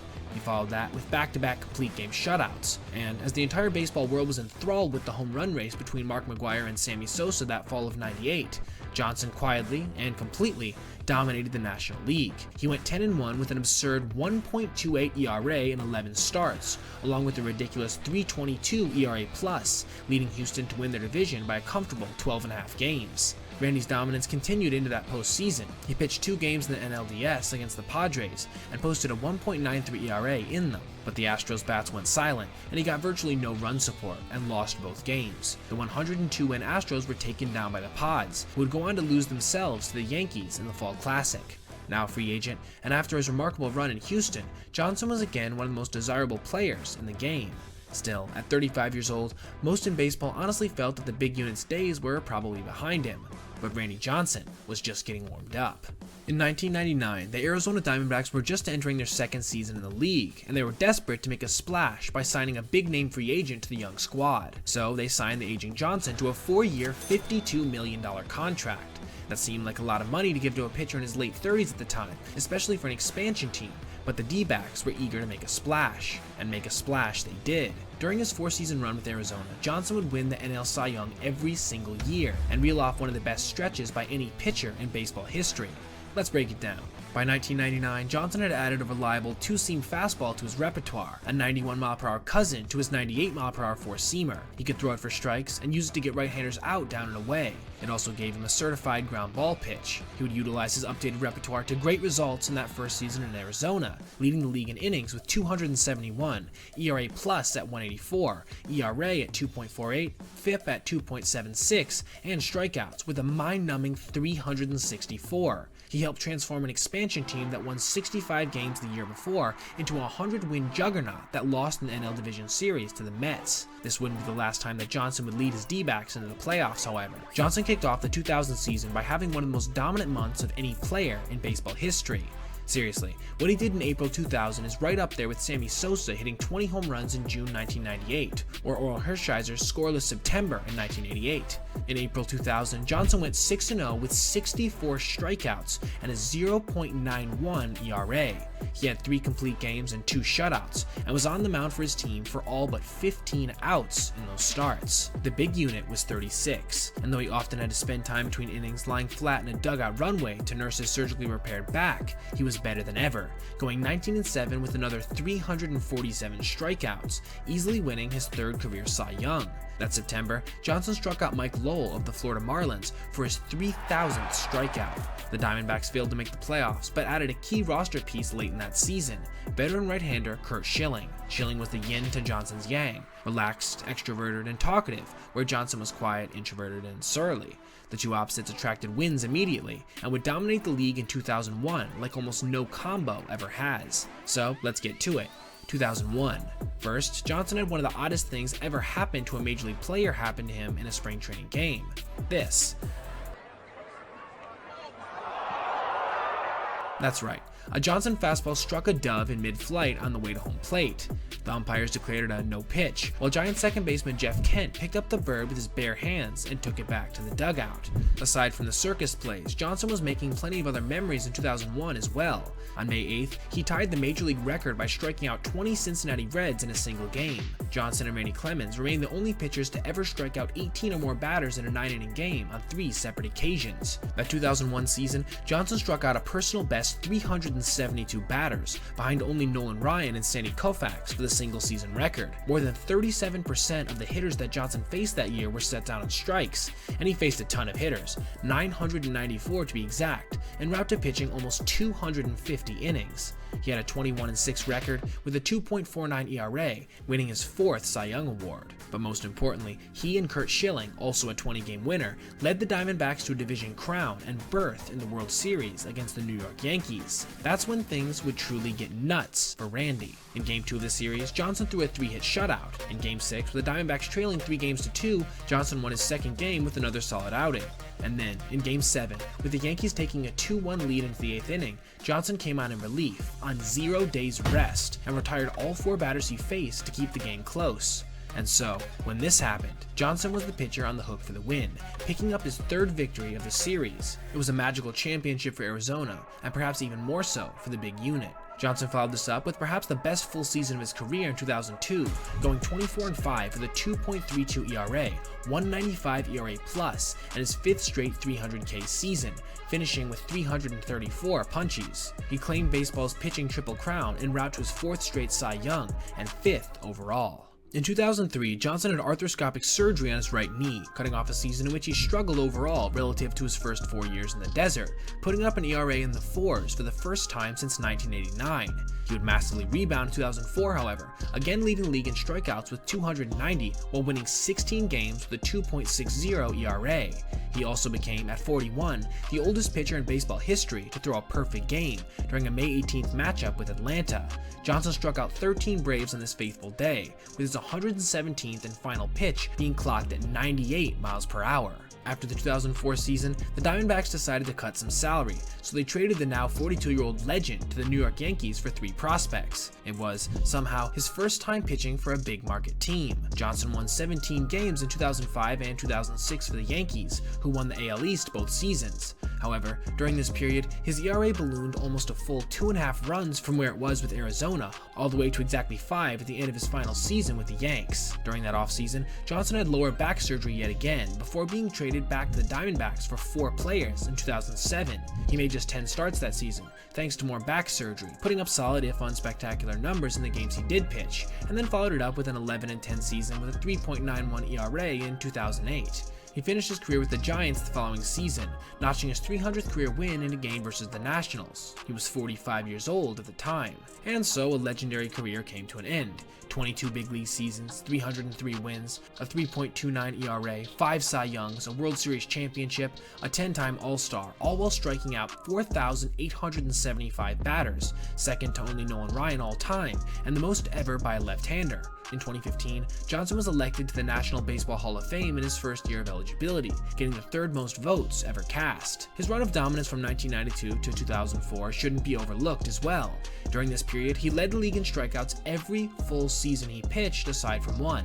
The year he didn't was 1997, when Johnson struck out 291, finishing just 1K behind Roger Clemens. The last interesting and quite frankly scary stat I'll mention about Johnson is the fact that he hit 190 batters in his career, more than any pitcher in over a century.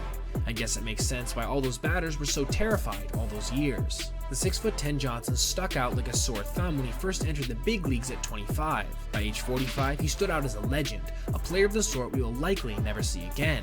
When do you think we'll see another 41-year-old throw a perfect game? Or a pitcher notch 360 or more strikeouts in a season, 3 years in a row? Or win 4 consecutive Cy Youngs? Or win 3 separate games in 1 World Series? Or strike out almost 5,000 career batters? All of these reasons are why we here at MTC believe we can confidently say that there'll never be another Randy Johnson. Baseball's a sport where data rules all, until you come to defense. Then some subjectivity creeps in. In the NFL, you can look at tackles, sacks, interceptions, and passes defended.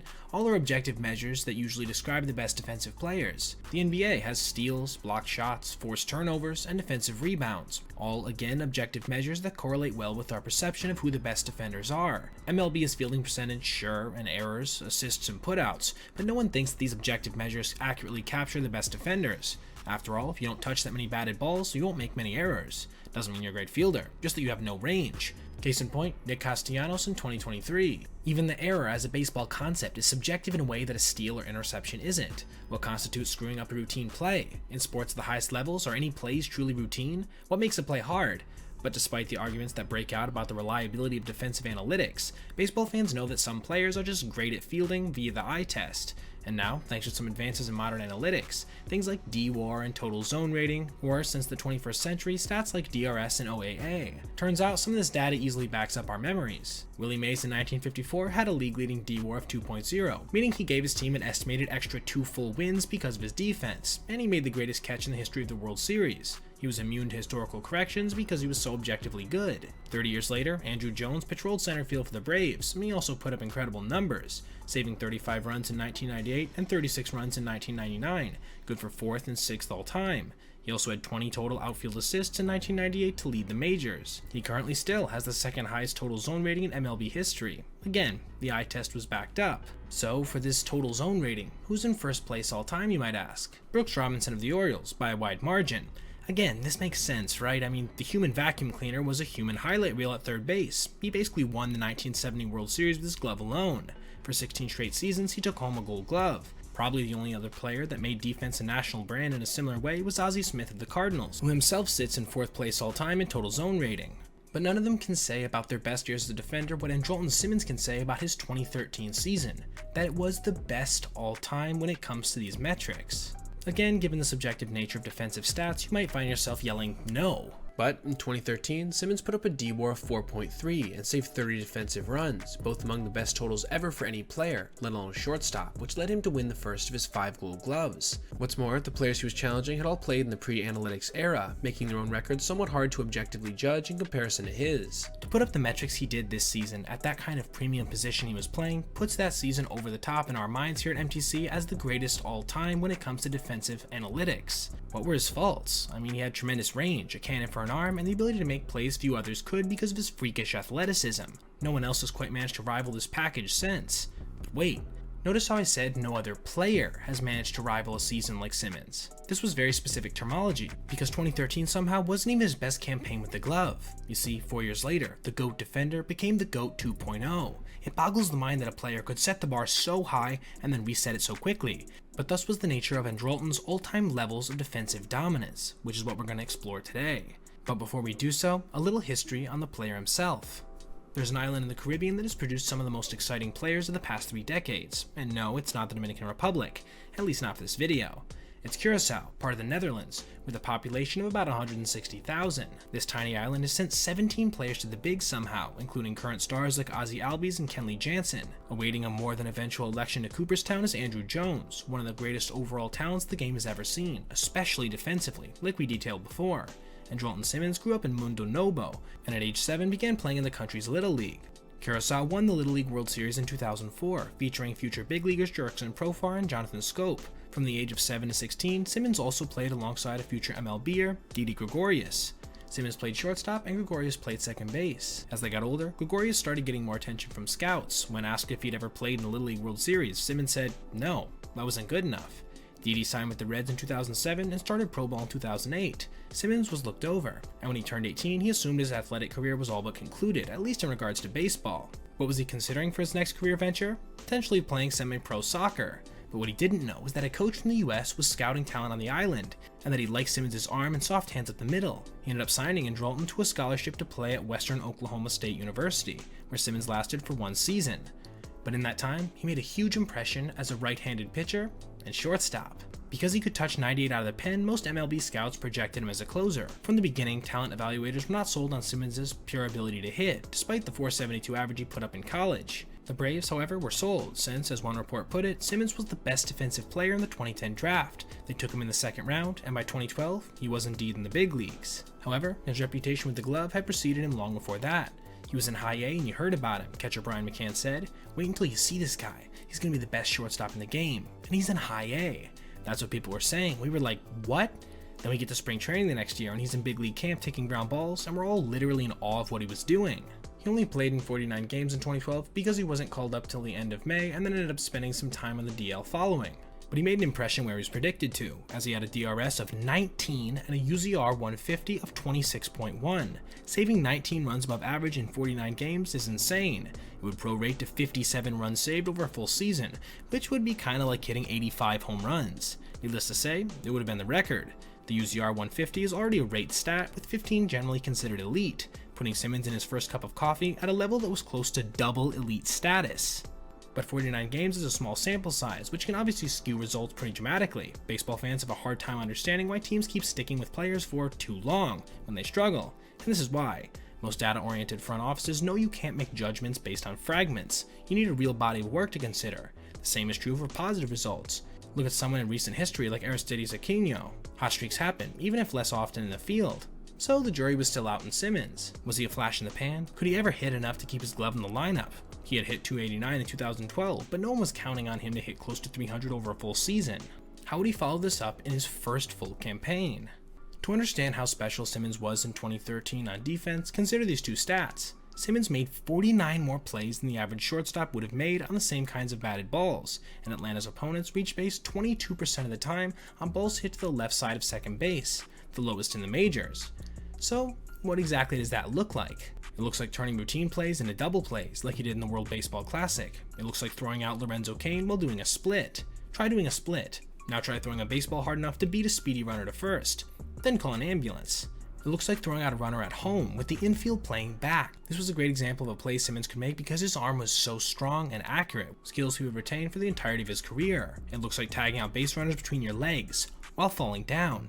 Throwing behind runners, Simmons was a threat to do so every time he fielded a ball. Runners could never stray very far off of their respective base. Simmons could throw the ball from any position, sitting, falling down, or even going sideways. In 2013, Simmons put on a show that no one in MLB had ever quite seen before. He saved 30 runs above average on defense. No other shortstop had more than 12. What's the best play you've ever seen him make? Braves manager Freddie Gonzalez said. My patent answer is the next one. He's got a knack.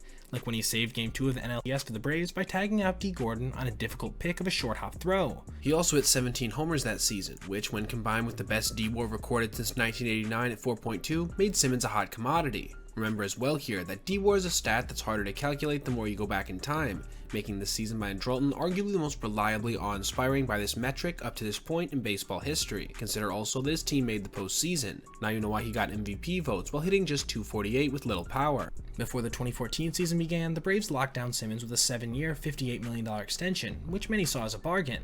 For the 225 games he played so far, he had been worth roughly $35.2 million to the team per WAR. As 2014 dawned, talk was that Simmons could make a run at a WAR of 8 or higher, which could put him into MVP conversations. With the glove, Simmons did continue to shine. He won another Gold Glove and finished 6th in the overall DRS with 19, which was top in the league for MLB shortstops, but his D-WAR did slip to 2.9, putting him second behind Juan Lagares. It was another amazing season, but not the earth-shattering numbers he'd posted the year before. He came back stronger in 2015 and almost matched his 2013 defensive performance overall. His D-WAR was back to 4.1, best in the league, with his DRS again totaling 30. His UZR 150 was 17.6, which was also the best mark among shortstops. If you had any doubt, just check out Simmons ranging far to his left up the middle to snag a grounder, then hop to his feet to throw out one of the best base runners in history, Ichiro, and he could still backpick unsuspecting runners who strayed too far off the bag. While he didn't win a Gold Glove in 2015, Quite stupidly, I may add, he was named the Wilson Defensive Player of the Year.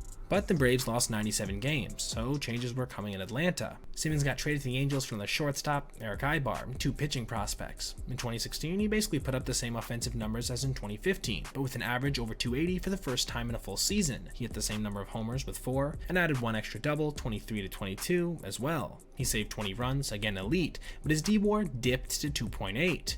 Again, another special year more than a truly legendary one. Keep in mind as well that there was a new sheriff in town, Baseball Savant, which originated as a platform to take advantage of all the data that Statcast began providing to MLB in 2015, and the brilliant geeks at Baseball Savant came up with a new defensive metric, outs above average, or OAA. That took into account factors like distance the fielder covered, how long it took to intercept the ball, and how far the throw to the base was, among other criteria. According to this new metric, Simmons ranked 20th overall in baseball with 13 OAA in 2016. He finished behind 2 other shortstops, including Francisco Lindor and Nick Ahmed. But if you thought Simmons had hit a defensive plateau, with his now advancing age a death knell for his athletic prowess up the middle, guess again.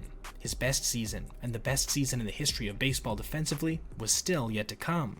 The things that Simmons did in 2017 with the glove defy easy explanation. The fact is, in 2017, Simmons had the highest D-WAR ever computed in the history of MLB at 5.1, better than any single year by Ozzie Smith, Brooks Robinson, Willie Mays, Andrew Jones, Adrian Beltre, or Ichiro ever managed to put together. He saved an incredible 41 runs, again another MLB record. The second best shortstop that year was Elvis Andrus, who again saved 12. Yeah, over 3 times as good as the runner-up in this regard. He even topped the new age analytics. His OAA came in at 20, tying him with DJ LeMahieu for the best among infielders. LeMahieu, meanwhile, was a second baseman in comparison to Simmons' far harder responsibilities up the middle. You want to see acrobatic plays from this year? Simmons had you covered. How about him jumping 40 inches in the air to snag an errant throw while covering third and then making a tag behind his back? Diving? Simmons made it look easy. To him, stretching out was just like getting ready to take a nap. Jump throws? Sure. Jeter may have perfected the art, even if he did little else defensively, but Simmons had his own flair, with the cannon that made the throw across the infield look routine. Barehanded? Not an issue. Simmons had the flexibility to contort his body into whatever position was required, and then just unleash an ungodly throw. This against the best team in baseball that year, albeit somewhat controversially following, the Astros, when Simmons deked out Jose Altuve, one of the smartest players in the game, by pretending not to cut off a throw from the outfield while indeed cutting off a throw. His relay throws to home, made under duress with a run at stake, are breathtaking. The power and accuracy were beyond elite, and it seems obvious that few shortstops have ever made tosses quite like the one he did to nail Yonder Alonso at home on this play here. To put it simply, he had insane vision, awareness, instincts, quick but soft hands, exquisite footwork, a cannon of a right arm, and unreal fast twitch quickness. That year, he had the 3rd highest WAR in all of MLB, at 7.9, despite an OPS plus of just 102. But if any team were to get 14 homers and relatively decent offense from a shortstop who was having probably the best defensive season in the history of the game, they'd be ecstatic. That's probably why Simmons finished 8th overall in AL MVP voting, the best of his career. Andrelton again got MVP votes in 2018, finishing 15th overall. He easily won another Gold Glove. His 14 OAA was still amazing, if not league leading, though there was no doubt he was still among the best fielders in any diamond, with his UZR 150 sitting at a career best 19.5, which was 46% better than the second place shortstop, Francisco Lindor, 13.4. This was his best year ever with the bat as well, as he posted a 292 average to go along with a 754 OPS, which came out to a career best OPS plus of 108. Following this, however, the good times would not keep rolling, especially at the plate. In the next 4 seasons, between 2019 and 2022, Simmons hit only 10 homers combined. In his last full season of 2021, playing with the Twins, he registered an OPS plus of 57.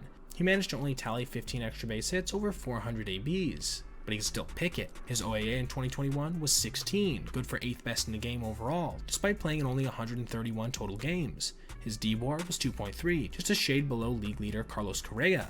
He was still elite, but in his prime, when he was the best defender the game had ever seen, Simmons had been averaging 20 to 40 DRS a season, along with 15 to 20 OAA. These numbers had dropped to about half of what they once were by the early 2020s. Same with his UZR 150, a number that was once otherworldly at routinely around 20, and now is in negative territory around negative 1.1. Even if he did retain many of his other attributes, he seemed to age out of his insane range before retiring following his last season in 2022. Pick a stat. Any stat.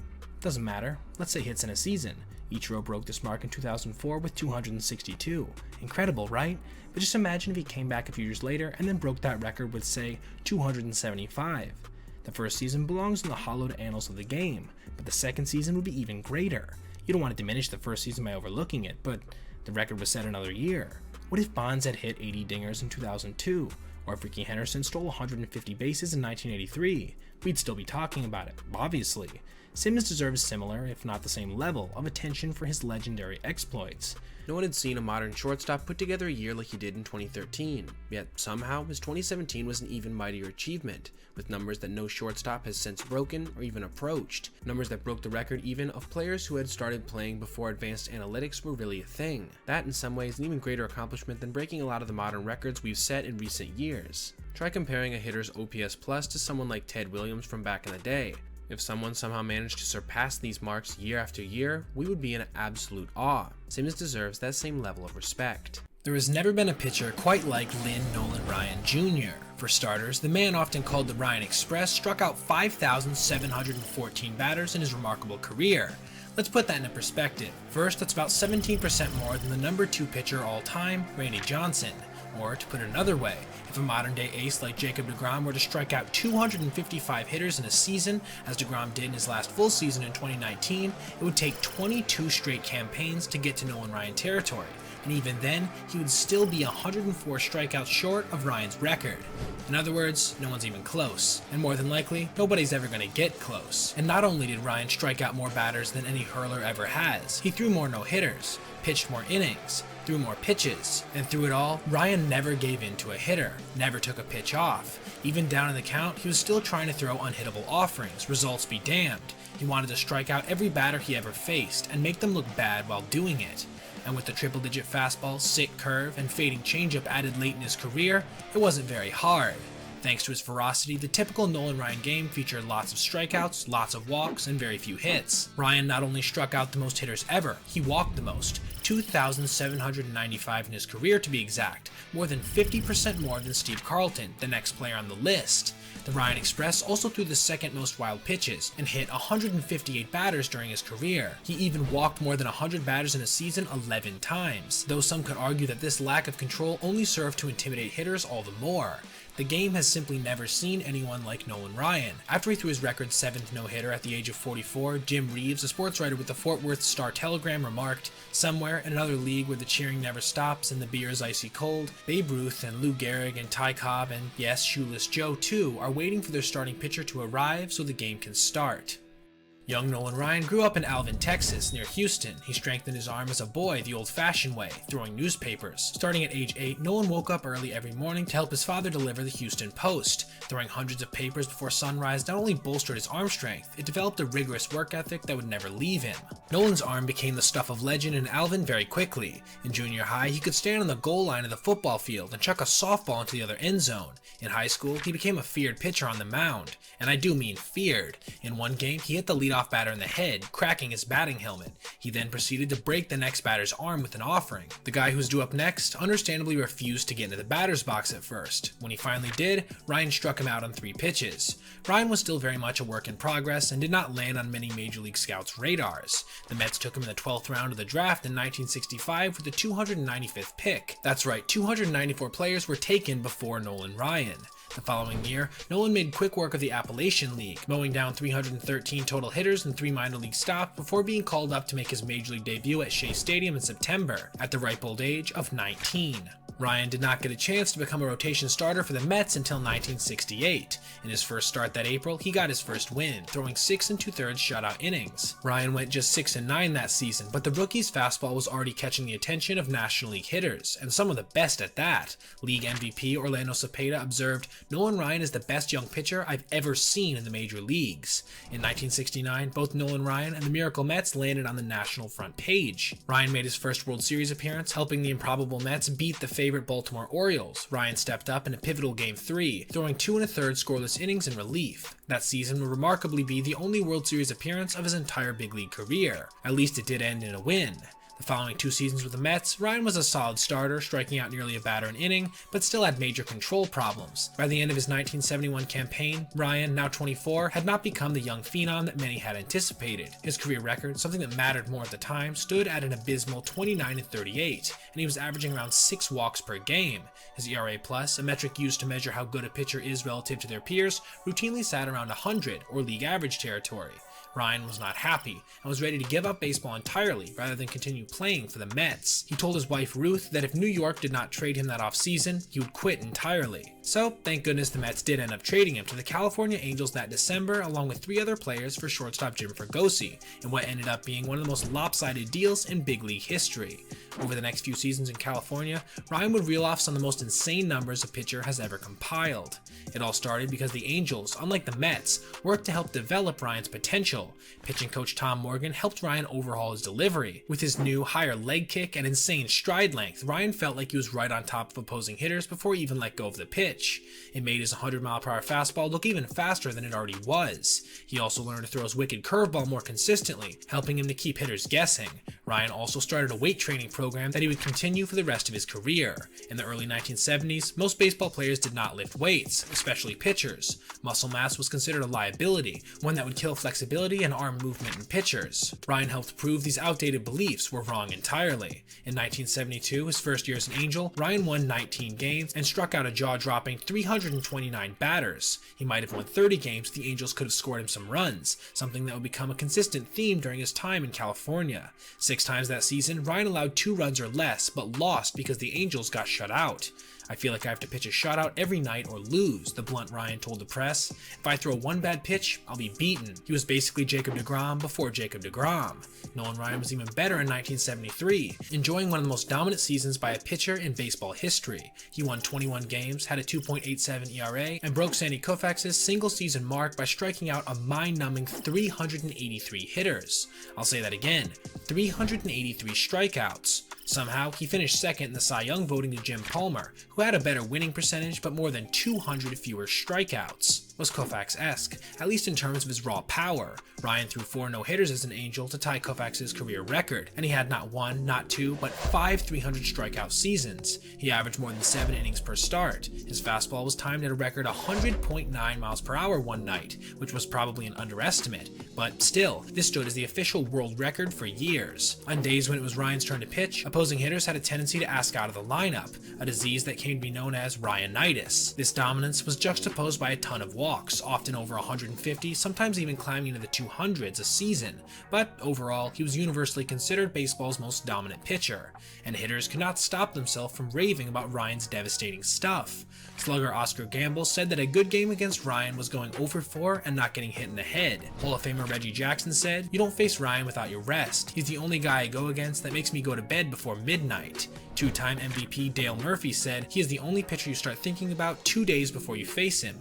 Dave Duncan, who would later become a successful pitching coach with the A's and Cardinals, perhaps put it best. "A guy like Ryan," he said, "doesn't just get you out, he embarrasses you. There are times when you feel like you've won some sort of victory by just making contact with the ball." When Ryan was on, hitters had no chance. Once, when Ryan was 1 out from one of his no-hitters, Detroit Tigers slugger Norm Cash walked up to the plate, not with the bat, but with a wooden table leg that had been ripped off a table in the Tiger clubhouse. "Check his bat," Ryan shouted from the mound at the home plate umpire, who, after a good laugh, asked Cash to grab a real bat. Cash responded, "Why? I'm not going to get a hit anyway," and he didn't. Cash got a real bat, popped up, and Ryan had his no-hitter. Ryan was a workhorse as few have ever been on the mound. His pitch counts were obscene and would get a manager fired today. In a June 1974 ball game against the Red Sox, Ryan threw 13 innings with 19 strikeouts and 10 walks. He faced 58 Red Sox hitters. Today's pitchers rarely face 30 batters in a ball game. In 4 of his first 5 seasons with the Angels, Ryan threw more than 280 innings. By 1979, the 32-year-old Ryan still had good stuff.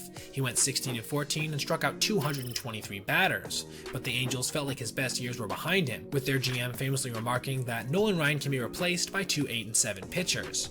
Big mistake. As it turned out, Nolan Ryan was just getting warmed up. The Ryan Express wasn't even halfway done with his big league career, and many of his greatest moments were still to come, and back in his home state of Texas. After signing one of the biggest deals in the early history of free agency, Nolan Ryan fulfilled a lifelong dream by returning to pitch for his hometown Houston Astros. As an Astro, he continued to mow down hitters and surpass pitching milestones. In July 1980, he recorded his 3,000th career strikeout. The following season, he no-hit none other than the powerhouse Los Angeles Dodgers, who would later win the World Series. It was his 5th career no-hitter, breaking another Koufax record. Ryan finished the strike-shortened season of 1981 with a minuscule 1.69 ERA and a ridiculous 1.95 ERA+, the highest of his career. Then, at the start of the 1983 season, Ryan broke Walter Johnson's career strikeout record of 3,509, a number that had been on the books since 1927. Strikeout number 4,000 came in 1985, and the Ryan Express just kept on chugging. After all, he was only 38 at the time, an age pretty old for some pitchers, but practically a spring chicken for the rough and tumble righty. In 1987, Ryan led the National League in ERA and strikeouts, but thanks to a lack of run support, went 8-16. He finished 5th in the Cy Young voting despite an extreme bias towards winning percentage at the time. His 1.42 ERA+ also led the league and registered as the highest mark in a full season in his career. Thanks to his workout regimen, Ryan maintained a body that was stronger and fitter than most of his younger peers. He led the league in strikeouts again in 1988 as a 41-year-old. Yet Houston, like the Angels, decided he was getting too old and decided the veteran needed a pay cut. Ryan decided he needed a change of scenery and more money, and moved up the road to Arlington to join the Texas Rangers. Amazingly, the Ryan Express just kept on chugging into his mid-40s. In his first season with the Rangers, Ryan struck out a league-leading 301 hitters, the 6th time he had hit the 300 strikeout mark in his career. That August, he also posted career strikeout number 5,000. The following season in 1990, as a 43-year-old, Ryan pitched his 6th career no-hitter, beating the defending world champion Oakland A's. He did so despite constant pain in his lower back that later turned out to be a stress fracture. It wasn't all that bad, Ryan observed after the game, it only hurt when I threw the ball. That same season, Ryan returned to the mound and won his 300th game against the Brewers. Then, in May 1991, the 44-year-old Ryan took the mound against Toronto, the best hitting team in the American League. In an epic performance, he shut down the Blue Jays, notching his mind-boggling 7th career no-hitter, a number that will almost certainly never be equaled. Finally, the 46-year-old Ryan's body started to break down, with 1993 proving to be his final campaign with the Rangers and of his 27 MLB seasons. However, Ryan still had some surprises up his sleeve, including one last intimidating moment, one that to this day still lives on as perhaps the most viral moment of his entire career. It was a hot August day in Texas, and Robin Ventura, the White Sox 26-year-old all-star third baseman, strode to the plate against the then 46-year-old Ryan. He'd already singled against Ryan earlier. Nolan proceeded to bring the heat up and in, beating young Robin. Ventura dropped his bat, tossed his helmet, and charged the mound. Ryan proceeded to hog-tie the young whippersnapper and hammered him with a volley of noogie punches to the head in what was later called the Texas haircut. A badass moment for a truly badass pitcher, encapsulating the final years of his MLB tenure succinctly, beating on much younger players, embarrassing them constantly in the process. Ryan's last career start was September 22, 1993 in Seattle. In the first inning, Ryan felt something pop. It was the ulnar collateral ligament in his right elbow. "There's no way I'll ever be able to throw again," he said after the game. "My body is telling me it's time to move on and do something else." Several pitchers in the history of the game have dominated their opponents as well as Nolan Ryan in his prime, but no other lasted as long as Ryan did. Thanks to his pioneering exercise regimen and truly remarkable natural gifts, Ryan sustained a 27-year career that will more than likely never be equaled. He was quiet, he was tough, and he was disciplined. He didn't smoke, didn't do anything reckless in the off-season, married his high school sweetheart, and celebrated his no-hitters with orange juice instead of champagne. And despite some erratic early seasons, Ryan rebounded to post some of the most impressive stats in the history of the major leagues. 5,714 career strikeouts, 5,386 innings pitched, 324 wins, and 6.6 hits per 9, with some perhaps equally impressive negative numbers as well, including 2,795 walks, 4.7 walks per 9, and 277 wild pitches. Oh, yeah, and he also threw 7 no-hitters, and 6 300-plus strikeout seasons, all while pitching until he was nearly 50. That's why we here at MTC believe we can confidently say that there will never be another Nolan Ryan. The knuckleball is different from any other pitch, from anything else in baseball really, and those who can throw it, and throw it well, for an entire career are a truly rare breed of ball player. The no-spin offering itself has become a lost art of sorts in a league dominated by fireballers and spin rates. Few today remember the mound magicians of the past like Phil Niekro, Charlie Huff, or Hoy Wilhelm, but most of us probably still remember a pitcher by the name of Tim Wakefield, who, in his 19 major league seasons, put together a career almost as unpredictable as the pitch that made him famous. When Wakefield began his professional career, he wasn't even a pitcher after all. just a struggling minor league infielder with the Pittsburgh Pirates. In his mid-20s, with his career on the line, Wakefield cracked the code on baseball's most bizarre pitch. He went on to win 200 big league games, 2 World Series championships, and play in some of the most memorable playoff matches in recent history. Tim Wakefield is not a Hall of Famer. He never won a Cy Young Award, and he made just a single All-Star team in 2 decades on the mound. But his career remains one of the most remarkable in the game, and one definitely worth looking more into. Wakefield's father first taught him the knuckleball when he was around 8 years old. His dad worked the early morning shift at an electronics company in Florida, but was an avid softball player and knuckleball enthusiast. At first, Tim said that practicing the pitch was more like a magic trick or party stunt than a serious endeavor. Besides, Tim was a position player, not a hurler, and a decent one at that. He received a few offers to play in college, and wound up at the Florida Institute of Technology, which, while not exactly a baseball powerhouse, still ranked as a D1 program. At Florida Tech, Wakefield played first base and hit 40 home runs, including 22 in one season, enough to draw the eye of some big league scouts. In 1988, he was selected in the 8th round of the draft by the Pittsburgh Pirates, and sent off to their single-A squad in Watertown, New York. In his first year there, Wakefield struggled, hitting just .189 with 57 strikeouts. He looked overmatched as a hitter, even in single-A ball. But one day, his manager watched him fooling around with a knuckleball at practice. He saw how much trouble Wakefield's teammates had even catching the pitch, and their minor but growing annoyance with how weirdly nasty his low-level tosses were. Put simply, the knuckleball is the butterfly of offerings, soft, fluttering, and completely unpredictable. It's the easiest pitch on the arm, but the hardest one to control. The best have almost no spin at all, pushed out by the pitcher's palm and put at the mercy of the air currents around them, tossed this way and that like an airplane caught in turbulence. They can also be infuriatingly difficult to hit for batters. Someone once said that hitting Phil Niekro's knuckleball was like trying to eat jello with chopsticks. Wakefield's innate grasp of the pitch was good enough to get his single-A manager to ask him to split time between the mound and the infield.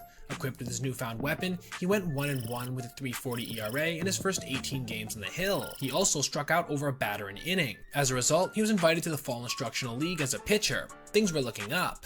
Wakefield knew that the knuckleball was his ticket to keep playing pro ball, and it was a long shot one at that. When they put an infielder on the mound, he later observed, it's like they're putting you out to pasture. But in Tim's full season with the pitch, it looked like the experiment might not take. He went 10-14 with a .473 ERA, walking 4 batters per 9 while giving up 24 home runs. But he got to keep coming to the ballpark, and in 1991, he made it to Double-A Carolina Mudcats, where he went 15-8 with a .290 ERA. His whip and home run rates fell drastically. He was starting to look like an actual pitcher. The following season, he continued to throw well at Triple-A Buffalo, and was called up to the majors mid-year.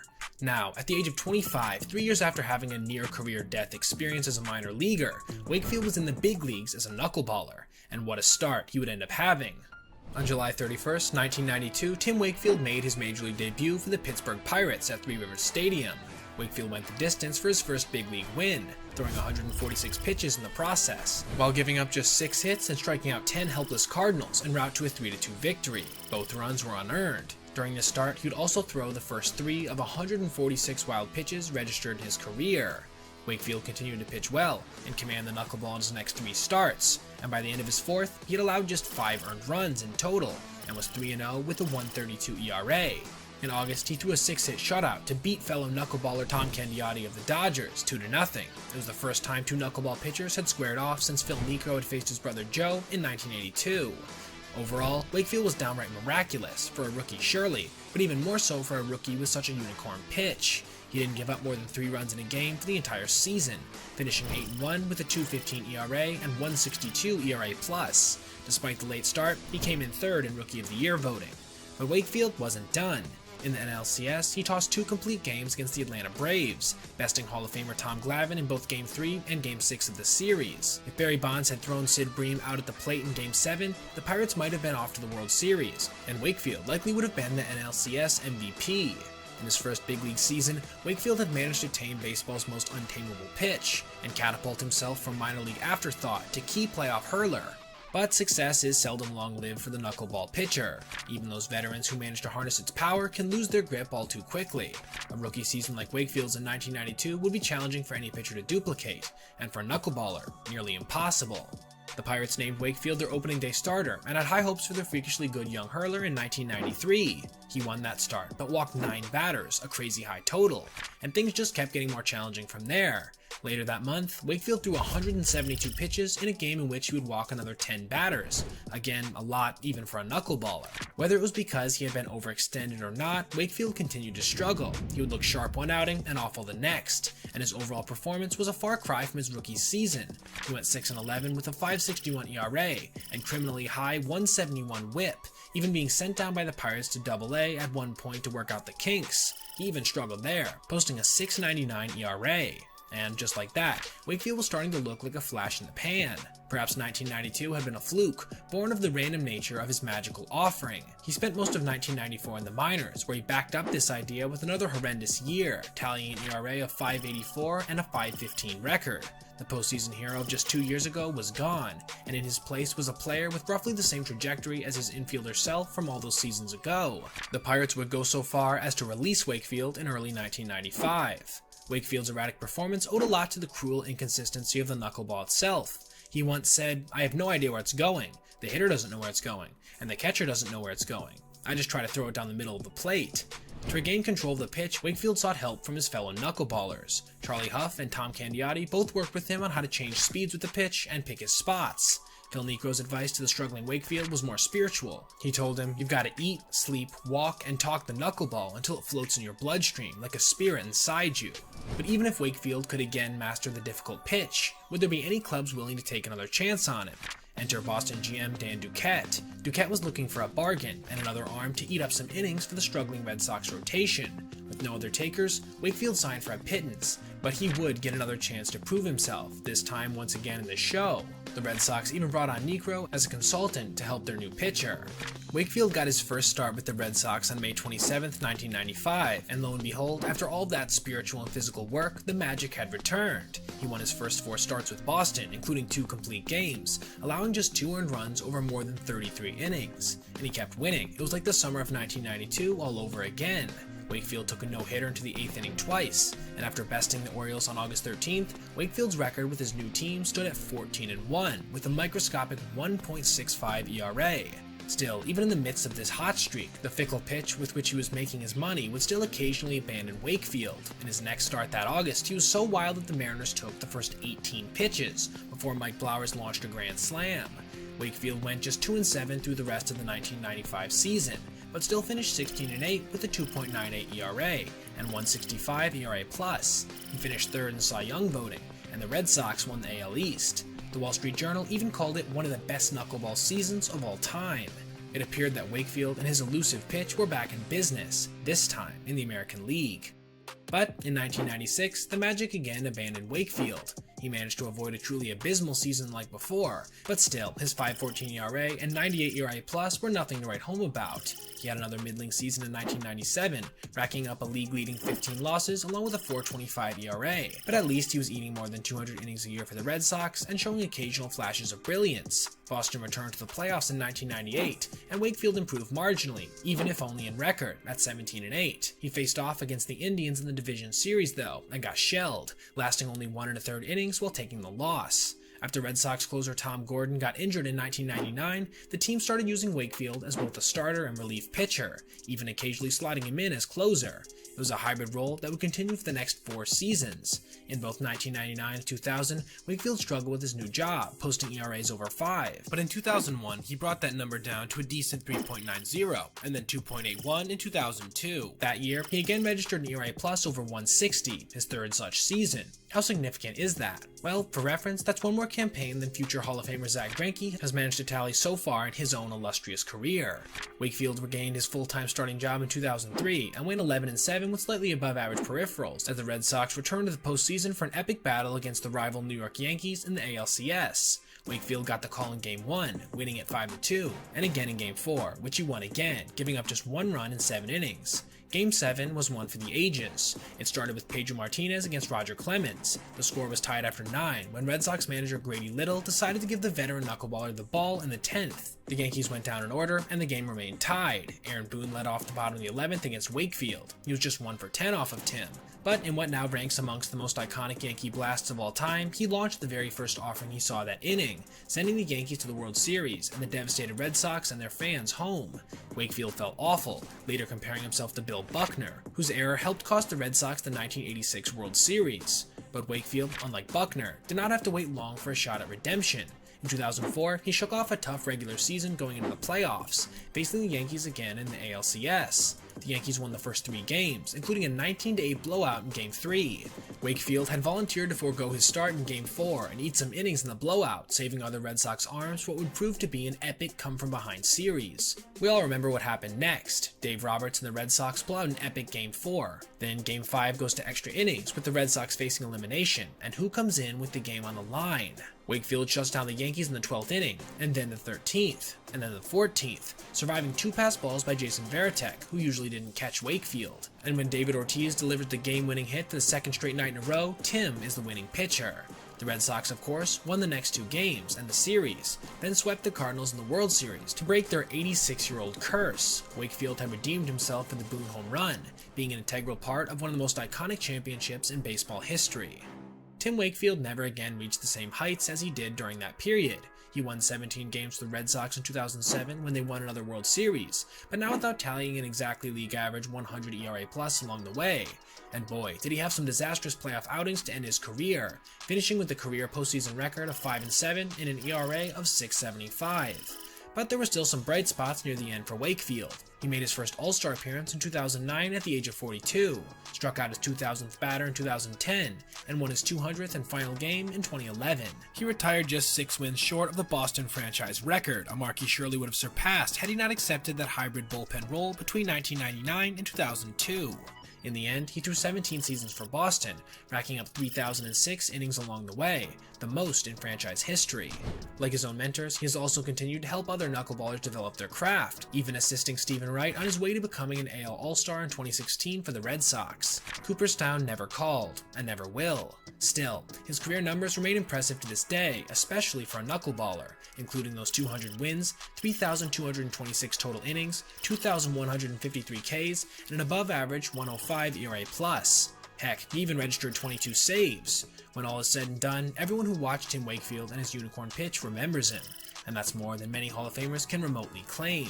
Perhaps it was fellow iconic Red Sox hurler Pedro Martinez who said it best. I've got a lot of respect for Wake because he goes out in the mound and fights. If he doesn't have good knuckleball, he ain't got bleep, but he fights anyway. For nearly 2 decades in the heart of St. Louis, behind home plate in Busch Stadium, there stood a wall. Not of brick and mortar, but of firm determination and unflinching defensive skill and baseball intelligence.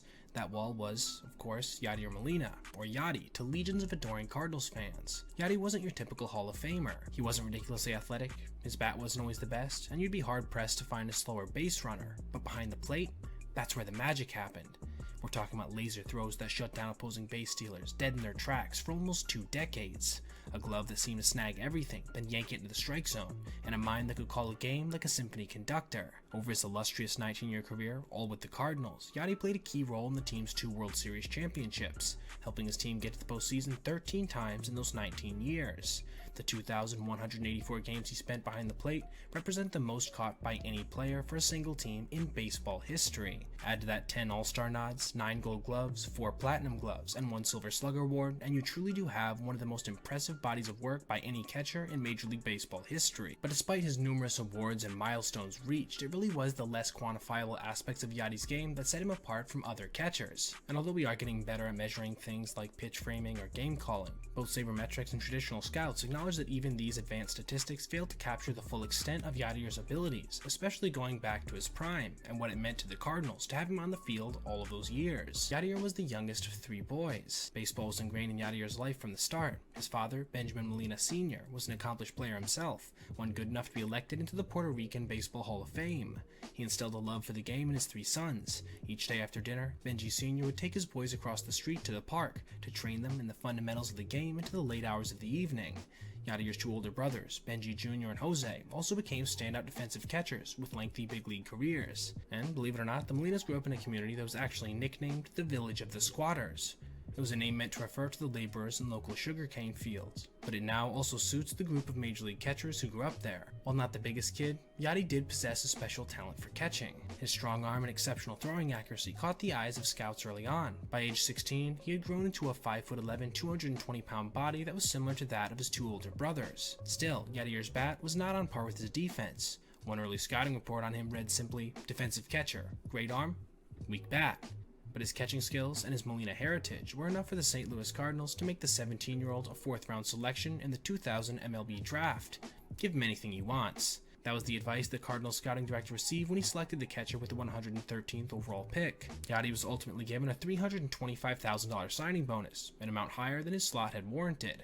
Yadier's rise through the Cardinals minor league system was steady, but not spectacular. He impressed coaches with his work ethic and defensive prowess, but his offensive contributions were still modest, and really not all that projectable. In 2004, the youngest Molina brother received his first big league call-up. The Cardinals were a team on the rise, led by young stars like Albert Pujols and Adam Wainwright. Yadier, just a few weeks shy of his 22nd birthday, made his debut in June.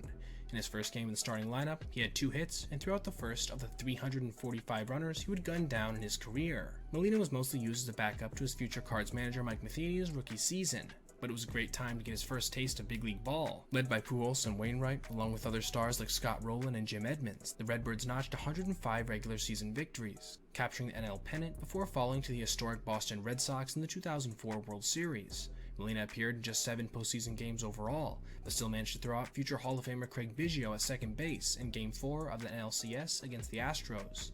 Mike Matheny signed with the Giants the following offseason, leaving Molina as the default starting catcher in 2005, a job he would put in a vice lock for the next 17 seasons. His offensive production during this time remained modest, but his skills at leadership on the field seemed to grow exponentially. He also formed a potent battery with ace Adam Wainwright, with the communication and trust he inspired with his staff becoming a cornerstone of the Cardinals' pitching success. Despite slashing only .252, .295, .358 with a low 70 OPS plus in his first full season, Yadier announced his presence with authority behind the dish. In nearly 1,000 innings, only 39 base runners attempted to steal against him. He threw out 25 of those brave enough to try, an insanely impressive 64% caught stealing percentage. Most backstops are considered productive if they limit 25 to 40% of all base stealers. Yadi was already about doubly that good. The Cardinals won 100 games that season, but would fall in 6 games in the NLCS to a stacked Astros squad that would themselves end up falling to the White Sox in the World Series. The 2006 season was an interesting one for Yadi. While his defensive contributions were undeniable, his offensive production was the worst of his big league career so far. An OPS that had hovered around 700 the prior 2 years fell to 595, and he only managed to blast 6 home runs the whole campaign, despite playing in 129 games, a career high to that point.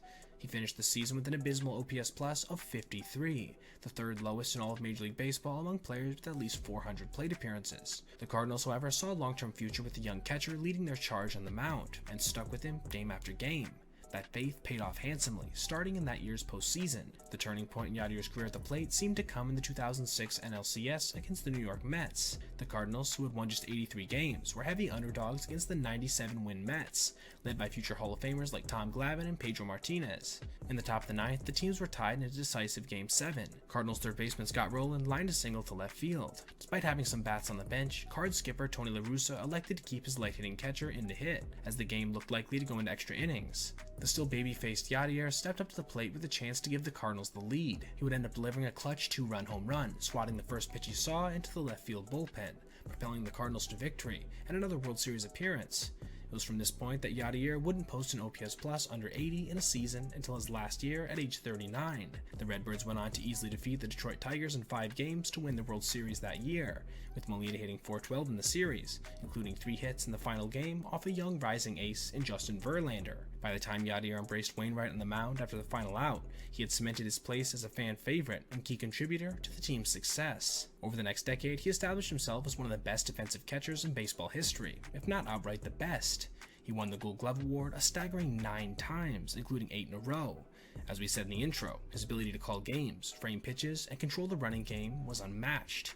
More on that in a minute. And as Yadier matured, so did his offensive contributions. He began to hit more like he had in the 06 postseason. In 2007, Molina slashed .275, .340, .368, raising that to 96 the following season to go along with his first over .300 average at .304. In 2009, Molina was named as an all-star for the first time, as he came to be regarded as one of the most consistent players in the game by this point. It was in 2011, during Molina's 8th year in the big leagues, that he finally established himself as a real threat in the box as well as behind it. These included personal bests in home runs at 14, RBIs at 65, and batting average at .305, not to mention a 124 OPS plus, making him almost 25% better than a league average hitter. He was, without question, one of the most valuable players in baseball overall.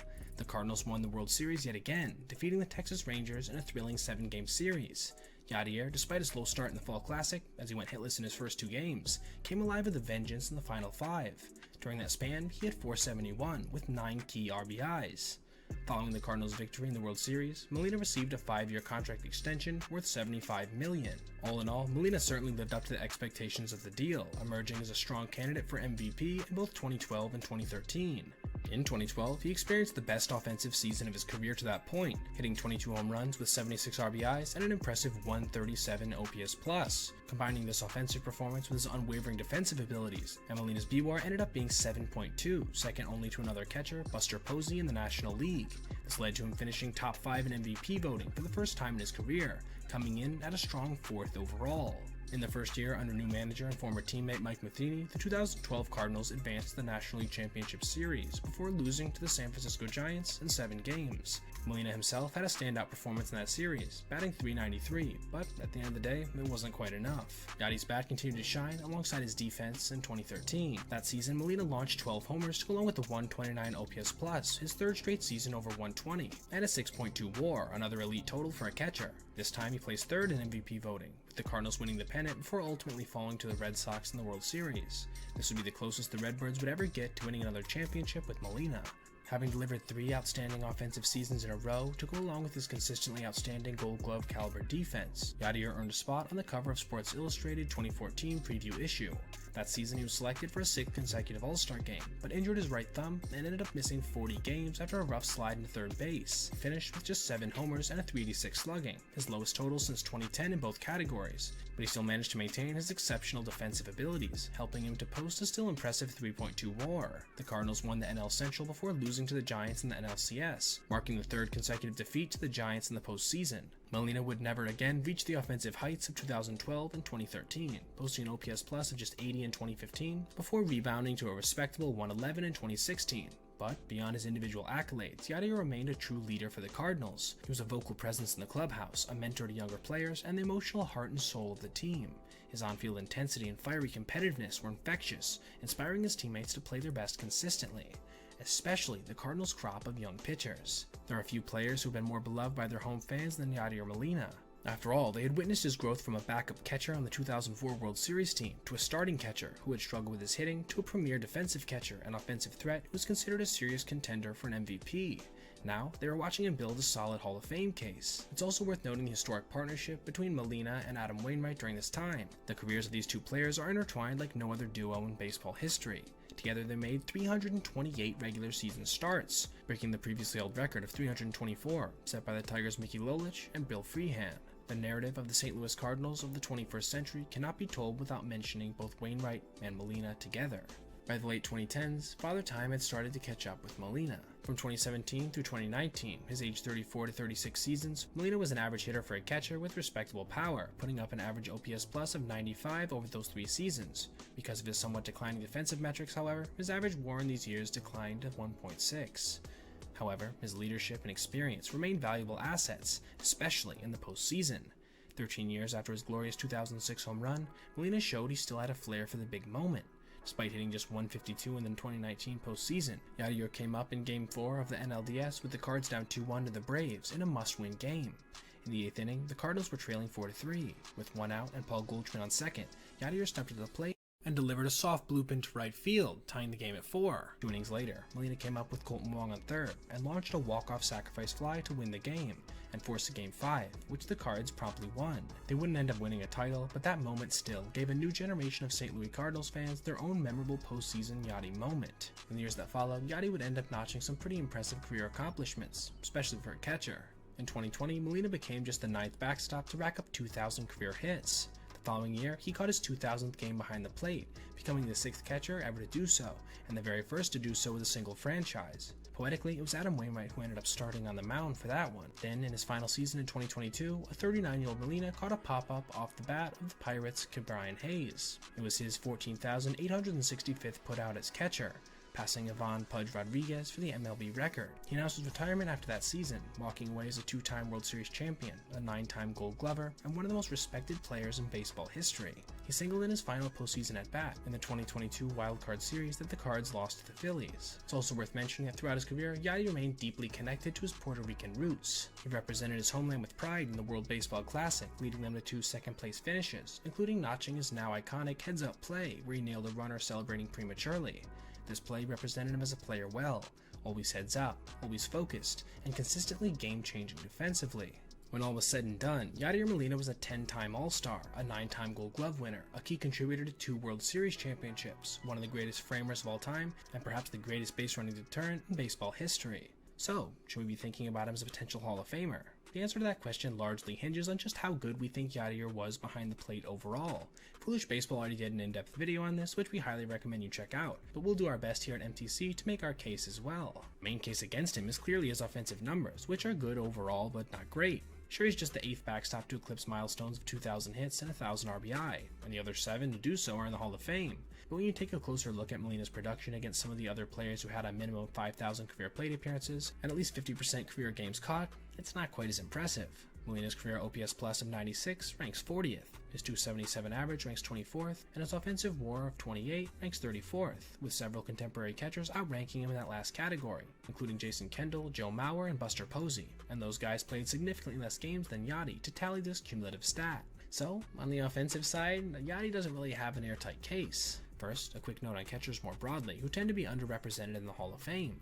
The demanding nature of this position is just so much more challenging than the others on the field. While offensive contributions are also expected from catchers, evaluating their performance remains difficult compared to these other position players. This has led many catchers to be kept out when they probably should have been let in because they were being compared to many other players who had a much better chance to put up offensive numbers at the plate because their positions weren't nearly as taxing. With that being said, how does Yadier stack up defensively? For starters, he earned 9 Gold Gloves, 3rd most all-time for backstops behind Ivan Rodriguez and Johnny Bench, both first ballot Hall of Famers.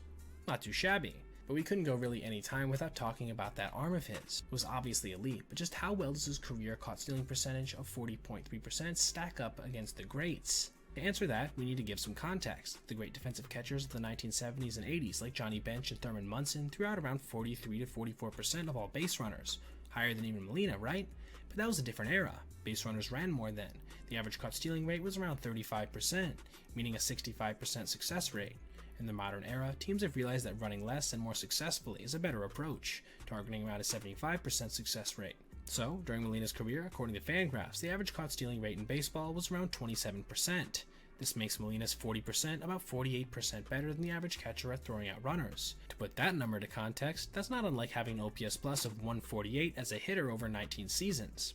That's certainly Hall of Fame caliber. You see, it wasn't just that he was so good at throwing out base stealers. He instilled so much fear in opposing players that many of them just ended up abandoning their attempt to steal altogether. His signature move involved throwing behind the runner, taking advantage of their momentary lapse in focus or alertness. And it worked. From the time Molina joined the Cardinals in 2004 until 2020, the team experienced the lowest number of stolen base attempts among all major league teams, compiling 500 fewer attempts than the next closest team. Cardinals pitchers were also just simply much better when Molina was behind the plate during this period. The team's pitchers achieved an ERA of 3.69 with Molina behind the dish. When Yadi wasn't present, the ERA increased to 4.12. That's a substantial difference of approximately 0.43 runs per game. That's, well, let's say an uncommon trait. Even other elite defensive catchers in baseball history like Johnny Bench and Bill Freehan had catcher ERAs that were significantly worse than this. Part of this may also be due to Molina's other superpower, pitch framing. This technique has come under increasing scrutiny in recent years. In response, Fangraphs and Baseball Prospectus even took the step of revising their WAR calculations for modern catchers, integrating the latest pitch framing metrics as a result.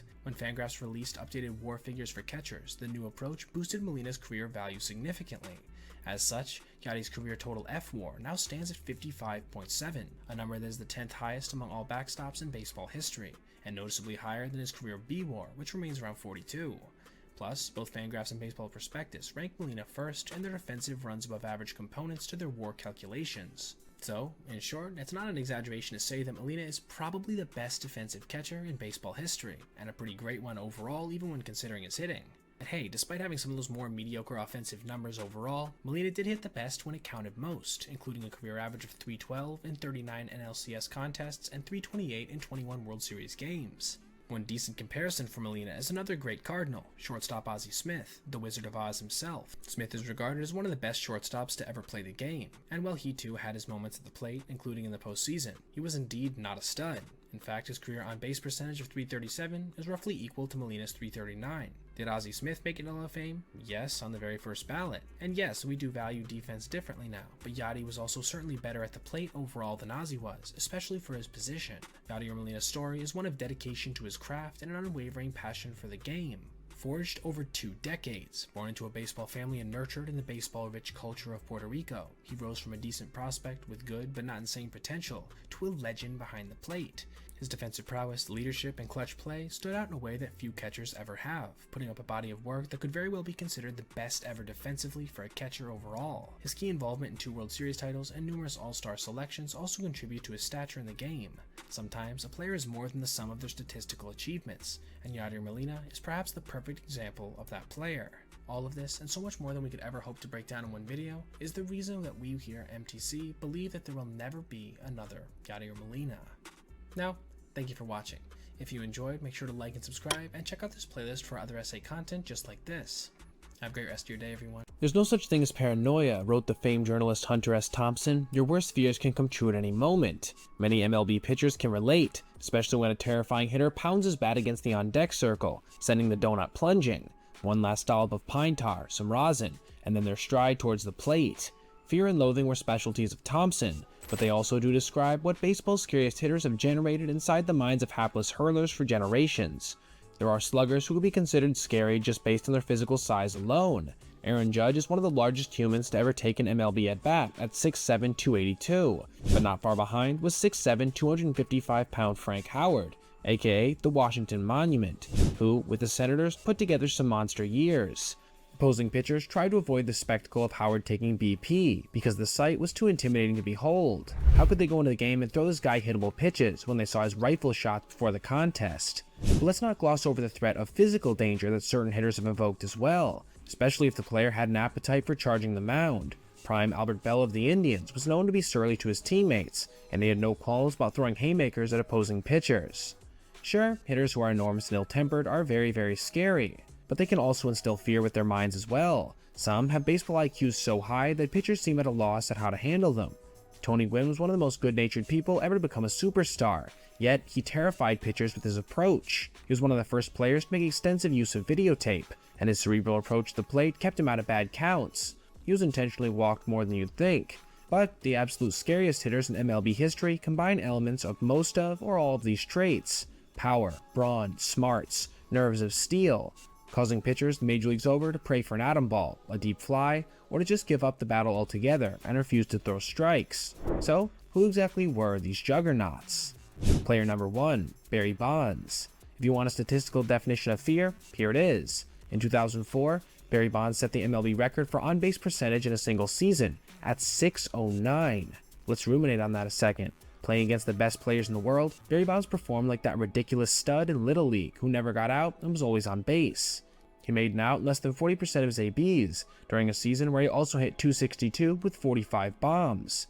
He somehow walked an MLB record 232 times that year. The OBP record he broke was his own, set in 2002, when he got on base at a .582 clip. He hit .370 that season with 46 dingers. Bonds is, quite obviously, the all-time leader in intentional walks, with 688, including once with the bases loaded. That happened in 1998, when the Giants were playing the D-backs. Arizona manager Buck Showalter's team was up 8-6, when Bonds came up to the plate with the bases jacked. And, just like that, it was 8-7, after Bonds was given first base. It was probably the right move. The D-backs went on to win the game. People might be surprised to learn that Bonds was the MLB leader in homers just twice during his 22-year career, but these 2 years defined Bonds in remarkable ways. The first year was in 1993, when Bonds was 28 and weighed 190 pounds. No one disputed that he was the game's best overall player, the second coming of Willie Mays. During the 1990s, he averaged 30-30 totals to go along with 8 Gold Gloves. He twice registered an OPS plus over 200, something no one besides him has done since. He was lean, strong, fast, the embodiment of a 5-tool superstar. If Bonds had retired in 1999, he probably would have had a great case for Cooperstown. He led the league in homers again in 2001, when he hit 73 dingers and walked 177 times. It seemed like you would maybe get 2 or 3 pitches to hit every game, and one of them would end up in the seats. Bonds was 20 pounds heavier than before, all of it muscle and cranium. Many players took steroids, but only Bonds set an MLB record with an OPS of 1422 in 2004 when he was 39 years old. 6 total times, Bonds had OPS plus numbers that were over twice the league average, which ties him with Ted Williams for the most all time.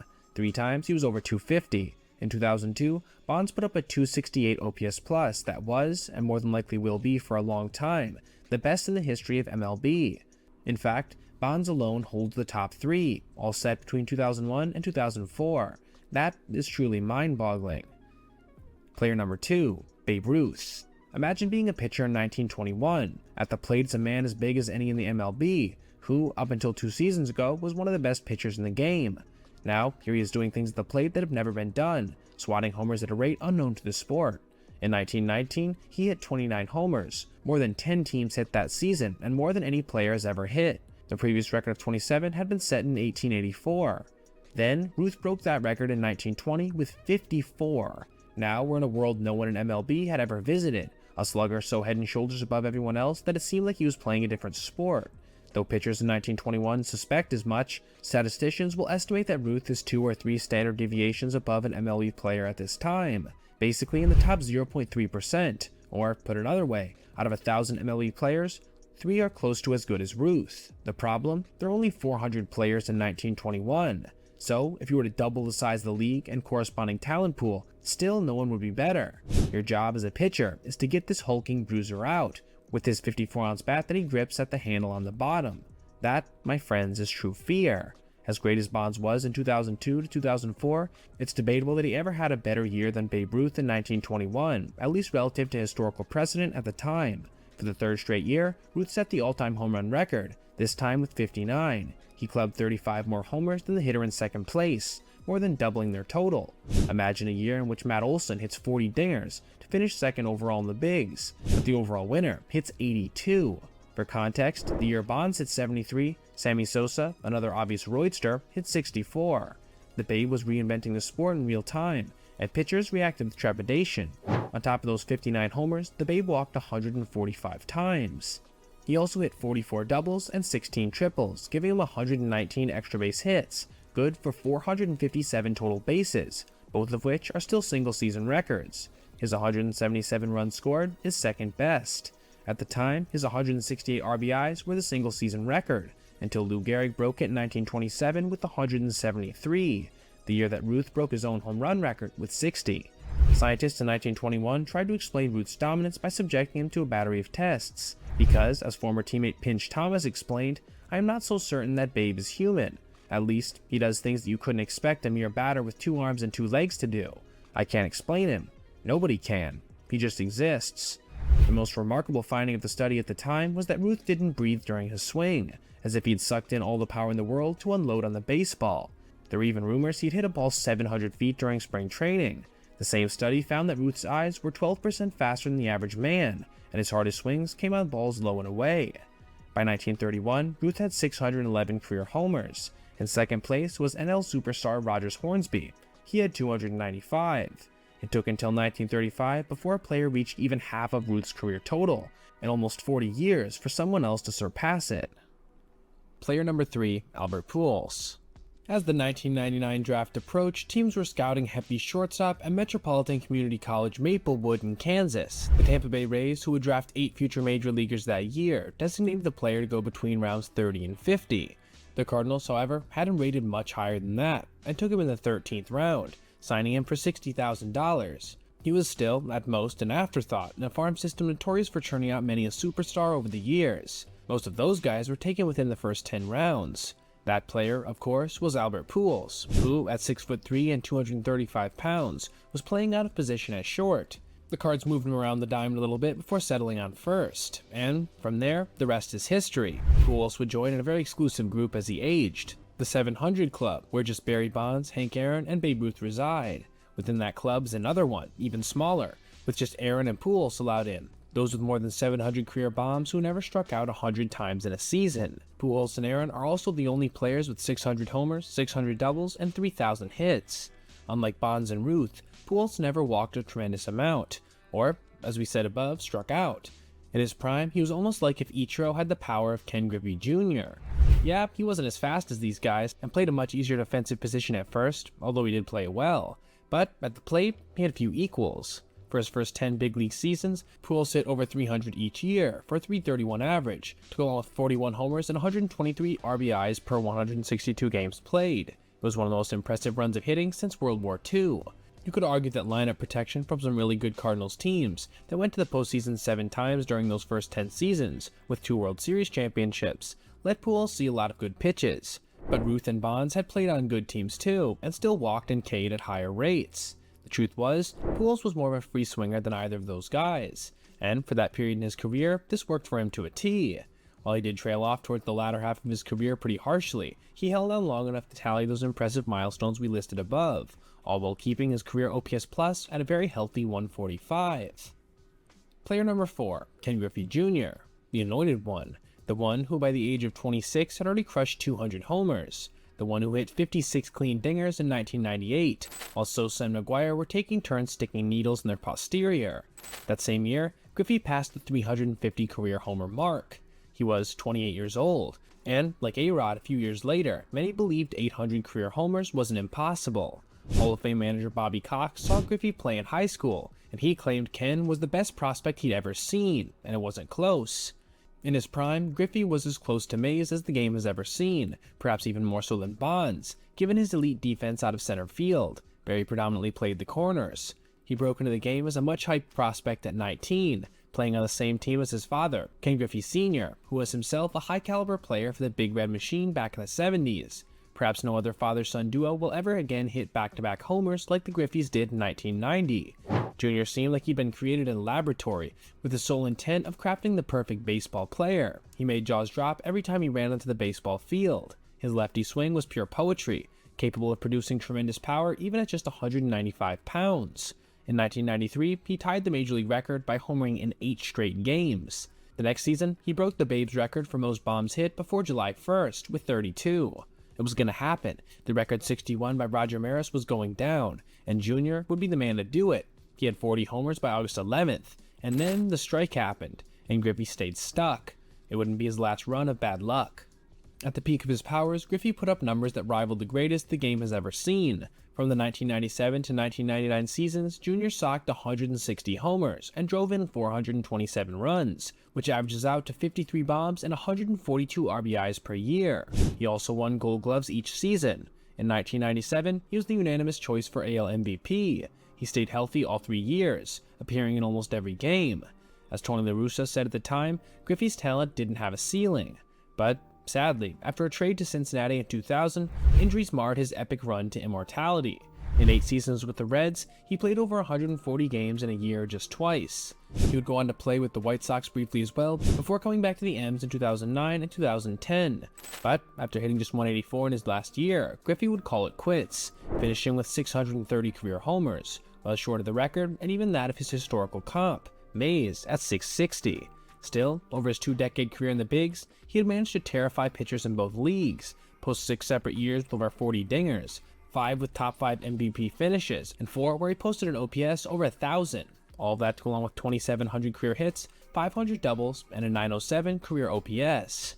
Player number 5, Willie Mays. Speaking of Mays, Willie was widely regarded as one of the best baseball players of all time even when he was still active, and a fearsome foe at the plate. In his prime, between 1954 and 1965, he hit over 40 homers 6 times, won 2 MVPs, and never posted a WAR below 7.6. What set Mays apart in his day was his electrifying combination of power and speed, meaning that he not only terrified pitchers with his power potential, but also with what he could do if they just put him on. He joined the 30-30 club 3 times after all, while swiping over 300 bases in his career in total. Despite being by far the most undersized player on this list at 5'10", Mays still clubbed 660 career homers.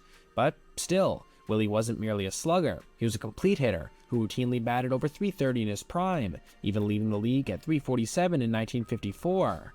In the world of baseball commentary, discussing Willie Mays' offensive abilities is like waxing poetic about a timeless masterpiece, and it can also seem a bit tired. At this point, his greatness has been discussed in baseball circles so often that it seems that people are almost numb to it. There are 156 career WAR, those aforementioned 660 career home runs, the 24 All-Star Game selections. But make no mistake, no pitcher who ever faced Willie forgot about it, especially those who he somehow managed to hit hard enough to clear the wind-blown spacious dimensions of Candlestick Park in his prime. You see, that was one more thing that made him special. He put up most of those gaudy power numbers in perhaps the hardest field to hit a home run in during that era. Imagine the terror pitchers felt when he stepped up to the plate in a hitter's park. Player number 6, Frank Thomas. When your nickname is the Big Hurt, pitchers perk up their ears. Frank Thomas stood 6'5" and weighed 240 pounds, befitting the D1 tight end that he was. But after he was injured playing football during his sophomore season at Auburn, Thomas decided to quit to focus on baseball full time. He wouldn't regret it. Baseball was a sport Thomas had dominated in high school, but he'd gone undrafted. It bothered him for his entire career, despite being taken in the first round 3 years later. So, he decided to take his frustration out on pitchers. In the history of baseball, no other hitter has had 7 straight seasons of hitting 300, with over 20 homers, 100 walks, and 100 RBIs. No one. Not Ruth, not Bonds, not Pujols. The Big Hurt stands alone. At his peak, Thomas thought he could hit a ball 600 feet during a game. To intimidate teams, he would take BP with an aluminum bat and send balls deep into the stratosphere. But he was also known for taking a pitch an inch off the plate, underscoring his incredible plate discipline. He led the league in walks and OBP 4 times, while claiming one batting title in 1997 with a .347 average. He also took a very anti-PED stance during the McGwire-Sosa-Bonds spectacle of the steroid era. Thomas did all of what he did, including posting over 500 career homers, winning 2 MVPs, and slashing a career .301, .419, .555 clean, further underscoring just how mind-bogglingly scary it must have been to face off against him in his prime. No hurler could hide behind the theory that he was just juiced. He'd always looked like that, and no moundman was safe from his vicious but controlled hacks. Player number 7, Ted Williams. Thomas used an aluminum bat during BP to intimidate pitchers, while the greatest hitter who ever lived, Ted Williams, used his mouth. Teddy Ballgame would stand at home plate and scream as the ball came in. "Does Warren Spahn think he can get me out with that crap slider?" Boom! He'd name pitcher after pitcher, sending baseballs deep into the stands. Ted Williams didn't think any MLB pitcher was good enough to get him out, ever. He of course backed up this bravado with a .344 career average, 3rd best in the game since 1930. He also is the last player to hit over 400. And chances are, given the talent level of modern pitchers, as well as how bullpens are used these days, he'll probably be the last. Only 9 players hit over 300 this year, for example. Yeah, batting average is a meaningless stat, but it does provide a nice cross-generational benchmark. Ted Williams hit .328 and won a batting crown at age 40 in 1958. He won his first batting title in 1941, a span of 17 years, the longest in MLB history. This matters because Williams lost 5 seasons in his prime to military service, between the ages of 24 and 34. So, basically, Williams probably missed 5 versions of his 1949 season, when he was 30, and hit .343 with 43 homers and 39 doubles, while walking 162 times and driving in 159. He, of course, led the league in OBP, which he did 12 different times. He's actually the game's all-time OBP champion, with a career mark of .482. That's right, Teddy Ballgame got on almost half the time. If in those 5 seasons he had at least 40 homers, he would have been at 721, ahead of Ruth. Around 900 more hits, he'd have been in the company of Stan Musial and Tris Speaker, at the 3,500 level, around 4th all-time. But, regardless, even with these years missing, he still did enough to be considered one of the greatest hitters of all time, putting fear into the hearts of hurlers for 2 decades by not only barreling up the ball with consistency, but also by making pitchers have to throw him something he could actually hit. If they didn't, he'd just take his free base. Did you know the shift was actually invented to stop Ted? Yeah, and even that did little to slow him down. Now, let's get into our honorable mentions. Mark McGwire. As one of the original Bash brothers, along with Jose Canseco and Dave Henderson, McGwire's rookie season in 1987, when he blasted 49 homers while slugging .618, still stands as one of the greatest rookie hitting seasons of all time. He went on to smash 583 homers, 11th best in history, while posting the best home run to at-bat ratio ever at 10.61. He was, however, as everyone knows now, an avid steroid user, pumping up his already generous 6'5", 215-pound frame with pounds of solid muscle. His 70 homers in 1998 stood at the pinnacle of the sport until those allegations tarnished the achievement. He now says he regrets ever having taken PEDs and wishes he'd played another era. Regardless, no one can dispute when this guy was at the peak of his chemically enhanced greatness, perhaps no one in the bigs was as feared, even in an era dominated by huge sluggers. Sammy Sosa. Just ahead of McGwire on the all-time homer list is Sosa, which is fitting, because their dual chase of Maris in 1998 still rings as iconic today. Sosa remains the only player to hit over 60 homers 3 times, and, unlike McGwire, Sosa never admitted to PED use. He attributed his power surge to Flintstone gummies, and being on the field every day, which, in his prime, was true. He appeared in all 162 games in 1998, and was named the NL MVP ahead of McGwire. Sosa was, however, on a list of about 100 players who failed a drug test in 2003. The fact that he was on PEDs did little to comfort the hurlers he tortured with long ball after long ball in his prime. Miguel Cabrera. There's only one player to hit over 500 homers, gather 3,000 hits, and win a triple crown. Only one. And that is Miguel Cabrera. Miggy was destined to frighten pitchers from birth seemingly, as his mother was one of the greatest softball players in her native country of Venezuela, playing for 14 years in the national team. She often would lead his workouts and throw him batting practice, and the family joke was that she was the better hitter. Under her tutelage, Cabrera grew into one of only 3 MLB players ever to have 3,000 hits, 500 homers, and hit over 300. The others are Hank Aaron and Willie Mays. Not bad company. Carlos Delgado. 19 players in MLB history retired with more than 400 career homers, a .280 batting average, and an OPS of .925.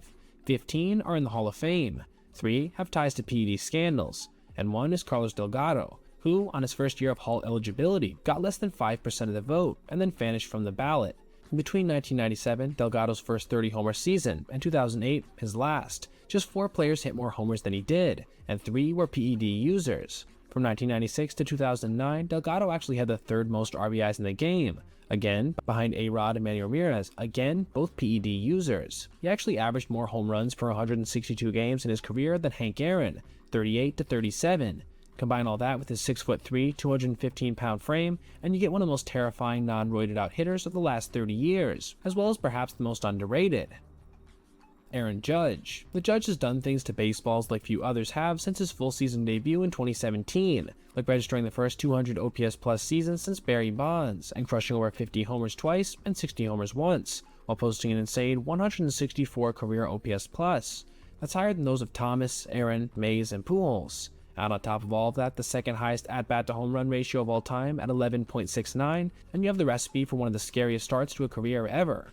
Oh yeah, did we again mention he's 6'7", 282 pounds, the largest man to ever play the outfield for an MLB team? Mike Trout. When Mike Trout broke into the show in 2012, he led the league in OPS plus and WAR as a 20-year-old, which makes you wonder how 24 teams had passed over him in the 2009 draft. He was 6'3" then at 215 pounds, built like a linebacker, a 5-tool stud who'd broken the New Jersey high school home run record. He was the best player in the world on from that rookie year, and pretty much stayed there until 2021, when he passed the torch to teammate Shohei Ohtani. Between 2015 and 2019, he had the game's best OPS plus. 7 times he finished either first or second for AL MVP. A run of greatness like this was unprecedented to start a career, and it's something we at MTC hope he can get back to after a tough 2023. Scary hitters come in all shapes and sizes, and they frighten in a variety of ways. Bonds had supreme patience to go with otherworldly power. So did Frank Thomas and Ted Williams. Babe Ruth invented his own vocabulary to describe his prowess at the plate and at life. Ruthian. He frightened through the novelty of it all because no one had ever seen anything like him before. From a pure talent standpoint, Ken Griffey Jr. and Willie Mays largely stand alone, having scared pitchers with the overall majesty of their game for a combined over 40 years. All of these guys stand as legends of the game today, with the nightmares they invoked on opposing pitchers largely fading into the background as they take their place in the realm of nostalgia versus abject fear. But let it not be forgotten what they did to the psyche of opposing hurlers, and what a treat it was to behold. Major League Baseball in the 1990s and early 2000s was dominated by hitters. Oversized sluggers like Mark McGwire, Barry Bonds, and Sammy Sosa shattered home run records seemingly every year during the period that is now known as the steroid era.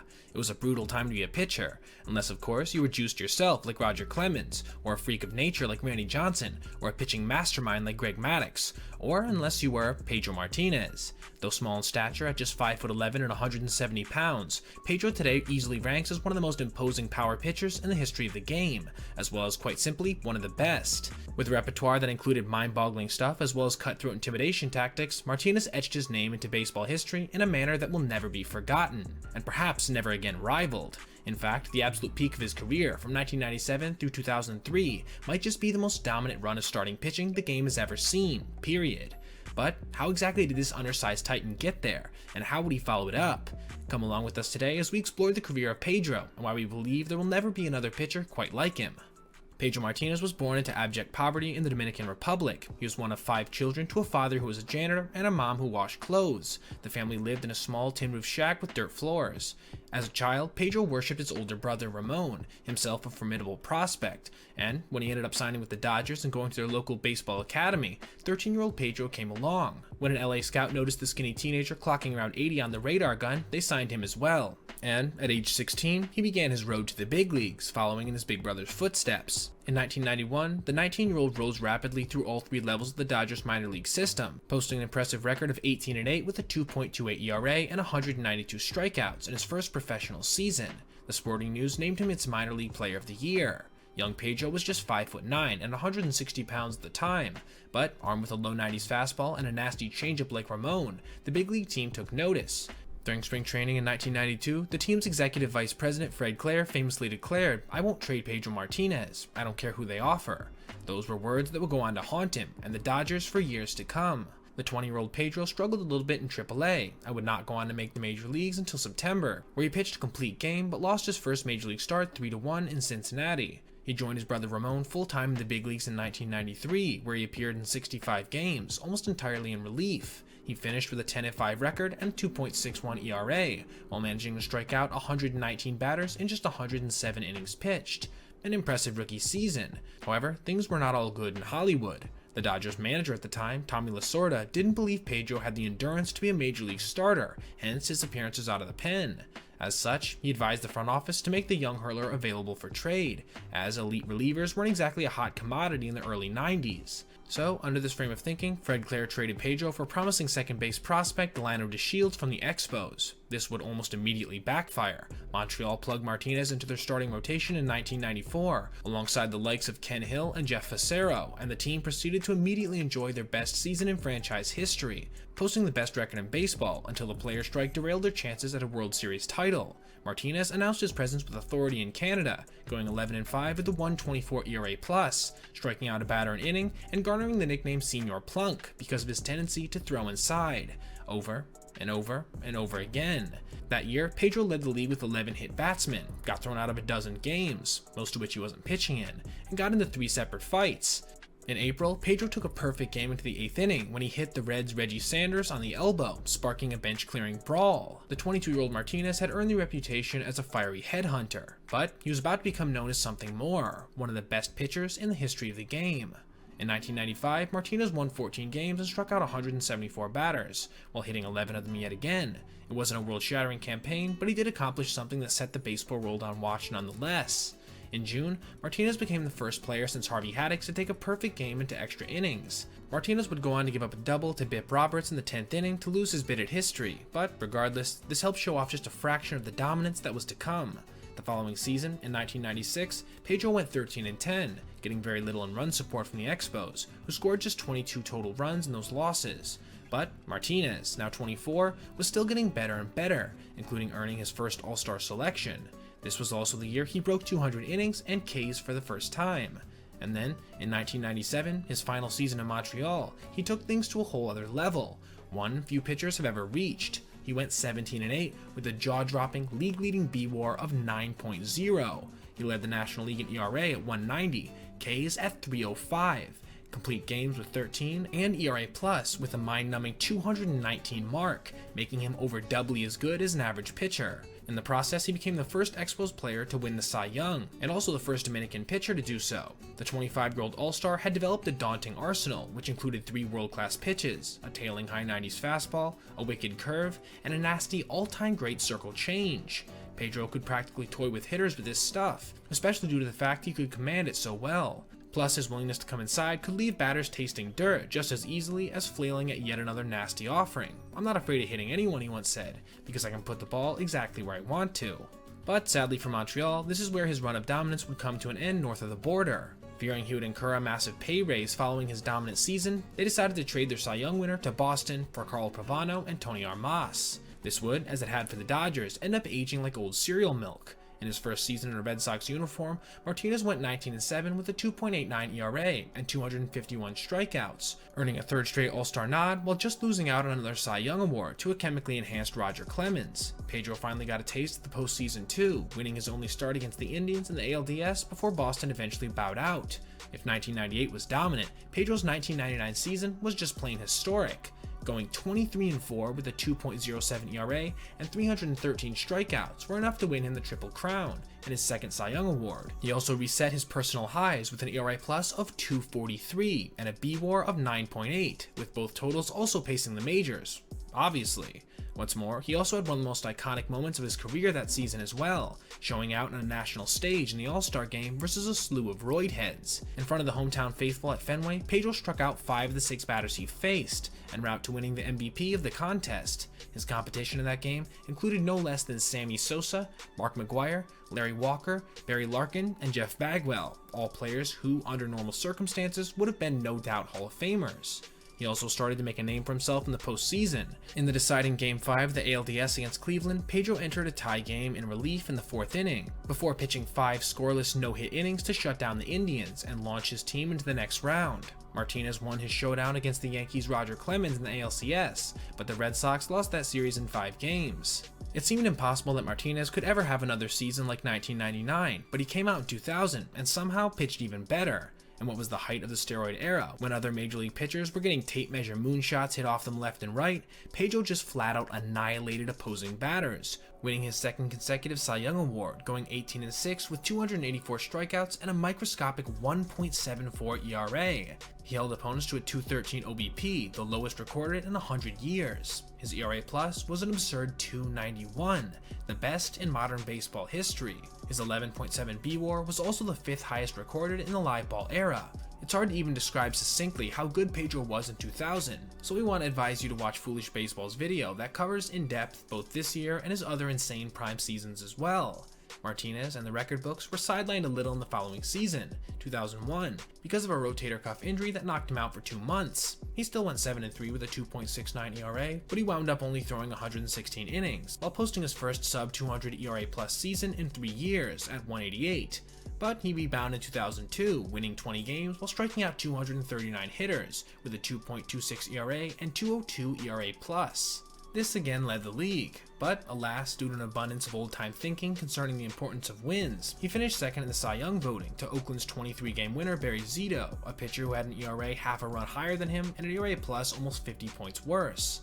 Martinez had risen to be one of the best pitchers in the game, but he also retained the intimidation factor that he'd become known for as a young hurler. Armed with his now more so low 90s heater, he still was willing to challenge anyone, and try to scare them while doing it too.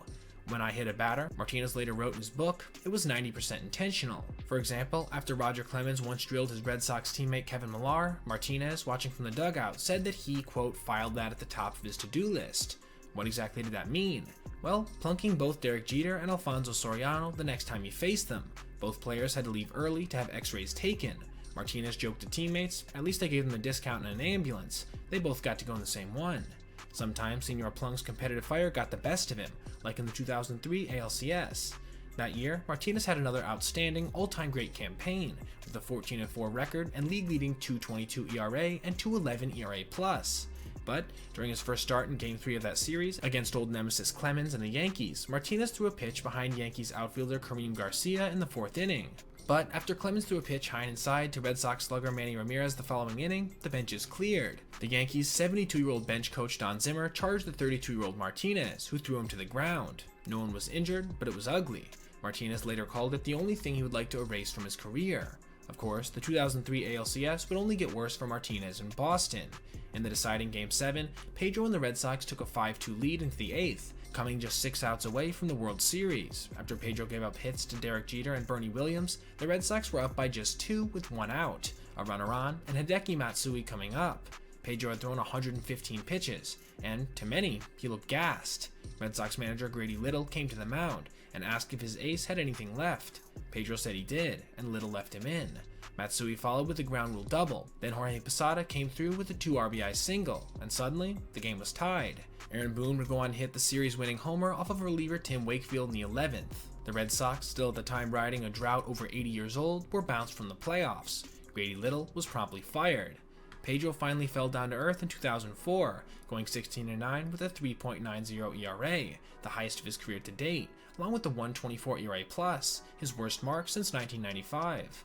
But this wouldn't deter the Red Sox, who followed up that heartbreaking loss from the previous year with the historic, curse-breaking World Series championship, coming back from a 3-0 deficit in their ALCS rematch with the Yankees before sweeping the St. Louis Cardinals in the World Series. Pedro pitched 7 shutout innings for the win in Game 3 of that WS. It would be Pedro's first and only World Series title. After some apparently tenuous contract negotiations with the Sox, during which Pedro later described their offers as disrespectful, Martinez took his talents to the Big Apple in 2005, signing with the New York Mets as a free agent for 4 years and $53 million. He was now 33 years old, but quickly proved he still had some gas left in the tank. In his first season with the Mets, he made the National League All-Star team, going 15-8 with a 2.82 ERA, as well as leading the majors with a 0.95 WHIP, one of the best marks of his career overall.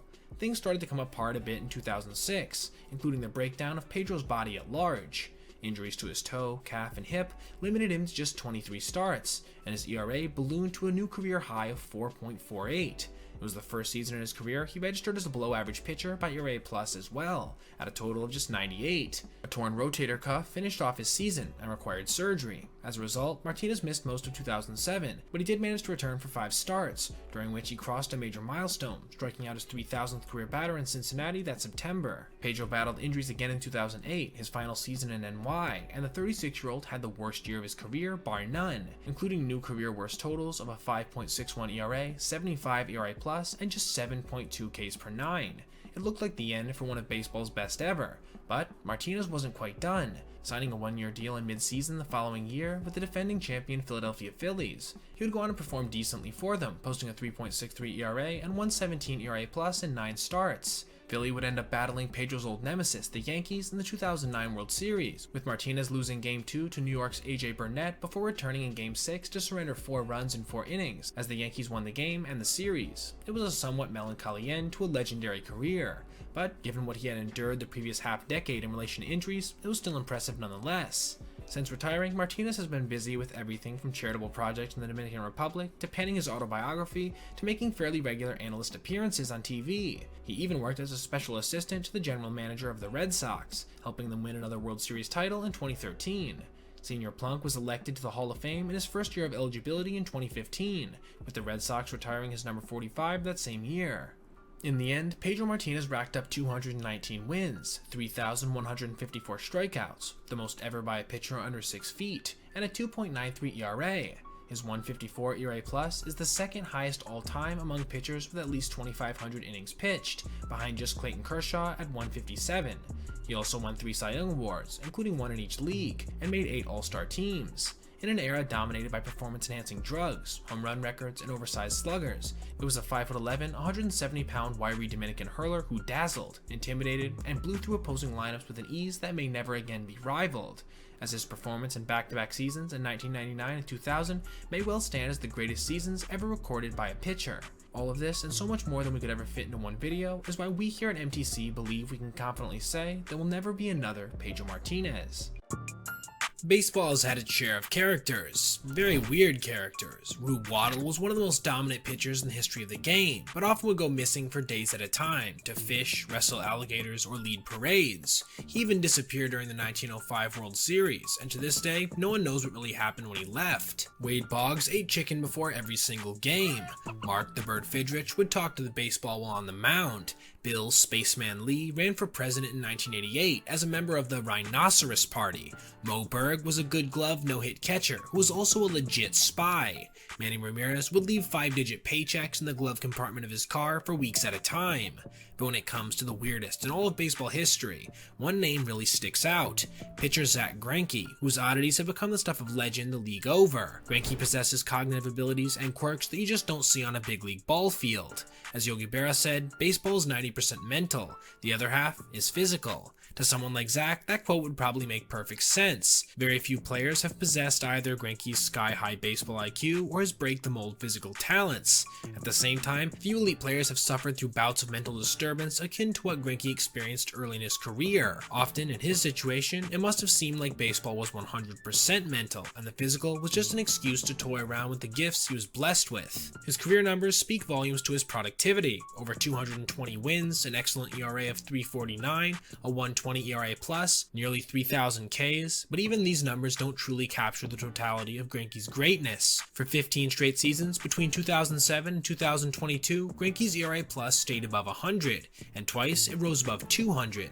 During that span, he averaged 30.5 starts per season, in an age where hard throwers tear UCLs with frightening regularity. That's how he became one of only 5 pitchers in MLB history to strike out 1,000 different batters, joining the elite company of Greg Maddux, Randy Johnson, Roger Clemens, and Nolan Ryan. And he did it his way. Greinke truly does march to the tune of his own drummer. The truth is, when someone likes mowing lawns for a living as much as pitching in the majors, you're never sure how to interpret the Greinke legends that still live on in clubhouses all over the league. But we're going to do our best today to capture the enigma of Zack, as we attempt to document the weirdest player in baseball history. It's possible that the key to understanding Zack Greinke comes from a phrase awash in global popularity: Florida Man.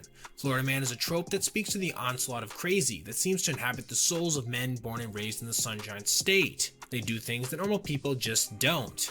Zack Greinke is a total Florida man. He was born and raised in Apopka, Florida, a city of 55,000 located 20 miles north of Orlando. It's mostly a football town, having produced over a dozen NFL players. But Greinke didn't join the other boys in the ultra-competitive youth football leagues that dominate entire communities in Florida.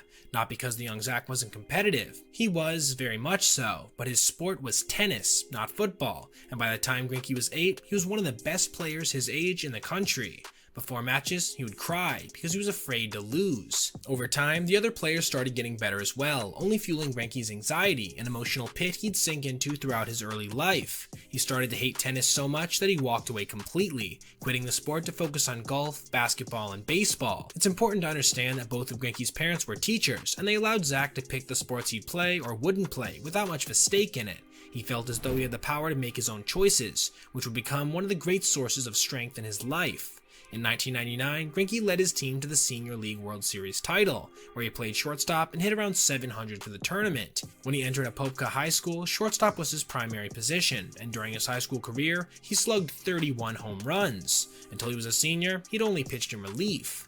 But in that final season, he started and went 9-2, showcasing a fastball that touched the mid-90s. Scouts already rated him highly up the middle, but as his perfect game scouting report said, he has one of the best arms in the country, and it seemed to be a shame to waste that in the infield. The Royals nabbed him with the 6th overall pick of the 2002 draft, signing him for $2.5 million. He got sent to rookie ball, but ended up pitching at High A Wilmington in that first year, which is unheard of these days for an 18-year-old. The next season, he went 15-4 between High A and Double A, and in 2004, after 6 AAA starts, Greinke was promoted to Kansas City. But before he departed the minor leagues, he picked up something that would become a huge part of the Greinke legend: an eephus pitch, thrown around 50 to 65 miles per hour. How he learned the pitch reveals much about Greinke's weirdness. In 2004, right before getting called up, he told his AAA pitching coach Dave LaRoche that he didn't need to do any bullpen sessions. He preferred fielding grounders at short. LaRoche made him a deal. If Greinke would throw some fastballs, then LaRoche would teach him how to throw the lob, a very slow eephus curve that Dave used with the Yankees back in the 1980s. This came with one request, that Greinke would never throw it in a game. Deal? Well, kind of. Greinke was transfixed by the pitch, and over the years he's employed it in all kinds of different ways. Once he threw it 12 times in one game against the Pirates. And in his rookie year, fresh from promising LaRoche he wouldn't use it in a game, Greinke threw it to infielder Omar Infante, and got a called strike in the process. But even with his literal call-up comes one of those Zack Greinke moments that show why he is the weirdest player in baseball history. Getting that first promotion to the show is something that can move a lot of grown men to tears. It's the culmination of years of struggle, of doubt, of cutthroat competition. It also involves a hefty, life-changing pay raise. It's usually a momentous event. The manager of Kansas City's AAA affiliate in Omaha was Mike Jershely, who had the very pleasant task of telling the 20-year-old Greinke that he was going to the majors. But Zack didn't take the news like almost every other player in the history of the game would. There were no tears of joy. Instead, there was a long pause. Then Greinke proceeded to wonder out loud if instead of bringing him up as a pitcher, the Royals would consider sending him back down to low A so he could become a shortstop. "I really do think I could become a pretty good shortstop," said Greinke. Jershally found himself reiterating what a huge honor it was to be summoned to the majors, that it was supposed to be a dream come true. Greinke responded with, "Oh, okay." Then he walked out. Jershally didn't know if Greinke was being serious or not. But considering what happened in the next few years, the smart money would bet that Greinke was probably being as honest as you can be. He actually wanted to be sent down, not up. Greinke went 8-11 for the Royals and finished 4th in AL Rookie of the Year voting. His ERA plus was 120 as he logged 145 innings for a bad Royals team. But he was just 2 years out of high school, not that far removed from being the shortstop that had clubbed 31 dingers. He still missed it. In his opinion, hitting just wasn't very hard. He told his manager, Buddy Bell, that very thing, while offering a detailed explanation of why the hardest thing to do in sports wasn't really hard at all. But as an AL pitcher, he'd have limited chances to prove himself. It wasn't until August in Arizona that Greinke got his first big league at-bat. Then he hit a home run. A few years later, when teammate Alex Gordon was struggling, Greinke approached him and asked him to come down and watch some film. Gordon was excited, thinking this very intelligent and insightful baseball guru was going to break down his swing from a pitcher's perspective. Instead, Greinke showed Gordon a clip of that homer he'd hit against the D-backs. He showed it a few times and then said, "Do more of that." The meeting ended. The hitting lesson was over. That homer, though, was perhaps the highlight of Greinke's early career with the Royals. After his rookie season, disaster struck in 2005. Greinke suffered through a horrendous 5-17 campaign, with a .580 ERA while giving up 11.5 hits per 9 innings. In all fairness, his FIP was .449, and the Royals lost 106 games. He was still one of the youngest players in the big leagues. The Royals had set him up to live in the spare bedroom of former star George Brett's house, but he was far removed from the lives of most of his teammates, who oftentimes were older and married. One example of how Greinke interacted with his team came in 2005, when pitcher Jeremy Affeldt came fuming into the dugout after surrendering a homer. That was a pretty good pitch, he claimed, but Greinke had another opinion. It was a terrible pitch, he told Affeldt right to his face. There was more. As evidence, Greinke said he'd gone down to the video room to see the replay, and concluded that the pitch was letter high and right down the middle. A terrible offering, even one Greinke claimed that he could have hit out. Ouch. No wonder Greinke mostly played video games with Brett's children and went fishing alone. He'd call his parents and wonder if he shouldn't go to college and start over. He missed his high school sweetheart. He missed surfing. He hated talking to strangers. He threw himself into intense workouts, but the anger and anxiety remained. Basically, it seemed as if his tennis career was repeating itself, the sport he had dominated and then walked away from. Now, he was getting paid millions, and he thought he'd be happier mowing lawns making $30K a year. He wouldn't consider quitting, would he? All it took was one bullpen session in spring training in 2006. New pitching coach Bob McClure was blunt. When Greinke said he wouldn't consider throwing a two-seamer or changeup, McClure countered with, "You better change your ways unless you want to keep on sucking." McClure didn't know what was swirling inside Greinke. He wasn't going to change anything just to play baseball. He walked away, and at the time, he thought it was for good. This wasn't a hiatus. He was quitting. He had no plans of coming back. But, as fate would have it, he started seeing a psychologist back in Florida, who officially diagnosed him with social anxiety and depression, and, as a treatment, suggested Greinke start taking Zoloft. It yielded benefits after a few weeks, when Greinke told the Royals he wanted to come back, to the minors. They sent him down to Double-A, where Greinke was around players his own age. He was having fun again, but still returned to pitch out of the pen for 3 games with the Royals later that year. A very consequential 3 games it would turn out. It was during that short stint in 2006 that Greinke learned something very important. He needed to throw harder. By the 3rd game, he was hitting 100 miles per hour in his fastball. He even promised to ditch the eephus for the time being. He truly was a changed pitcher. By 2008, he was back in the Royals rotation and even posting a winning record of 13-10 with an ERA of 3.47. Given his battle with mental health, Greinke's return was a huge success. Then came 2009, when Greinke established himself as a truly dominant starter, showcasing his first flashes of Hall of Fame talent on an MLB field. He won the AL Cy Young, posting a record of 16-8 with an ERA of 2.16 with 3 shutouts and a home run rate of just 0.4, meaning that every 18 innings he pitched, he gave up less than 1 homer. His ERA plus that year, over doubly as good as an average pitcher, at a league-leading 205. Nevertheless, the weirdness remained. At his first All-Star game in Chicago, he got to meet President Obama, who was a huge White Sox fan. Greinke, however, wasn't all too pleased with their interaction. Apparently, he was disappointed that Obama didn't call him out because, quote, none of the White Sox liked him. In fact, he wanted Obama to call him a punk. 2009 was also big for Greinke because he married his high school sweetheart, Emily Kuchar, who was a Dallas Cowboys cheerleader. In his next year with the Royals, Greinke's numbers sank a bit to 10-14 with an ERA of 4.17, though with a FIP of 3.34. In the following offseason, KC decided to part ways with their ace, and in return got back 4 solid major leaguers in Alcides Escobar, Lorenzo Cain, Jeremy Jeffress, and Jake Odorizzi, some of who they eventually flipped for James Shields and Wade Davis, and in the process won a World Series ring in 2015. Milwaukee to LA to Arizona to Houston, back to the Royals. Greinke has moved around a lot since his Kansas days. Along the way, Zack had one of the best seasons by a pitcher in the history of baseball, when in 2015 he went 19-3 for the Dodgers, with a minuscule ERA of 1.66 and a WHIP of 0.84. Only Greg Maddux has had a better ratio of winning percentage to WHIP in a single season. That's to say nothing of his insane 2.22 ERA+, the best of his career.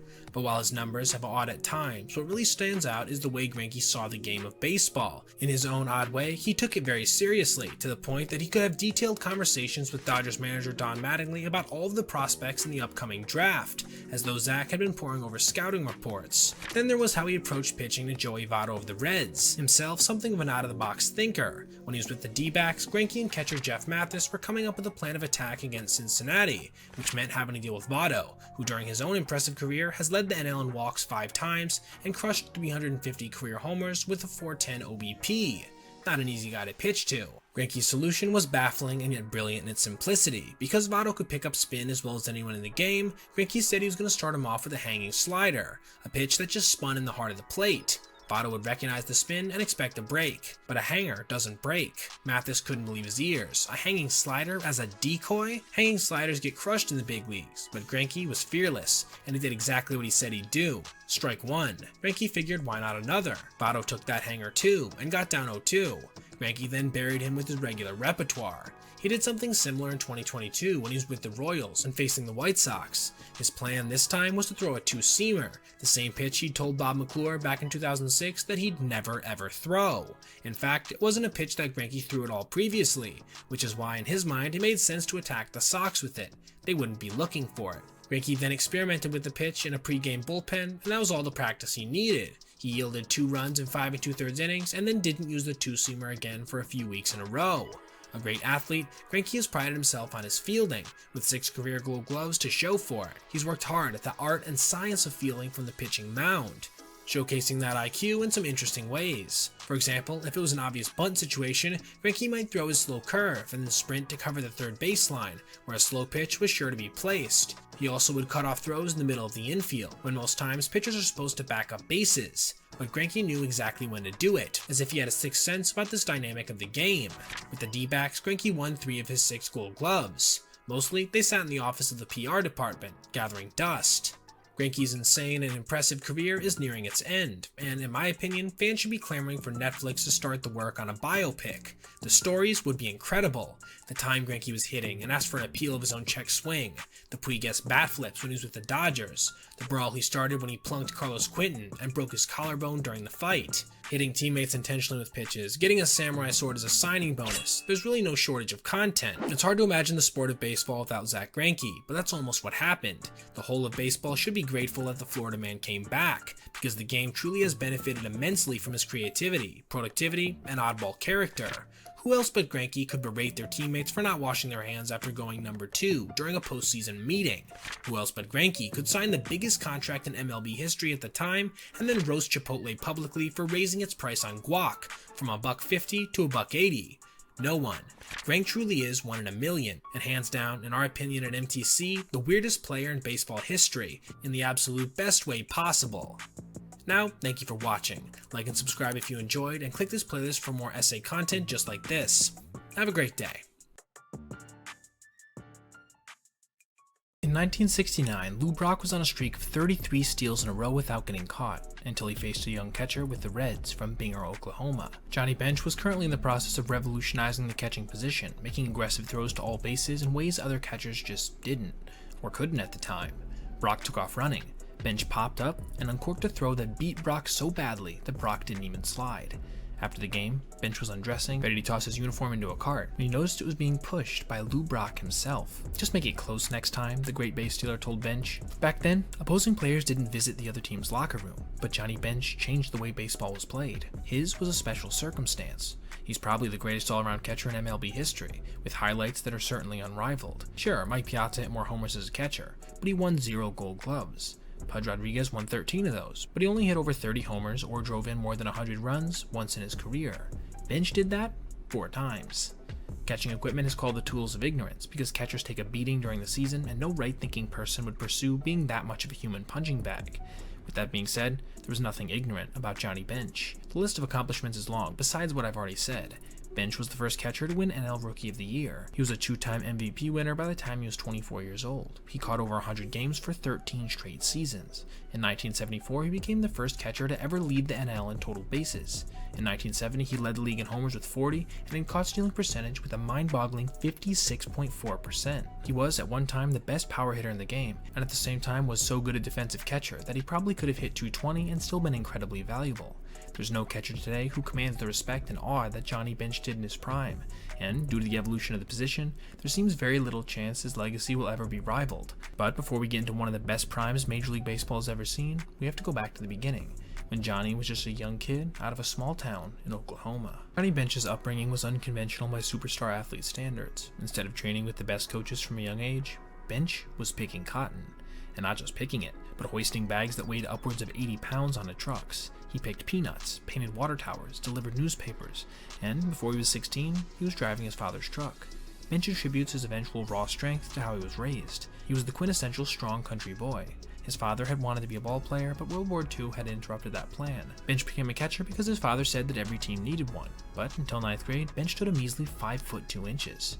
When he told his teachers in Binger, Oklahoma that he was going to play in the big leagues one day, they had to try not to laugh. Bench had seen Mickey Mantle play on TV and was shocked to learn that Mantle hailed from Commerce, Oklahoma. Apparently he had wondered aloud, guys from Oklahoma can play in the majors? Until then, he'd probably had no idea that it was even possible. Then, it became his dream. But how could someone that small ever make it to the big leagues? Lucky for him, he grew 9 inches by the time he was a junior, and by then, no one was chuckling at his chances. He could hold 7 baseballs in one hand after all. He could stand at home plate and launch a ball over the left field fence. Bench was a standout basketball player in high school as well, even making All-State. He had plans to play both sports in college at Phillips University in Enid, but 2 things happened during his senior year that changed Bench's life forever. The first was nearly getting killed. Coming back from an away game, the brakes in the other team's bus went out and the accident killed 2 of Bench's teammates. Bench had heard his father say that the safest place in a car wreck was on the floorboards, so Bench grabbed a teammate and fell to the floor. He was spared. Still, the impact of seeing his friends die like that showed young Johnny that life was precious, and to never take anything for granted. The second major event was getting drafted in the second round of MLB's first draft, in 1965, by the Cincinnati Reds. His signing bonus of $6,000 seemed way too low, according to his father, but Bench understood what his goal was, and signed anyway. In August 1967, a 19-year-old Bench was playing for AAA Buffalo when he got the call that he was headed to the show. He was set to be the second youngest player in MLB. Still, he was no pushover behind the plate. He was a kid that told pitchers what to throw with gusto. At first, some of the veterans on any team he played on resisted, but they usually gave in fairly quickly when they realized that, despite his young age, he was usually right. Right from the beginning, he was an excellent game caller. During his 26-game cup of coffee in 1967, he hit just 1 homer with an abysmal average of 163, but the next year he came to camp ready to take his rightful place behind the plate permanently. During spring training, he got to meet Ted Williams and Mickey Mantle for the first time, and later that season, he was named to the All-Star team. In the clubhouse before the game, Willie Mays came over and told Bench he should be starting. It was already obvious to people in baseball that Bench had the potential to be the game's best catcher. It was in that 1968 season that he became the first backstop to win NL Rookie of the Year, setting a then rookie record for catchers with 15 dingers while driving in 82 and hitting 275.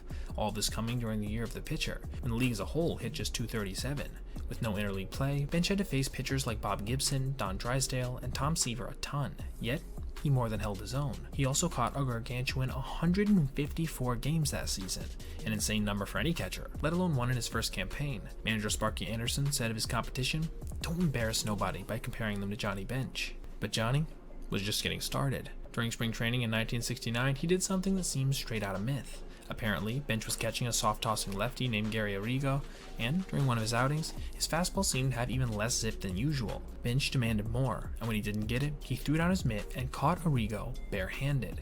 I do want to note here that some versions of the story have the pitcher being Jim Maloney, but regardless, it would still be just as insane if it indeed is true. Now, about that mitt he allegedly tossed down. It was actually hinged, not a big flat saucer like catchers normally used at the time. Bench was also the first to wear his batting helmet backwards, along with a mask for greater protection. Another innovation he came up with was keeping his throwing hand behind his back, since he'd already broken his thumb a few times off of foul balls. Both moves were revolutionary at the time, and many questioned Bench for using these new techniques. Whatever his critics may have thought, they couldn't deny that by 1970, Bench was among the most valuable position players in the game. It's hard to convey just how impressive Bench was in winning his first MVP. He led the majors in homers with 45 and in RBIs with an ungodly 148. Bench also won a Gold Glove, becoming seen as even more of a game-calling expert while also throwing out 48.4% of all base runners who tried to steal.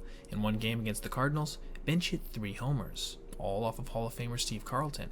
For his career, Bench took Carlton deep 12 times. But even more than perhaps all of this, he became the anchor of a team that would easily march to the World Series, before Brooks Robinson would turn in one of the greatest fielding exhibitions in the history of the game, helping the O's take care of the Reds in just 5 contests. Baltimore's vaunted pitching staff held Bench to just a .211 average with a single homer and 3 RBIs. But this would be just the start of the Big Red Machine era in Cincy. That offseason saw Bench rise to another level of celebrity. He went to Vietnam with Bob Hope and the USO, played golf with Arnold Palmer, was a regular on talk shows, had a cameo on Mission Impossible, and even began hosting his own weekly television show in Cincinnati. As Bench later said, "My push for visibility that offseason, even at age 22, was intentional." A bachelor, Bench was an admitted playboy who got around. Perhaps this, coupled with his busy offseason socializing instead of training, helped contribute to a 1971 season that displayed an outright freefall in his production, as Bench slid to an average of just .237 with a lackluster, in comparison, 27 home runs, good for a barely above average OPS plus of just 107. That juggernaut of a squad from the year before finished 4th in the league, and there was a growing chorus of boos heard at Riverfront Stadium as the season dragged on. However, it wouldn't take long for the cheers to return. In 1972, Bench returned to form in a big way, claiming his second MVP trophy by again leading the majors in homers with 40 and RBIs with 125. He also led the majors in sac flies and intentional walks. That year's percentage of runners thrown out also managed to eclipse an otherworldly 55%. Obviously, he won another Gold Glove.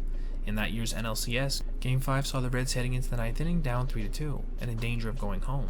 Back then, the NLCS was just a 5-game series. One mighty swing, Bench tied the score with a homer, and the Reds ended up scratching out a run to walk off a trip to the World Series. The season wouldn't have a happy ending for Bench, however, as the Reds lost in 7 to a mighty Oakland A's team that would run off a 3-peat from here. It was a memorable World Series with Hall of Famers and a prime Pete Rose all over the field, and 6 games decided by a single run. It also included Joe Rudy's famous catch, Joe Morgan's throw, and Johnny Bench getting fanned on an intentional walk. Nevertheless, he had still posted a respectable OPS that series of .828. In the 1972 offseason, Bench had surgery to remove a benign lump from his lungs, but he managed to recover in time to lead the 1973 Reds again into the postseason with a 99-win campaign. While he did manage to drive in 100 runs, his power numbers overall were down, with just 25 homers and a 119 OPS plus. But in Game 1 of the NLCS against the Yogi Berra-led You Gotta Believe Mets, Bench hit a walk-off homer in the bottom of the 9th against Tom Seaver. Reds fans wouldn't be able to go home happy, however, as they ended up seeing yet another good-looking squad go down in 5 games, punctuated with a brawl between Rose and Bud Harrelson. In 1974, Bench came out like he had something to prove, and put up yet another all-time stellar season, leading the majors with 129 RBIs and 315 total bases, the first time a catcher had ever done that. The team, though, despite winning 98 games and having the second best record in baseball, didn't make the postseason, falling to the Dodgers in the race for the NL West. The Big Red Machine took all of that negative energy, losses to the O's, the A's, the Mets, and channeled it into a juggernaut of epic proportions over the next 2 seasons. 1975, 108 wins. 1976, 102. They won 2 rings in the process and went a combined 14-3 in the 2 postseasons. And, of course, Johnny Bench was in the midst of it all, in more ways than one. Always an eligible bachelor who liked to date beauty queens, Bench proposed to his first wife, a former Miss South Carolina, after just 4 dates, and was married 7 weeks later. But by the end of 1975, Bench was getting divorced, battling a shoulder injury, and fighting off a bad case of the flu. In the legendary 1975 World Series, which the Reds won in 7 games, Bench hit just 1 homer and batted .207. The regular season of 75 was still a great year for the backstop, but it certainly wasn't dominant in the same way as he had been at one time. 1976 would represent a tale of 2 seasons almost. The regular season, in which Bench had arguably his worst offensive year to date, with just 16 homers, a career-low .394 slug, and his second worst full season WAR of 4.6. But during the campaign, Bench had went back to being single, and by the time the postseason came around, he was dialed in, OPSing over 1,300 with 3 homers as the Reds went 7-0 to sweep the Phillies and then the Yankees. Bench also contributed with his iconic arm, throwing out one of the fastest runners in that series versus New York in Mickey Rivers. After that came a deluge of products. Johnny Bench, batter up, seemed to be on every Little League field in the country. His Krylon paint ads got stuck in people's heads for decades. As Bench later explained, "I sold myself from here to Timbuktu.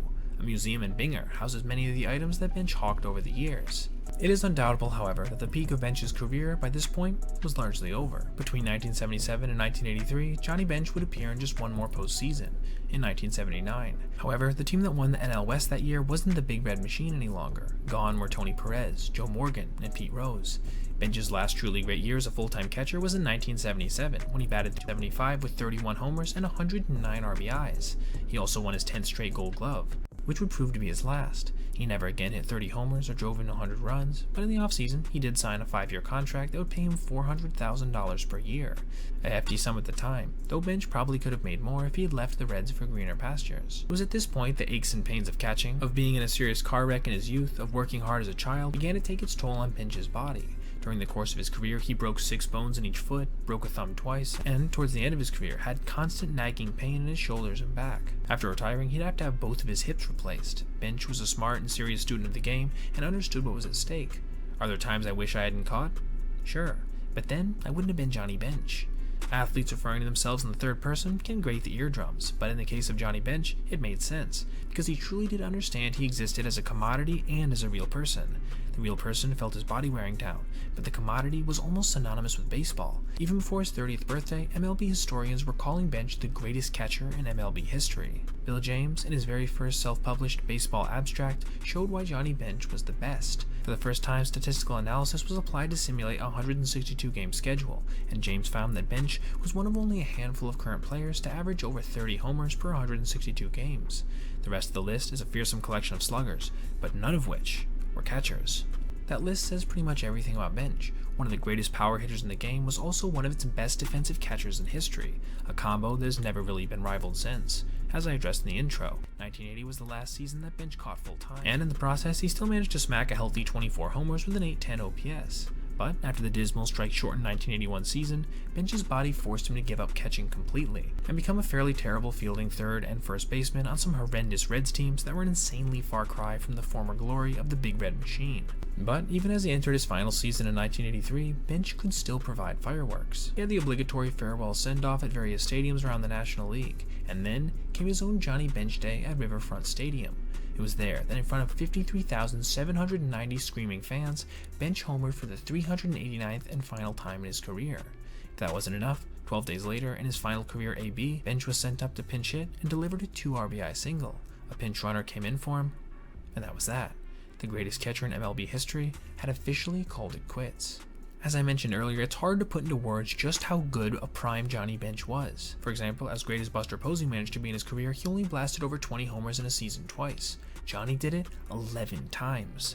Joe Mauer won 3 batting titles, but was done catching after just over 900 games, in contrast to Bench's 1,700. Piazza was undoubtedly a better pure hitter, but had defensive hangups. Pudge, for all of his own insane accomplishments, finished over 6 B-WAR behind Bench's all-time high total of 75.1, despite playing in significantly more games. In fact, Bench's average of 5.6 WAR per 162 games is also the highest total in MLB history for backstops. When all was said and done, the kid from Oklahoma had left behind a legacy currently unrivaled, as the best catcher in the history of Major League Baseball.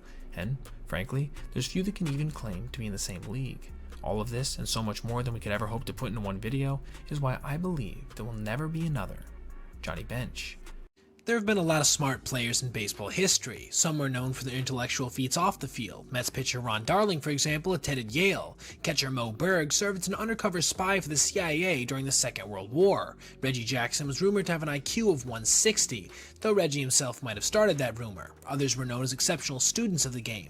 Tony Gwynn and Ted Williams turned hitting into a science with their relentless pursuit of perfection. But perhaps no ball player has ever been revered for his genius as much as the professor himself, Hall of Fame pitcher Greg Maddux. Sure, this was partly because Maddux looked the part. From his eyeglasses to his wiry, seemingly unathletic physique, the right-hander appeared as if he belonged in a public library or at an accountant's convention, not in the mound pitching against the Yankees in Game 1 of the World Series. Beneath the unassuming, somewhat nerdy physique, however, Greg Maddux was a freak of nature, and whatever he lacked in physical advantages he made up for and then some with his ability to identify an opposing batter's weak spots and exploit them. The result was a career that included 4 Cy Young Awards, 4 ERA titles, 8 All-Star appearances, 18 Gold Glove Awards, and more than 3,000 strikeouts, 300 victories, and 5,000 innings pitched.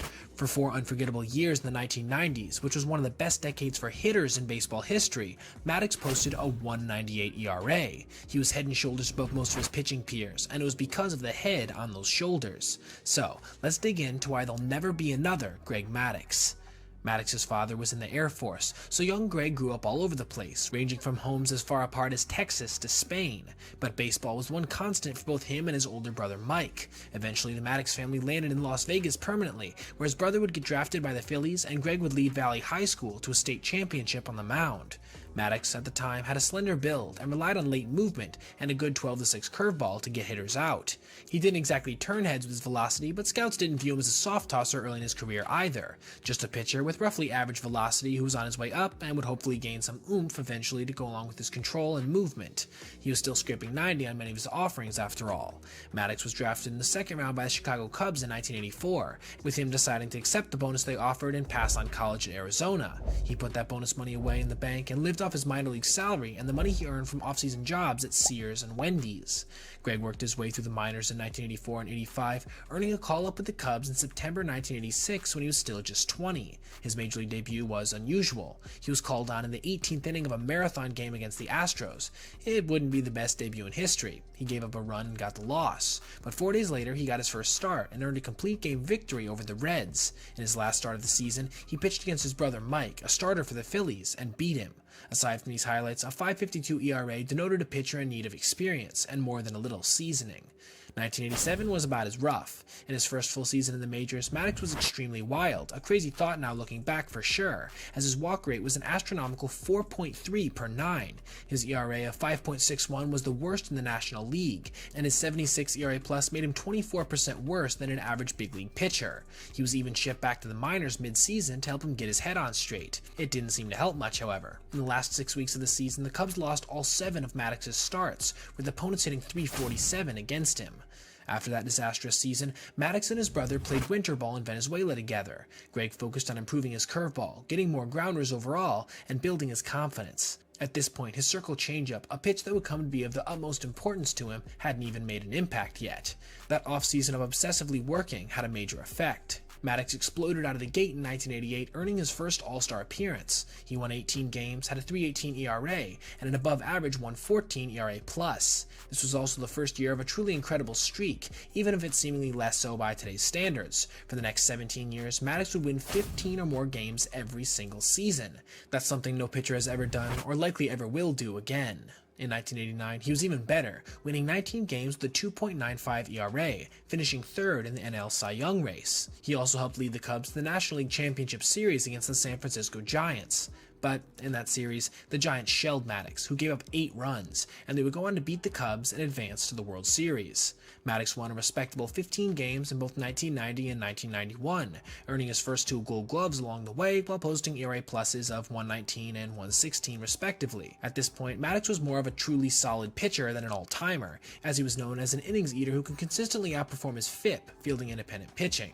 But then, 1992 rolled around. Maddux started the year accumulating 10 wins by early July and being selected for his second All-Star game. At the break, he had a .240 ERA and 4 complete games. But here's the crazy thing. He only got better as the year wore on. In his final 16 starts after the All-Star break, Maddux logged a dazzling 1.93 ERA, throwing 5 complete games to go along with a nearly 3-to-1 strikeout-to-walk ratio. He finished the year with 20 wins, a 2.18 ERA, and a league-leading 1.66 ERA+, beating out Atlanta ace Tom Glavine to win his first Cy Young Award. This wouldn't be the last time Maddux and Glavine's name would be mentioned in the same breath, however.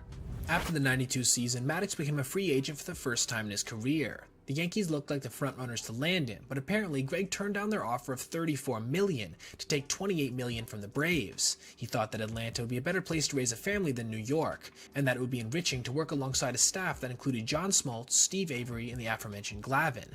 As fate would have it, Maddux's first start in a Braves uniform came against his former club at Wrigley Field.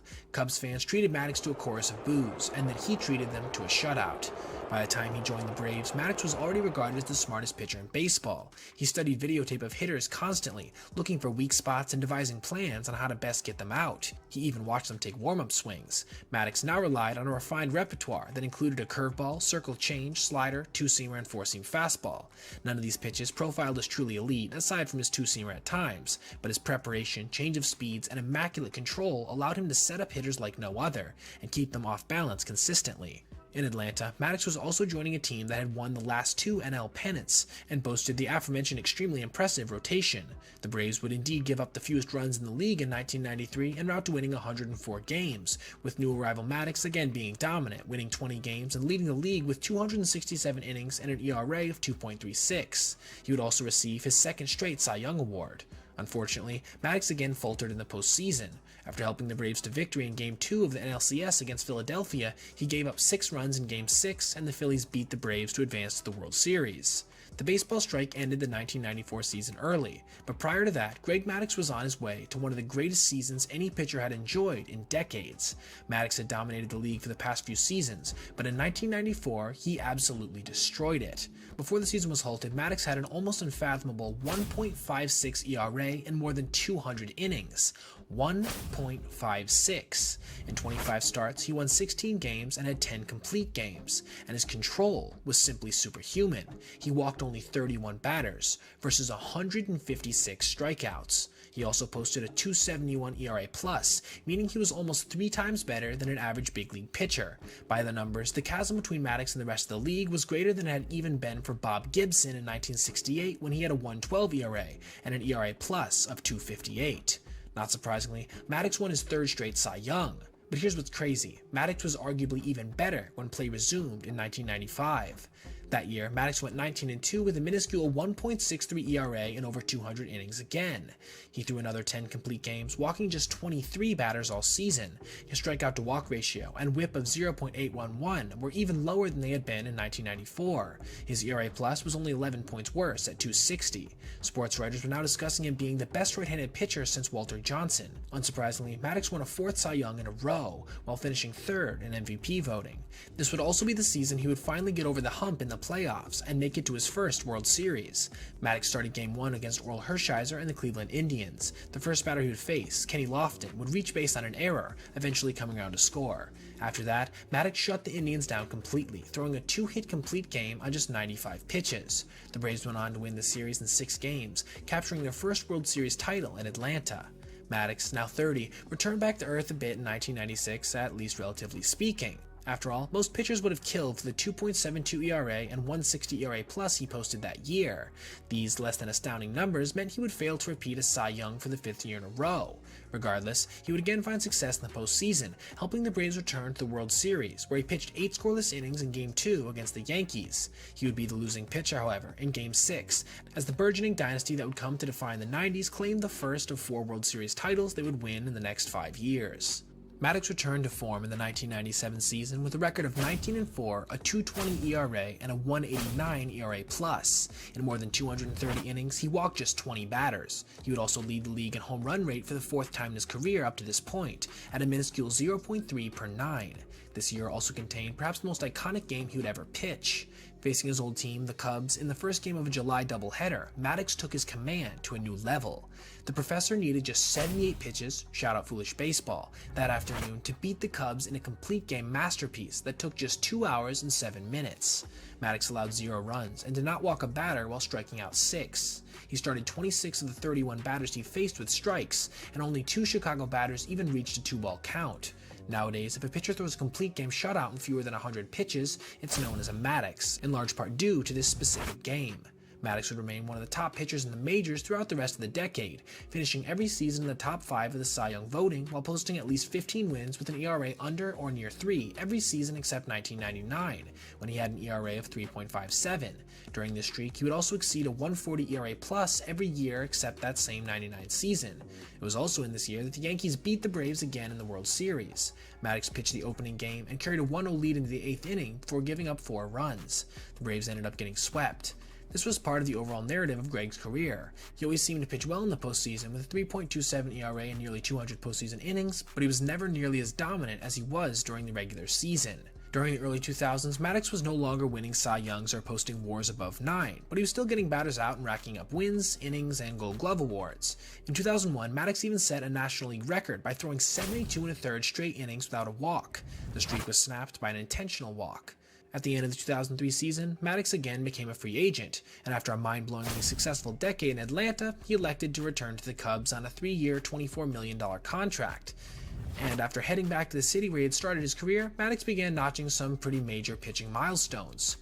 In that same Cubs uniform again, Maddux won 16 games in 2004 at age 38. However, his ERA swelled to 4.02, the first time his ERA had been above 4 since his first full season in Chicago back in 1987. Regardless, that August, he earned his 300th career victory with an 8-4 win over the Giants. This made him just one of 24 pitchers in history to achieve that mark, and perhaps one of the last. The following season, Maddux crossed another historic barrier, notching his 3,000th career strikeout.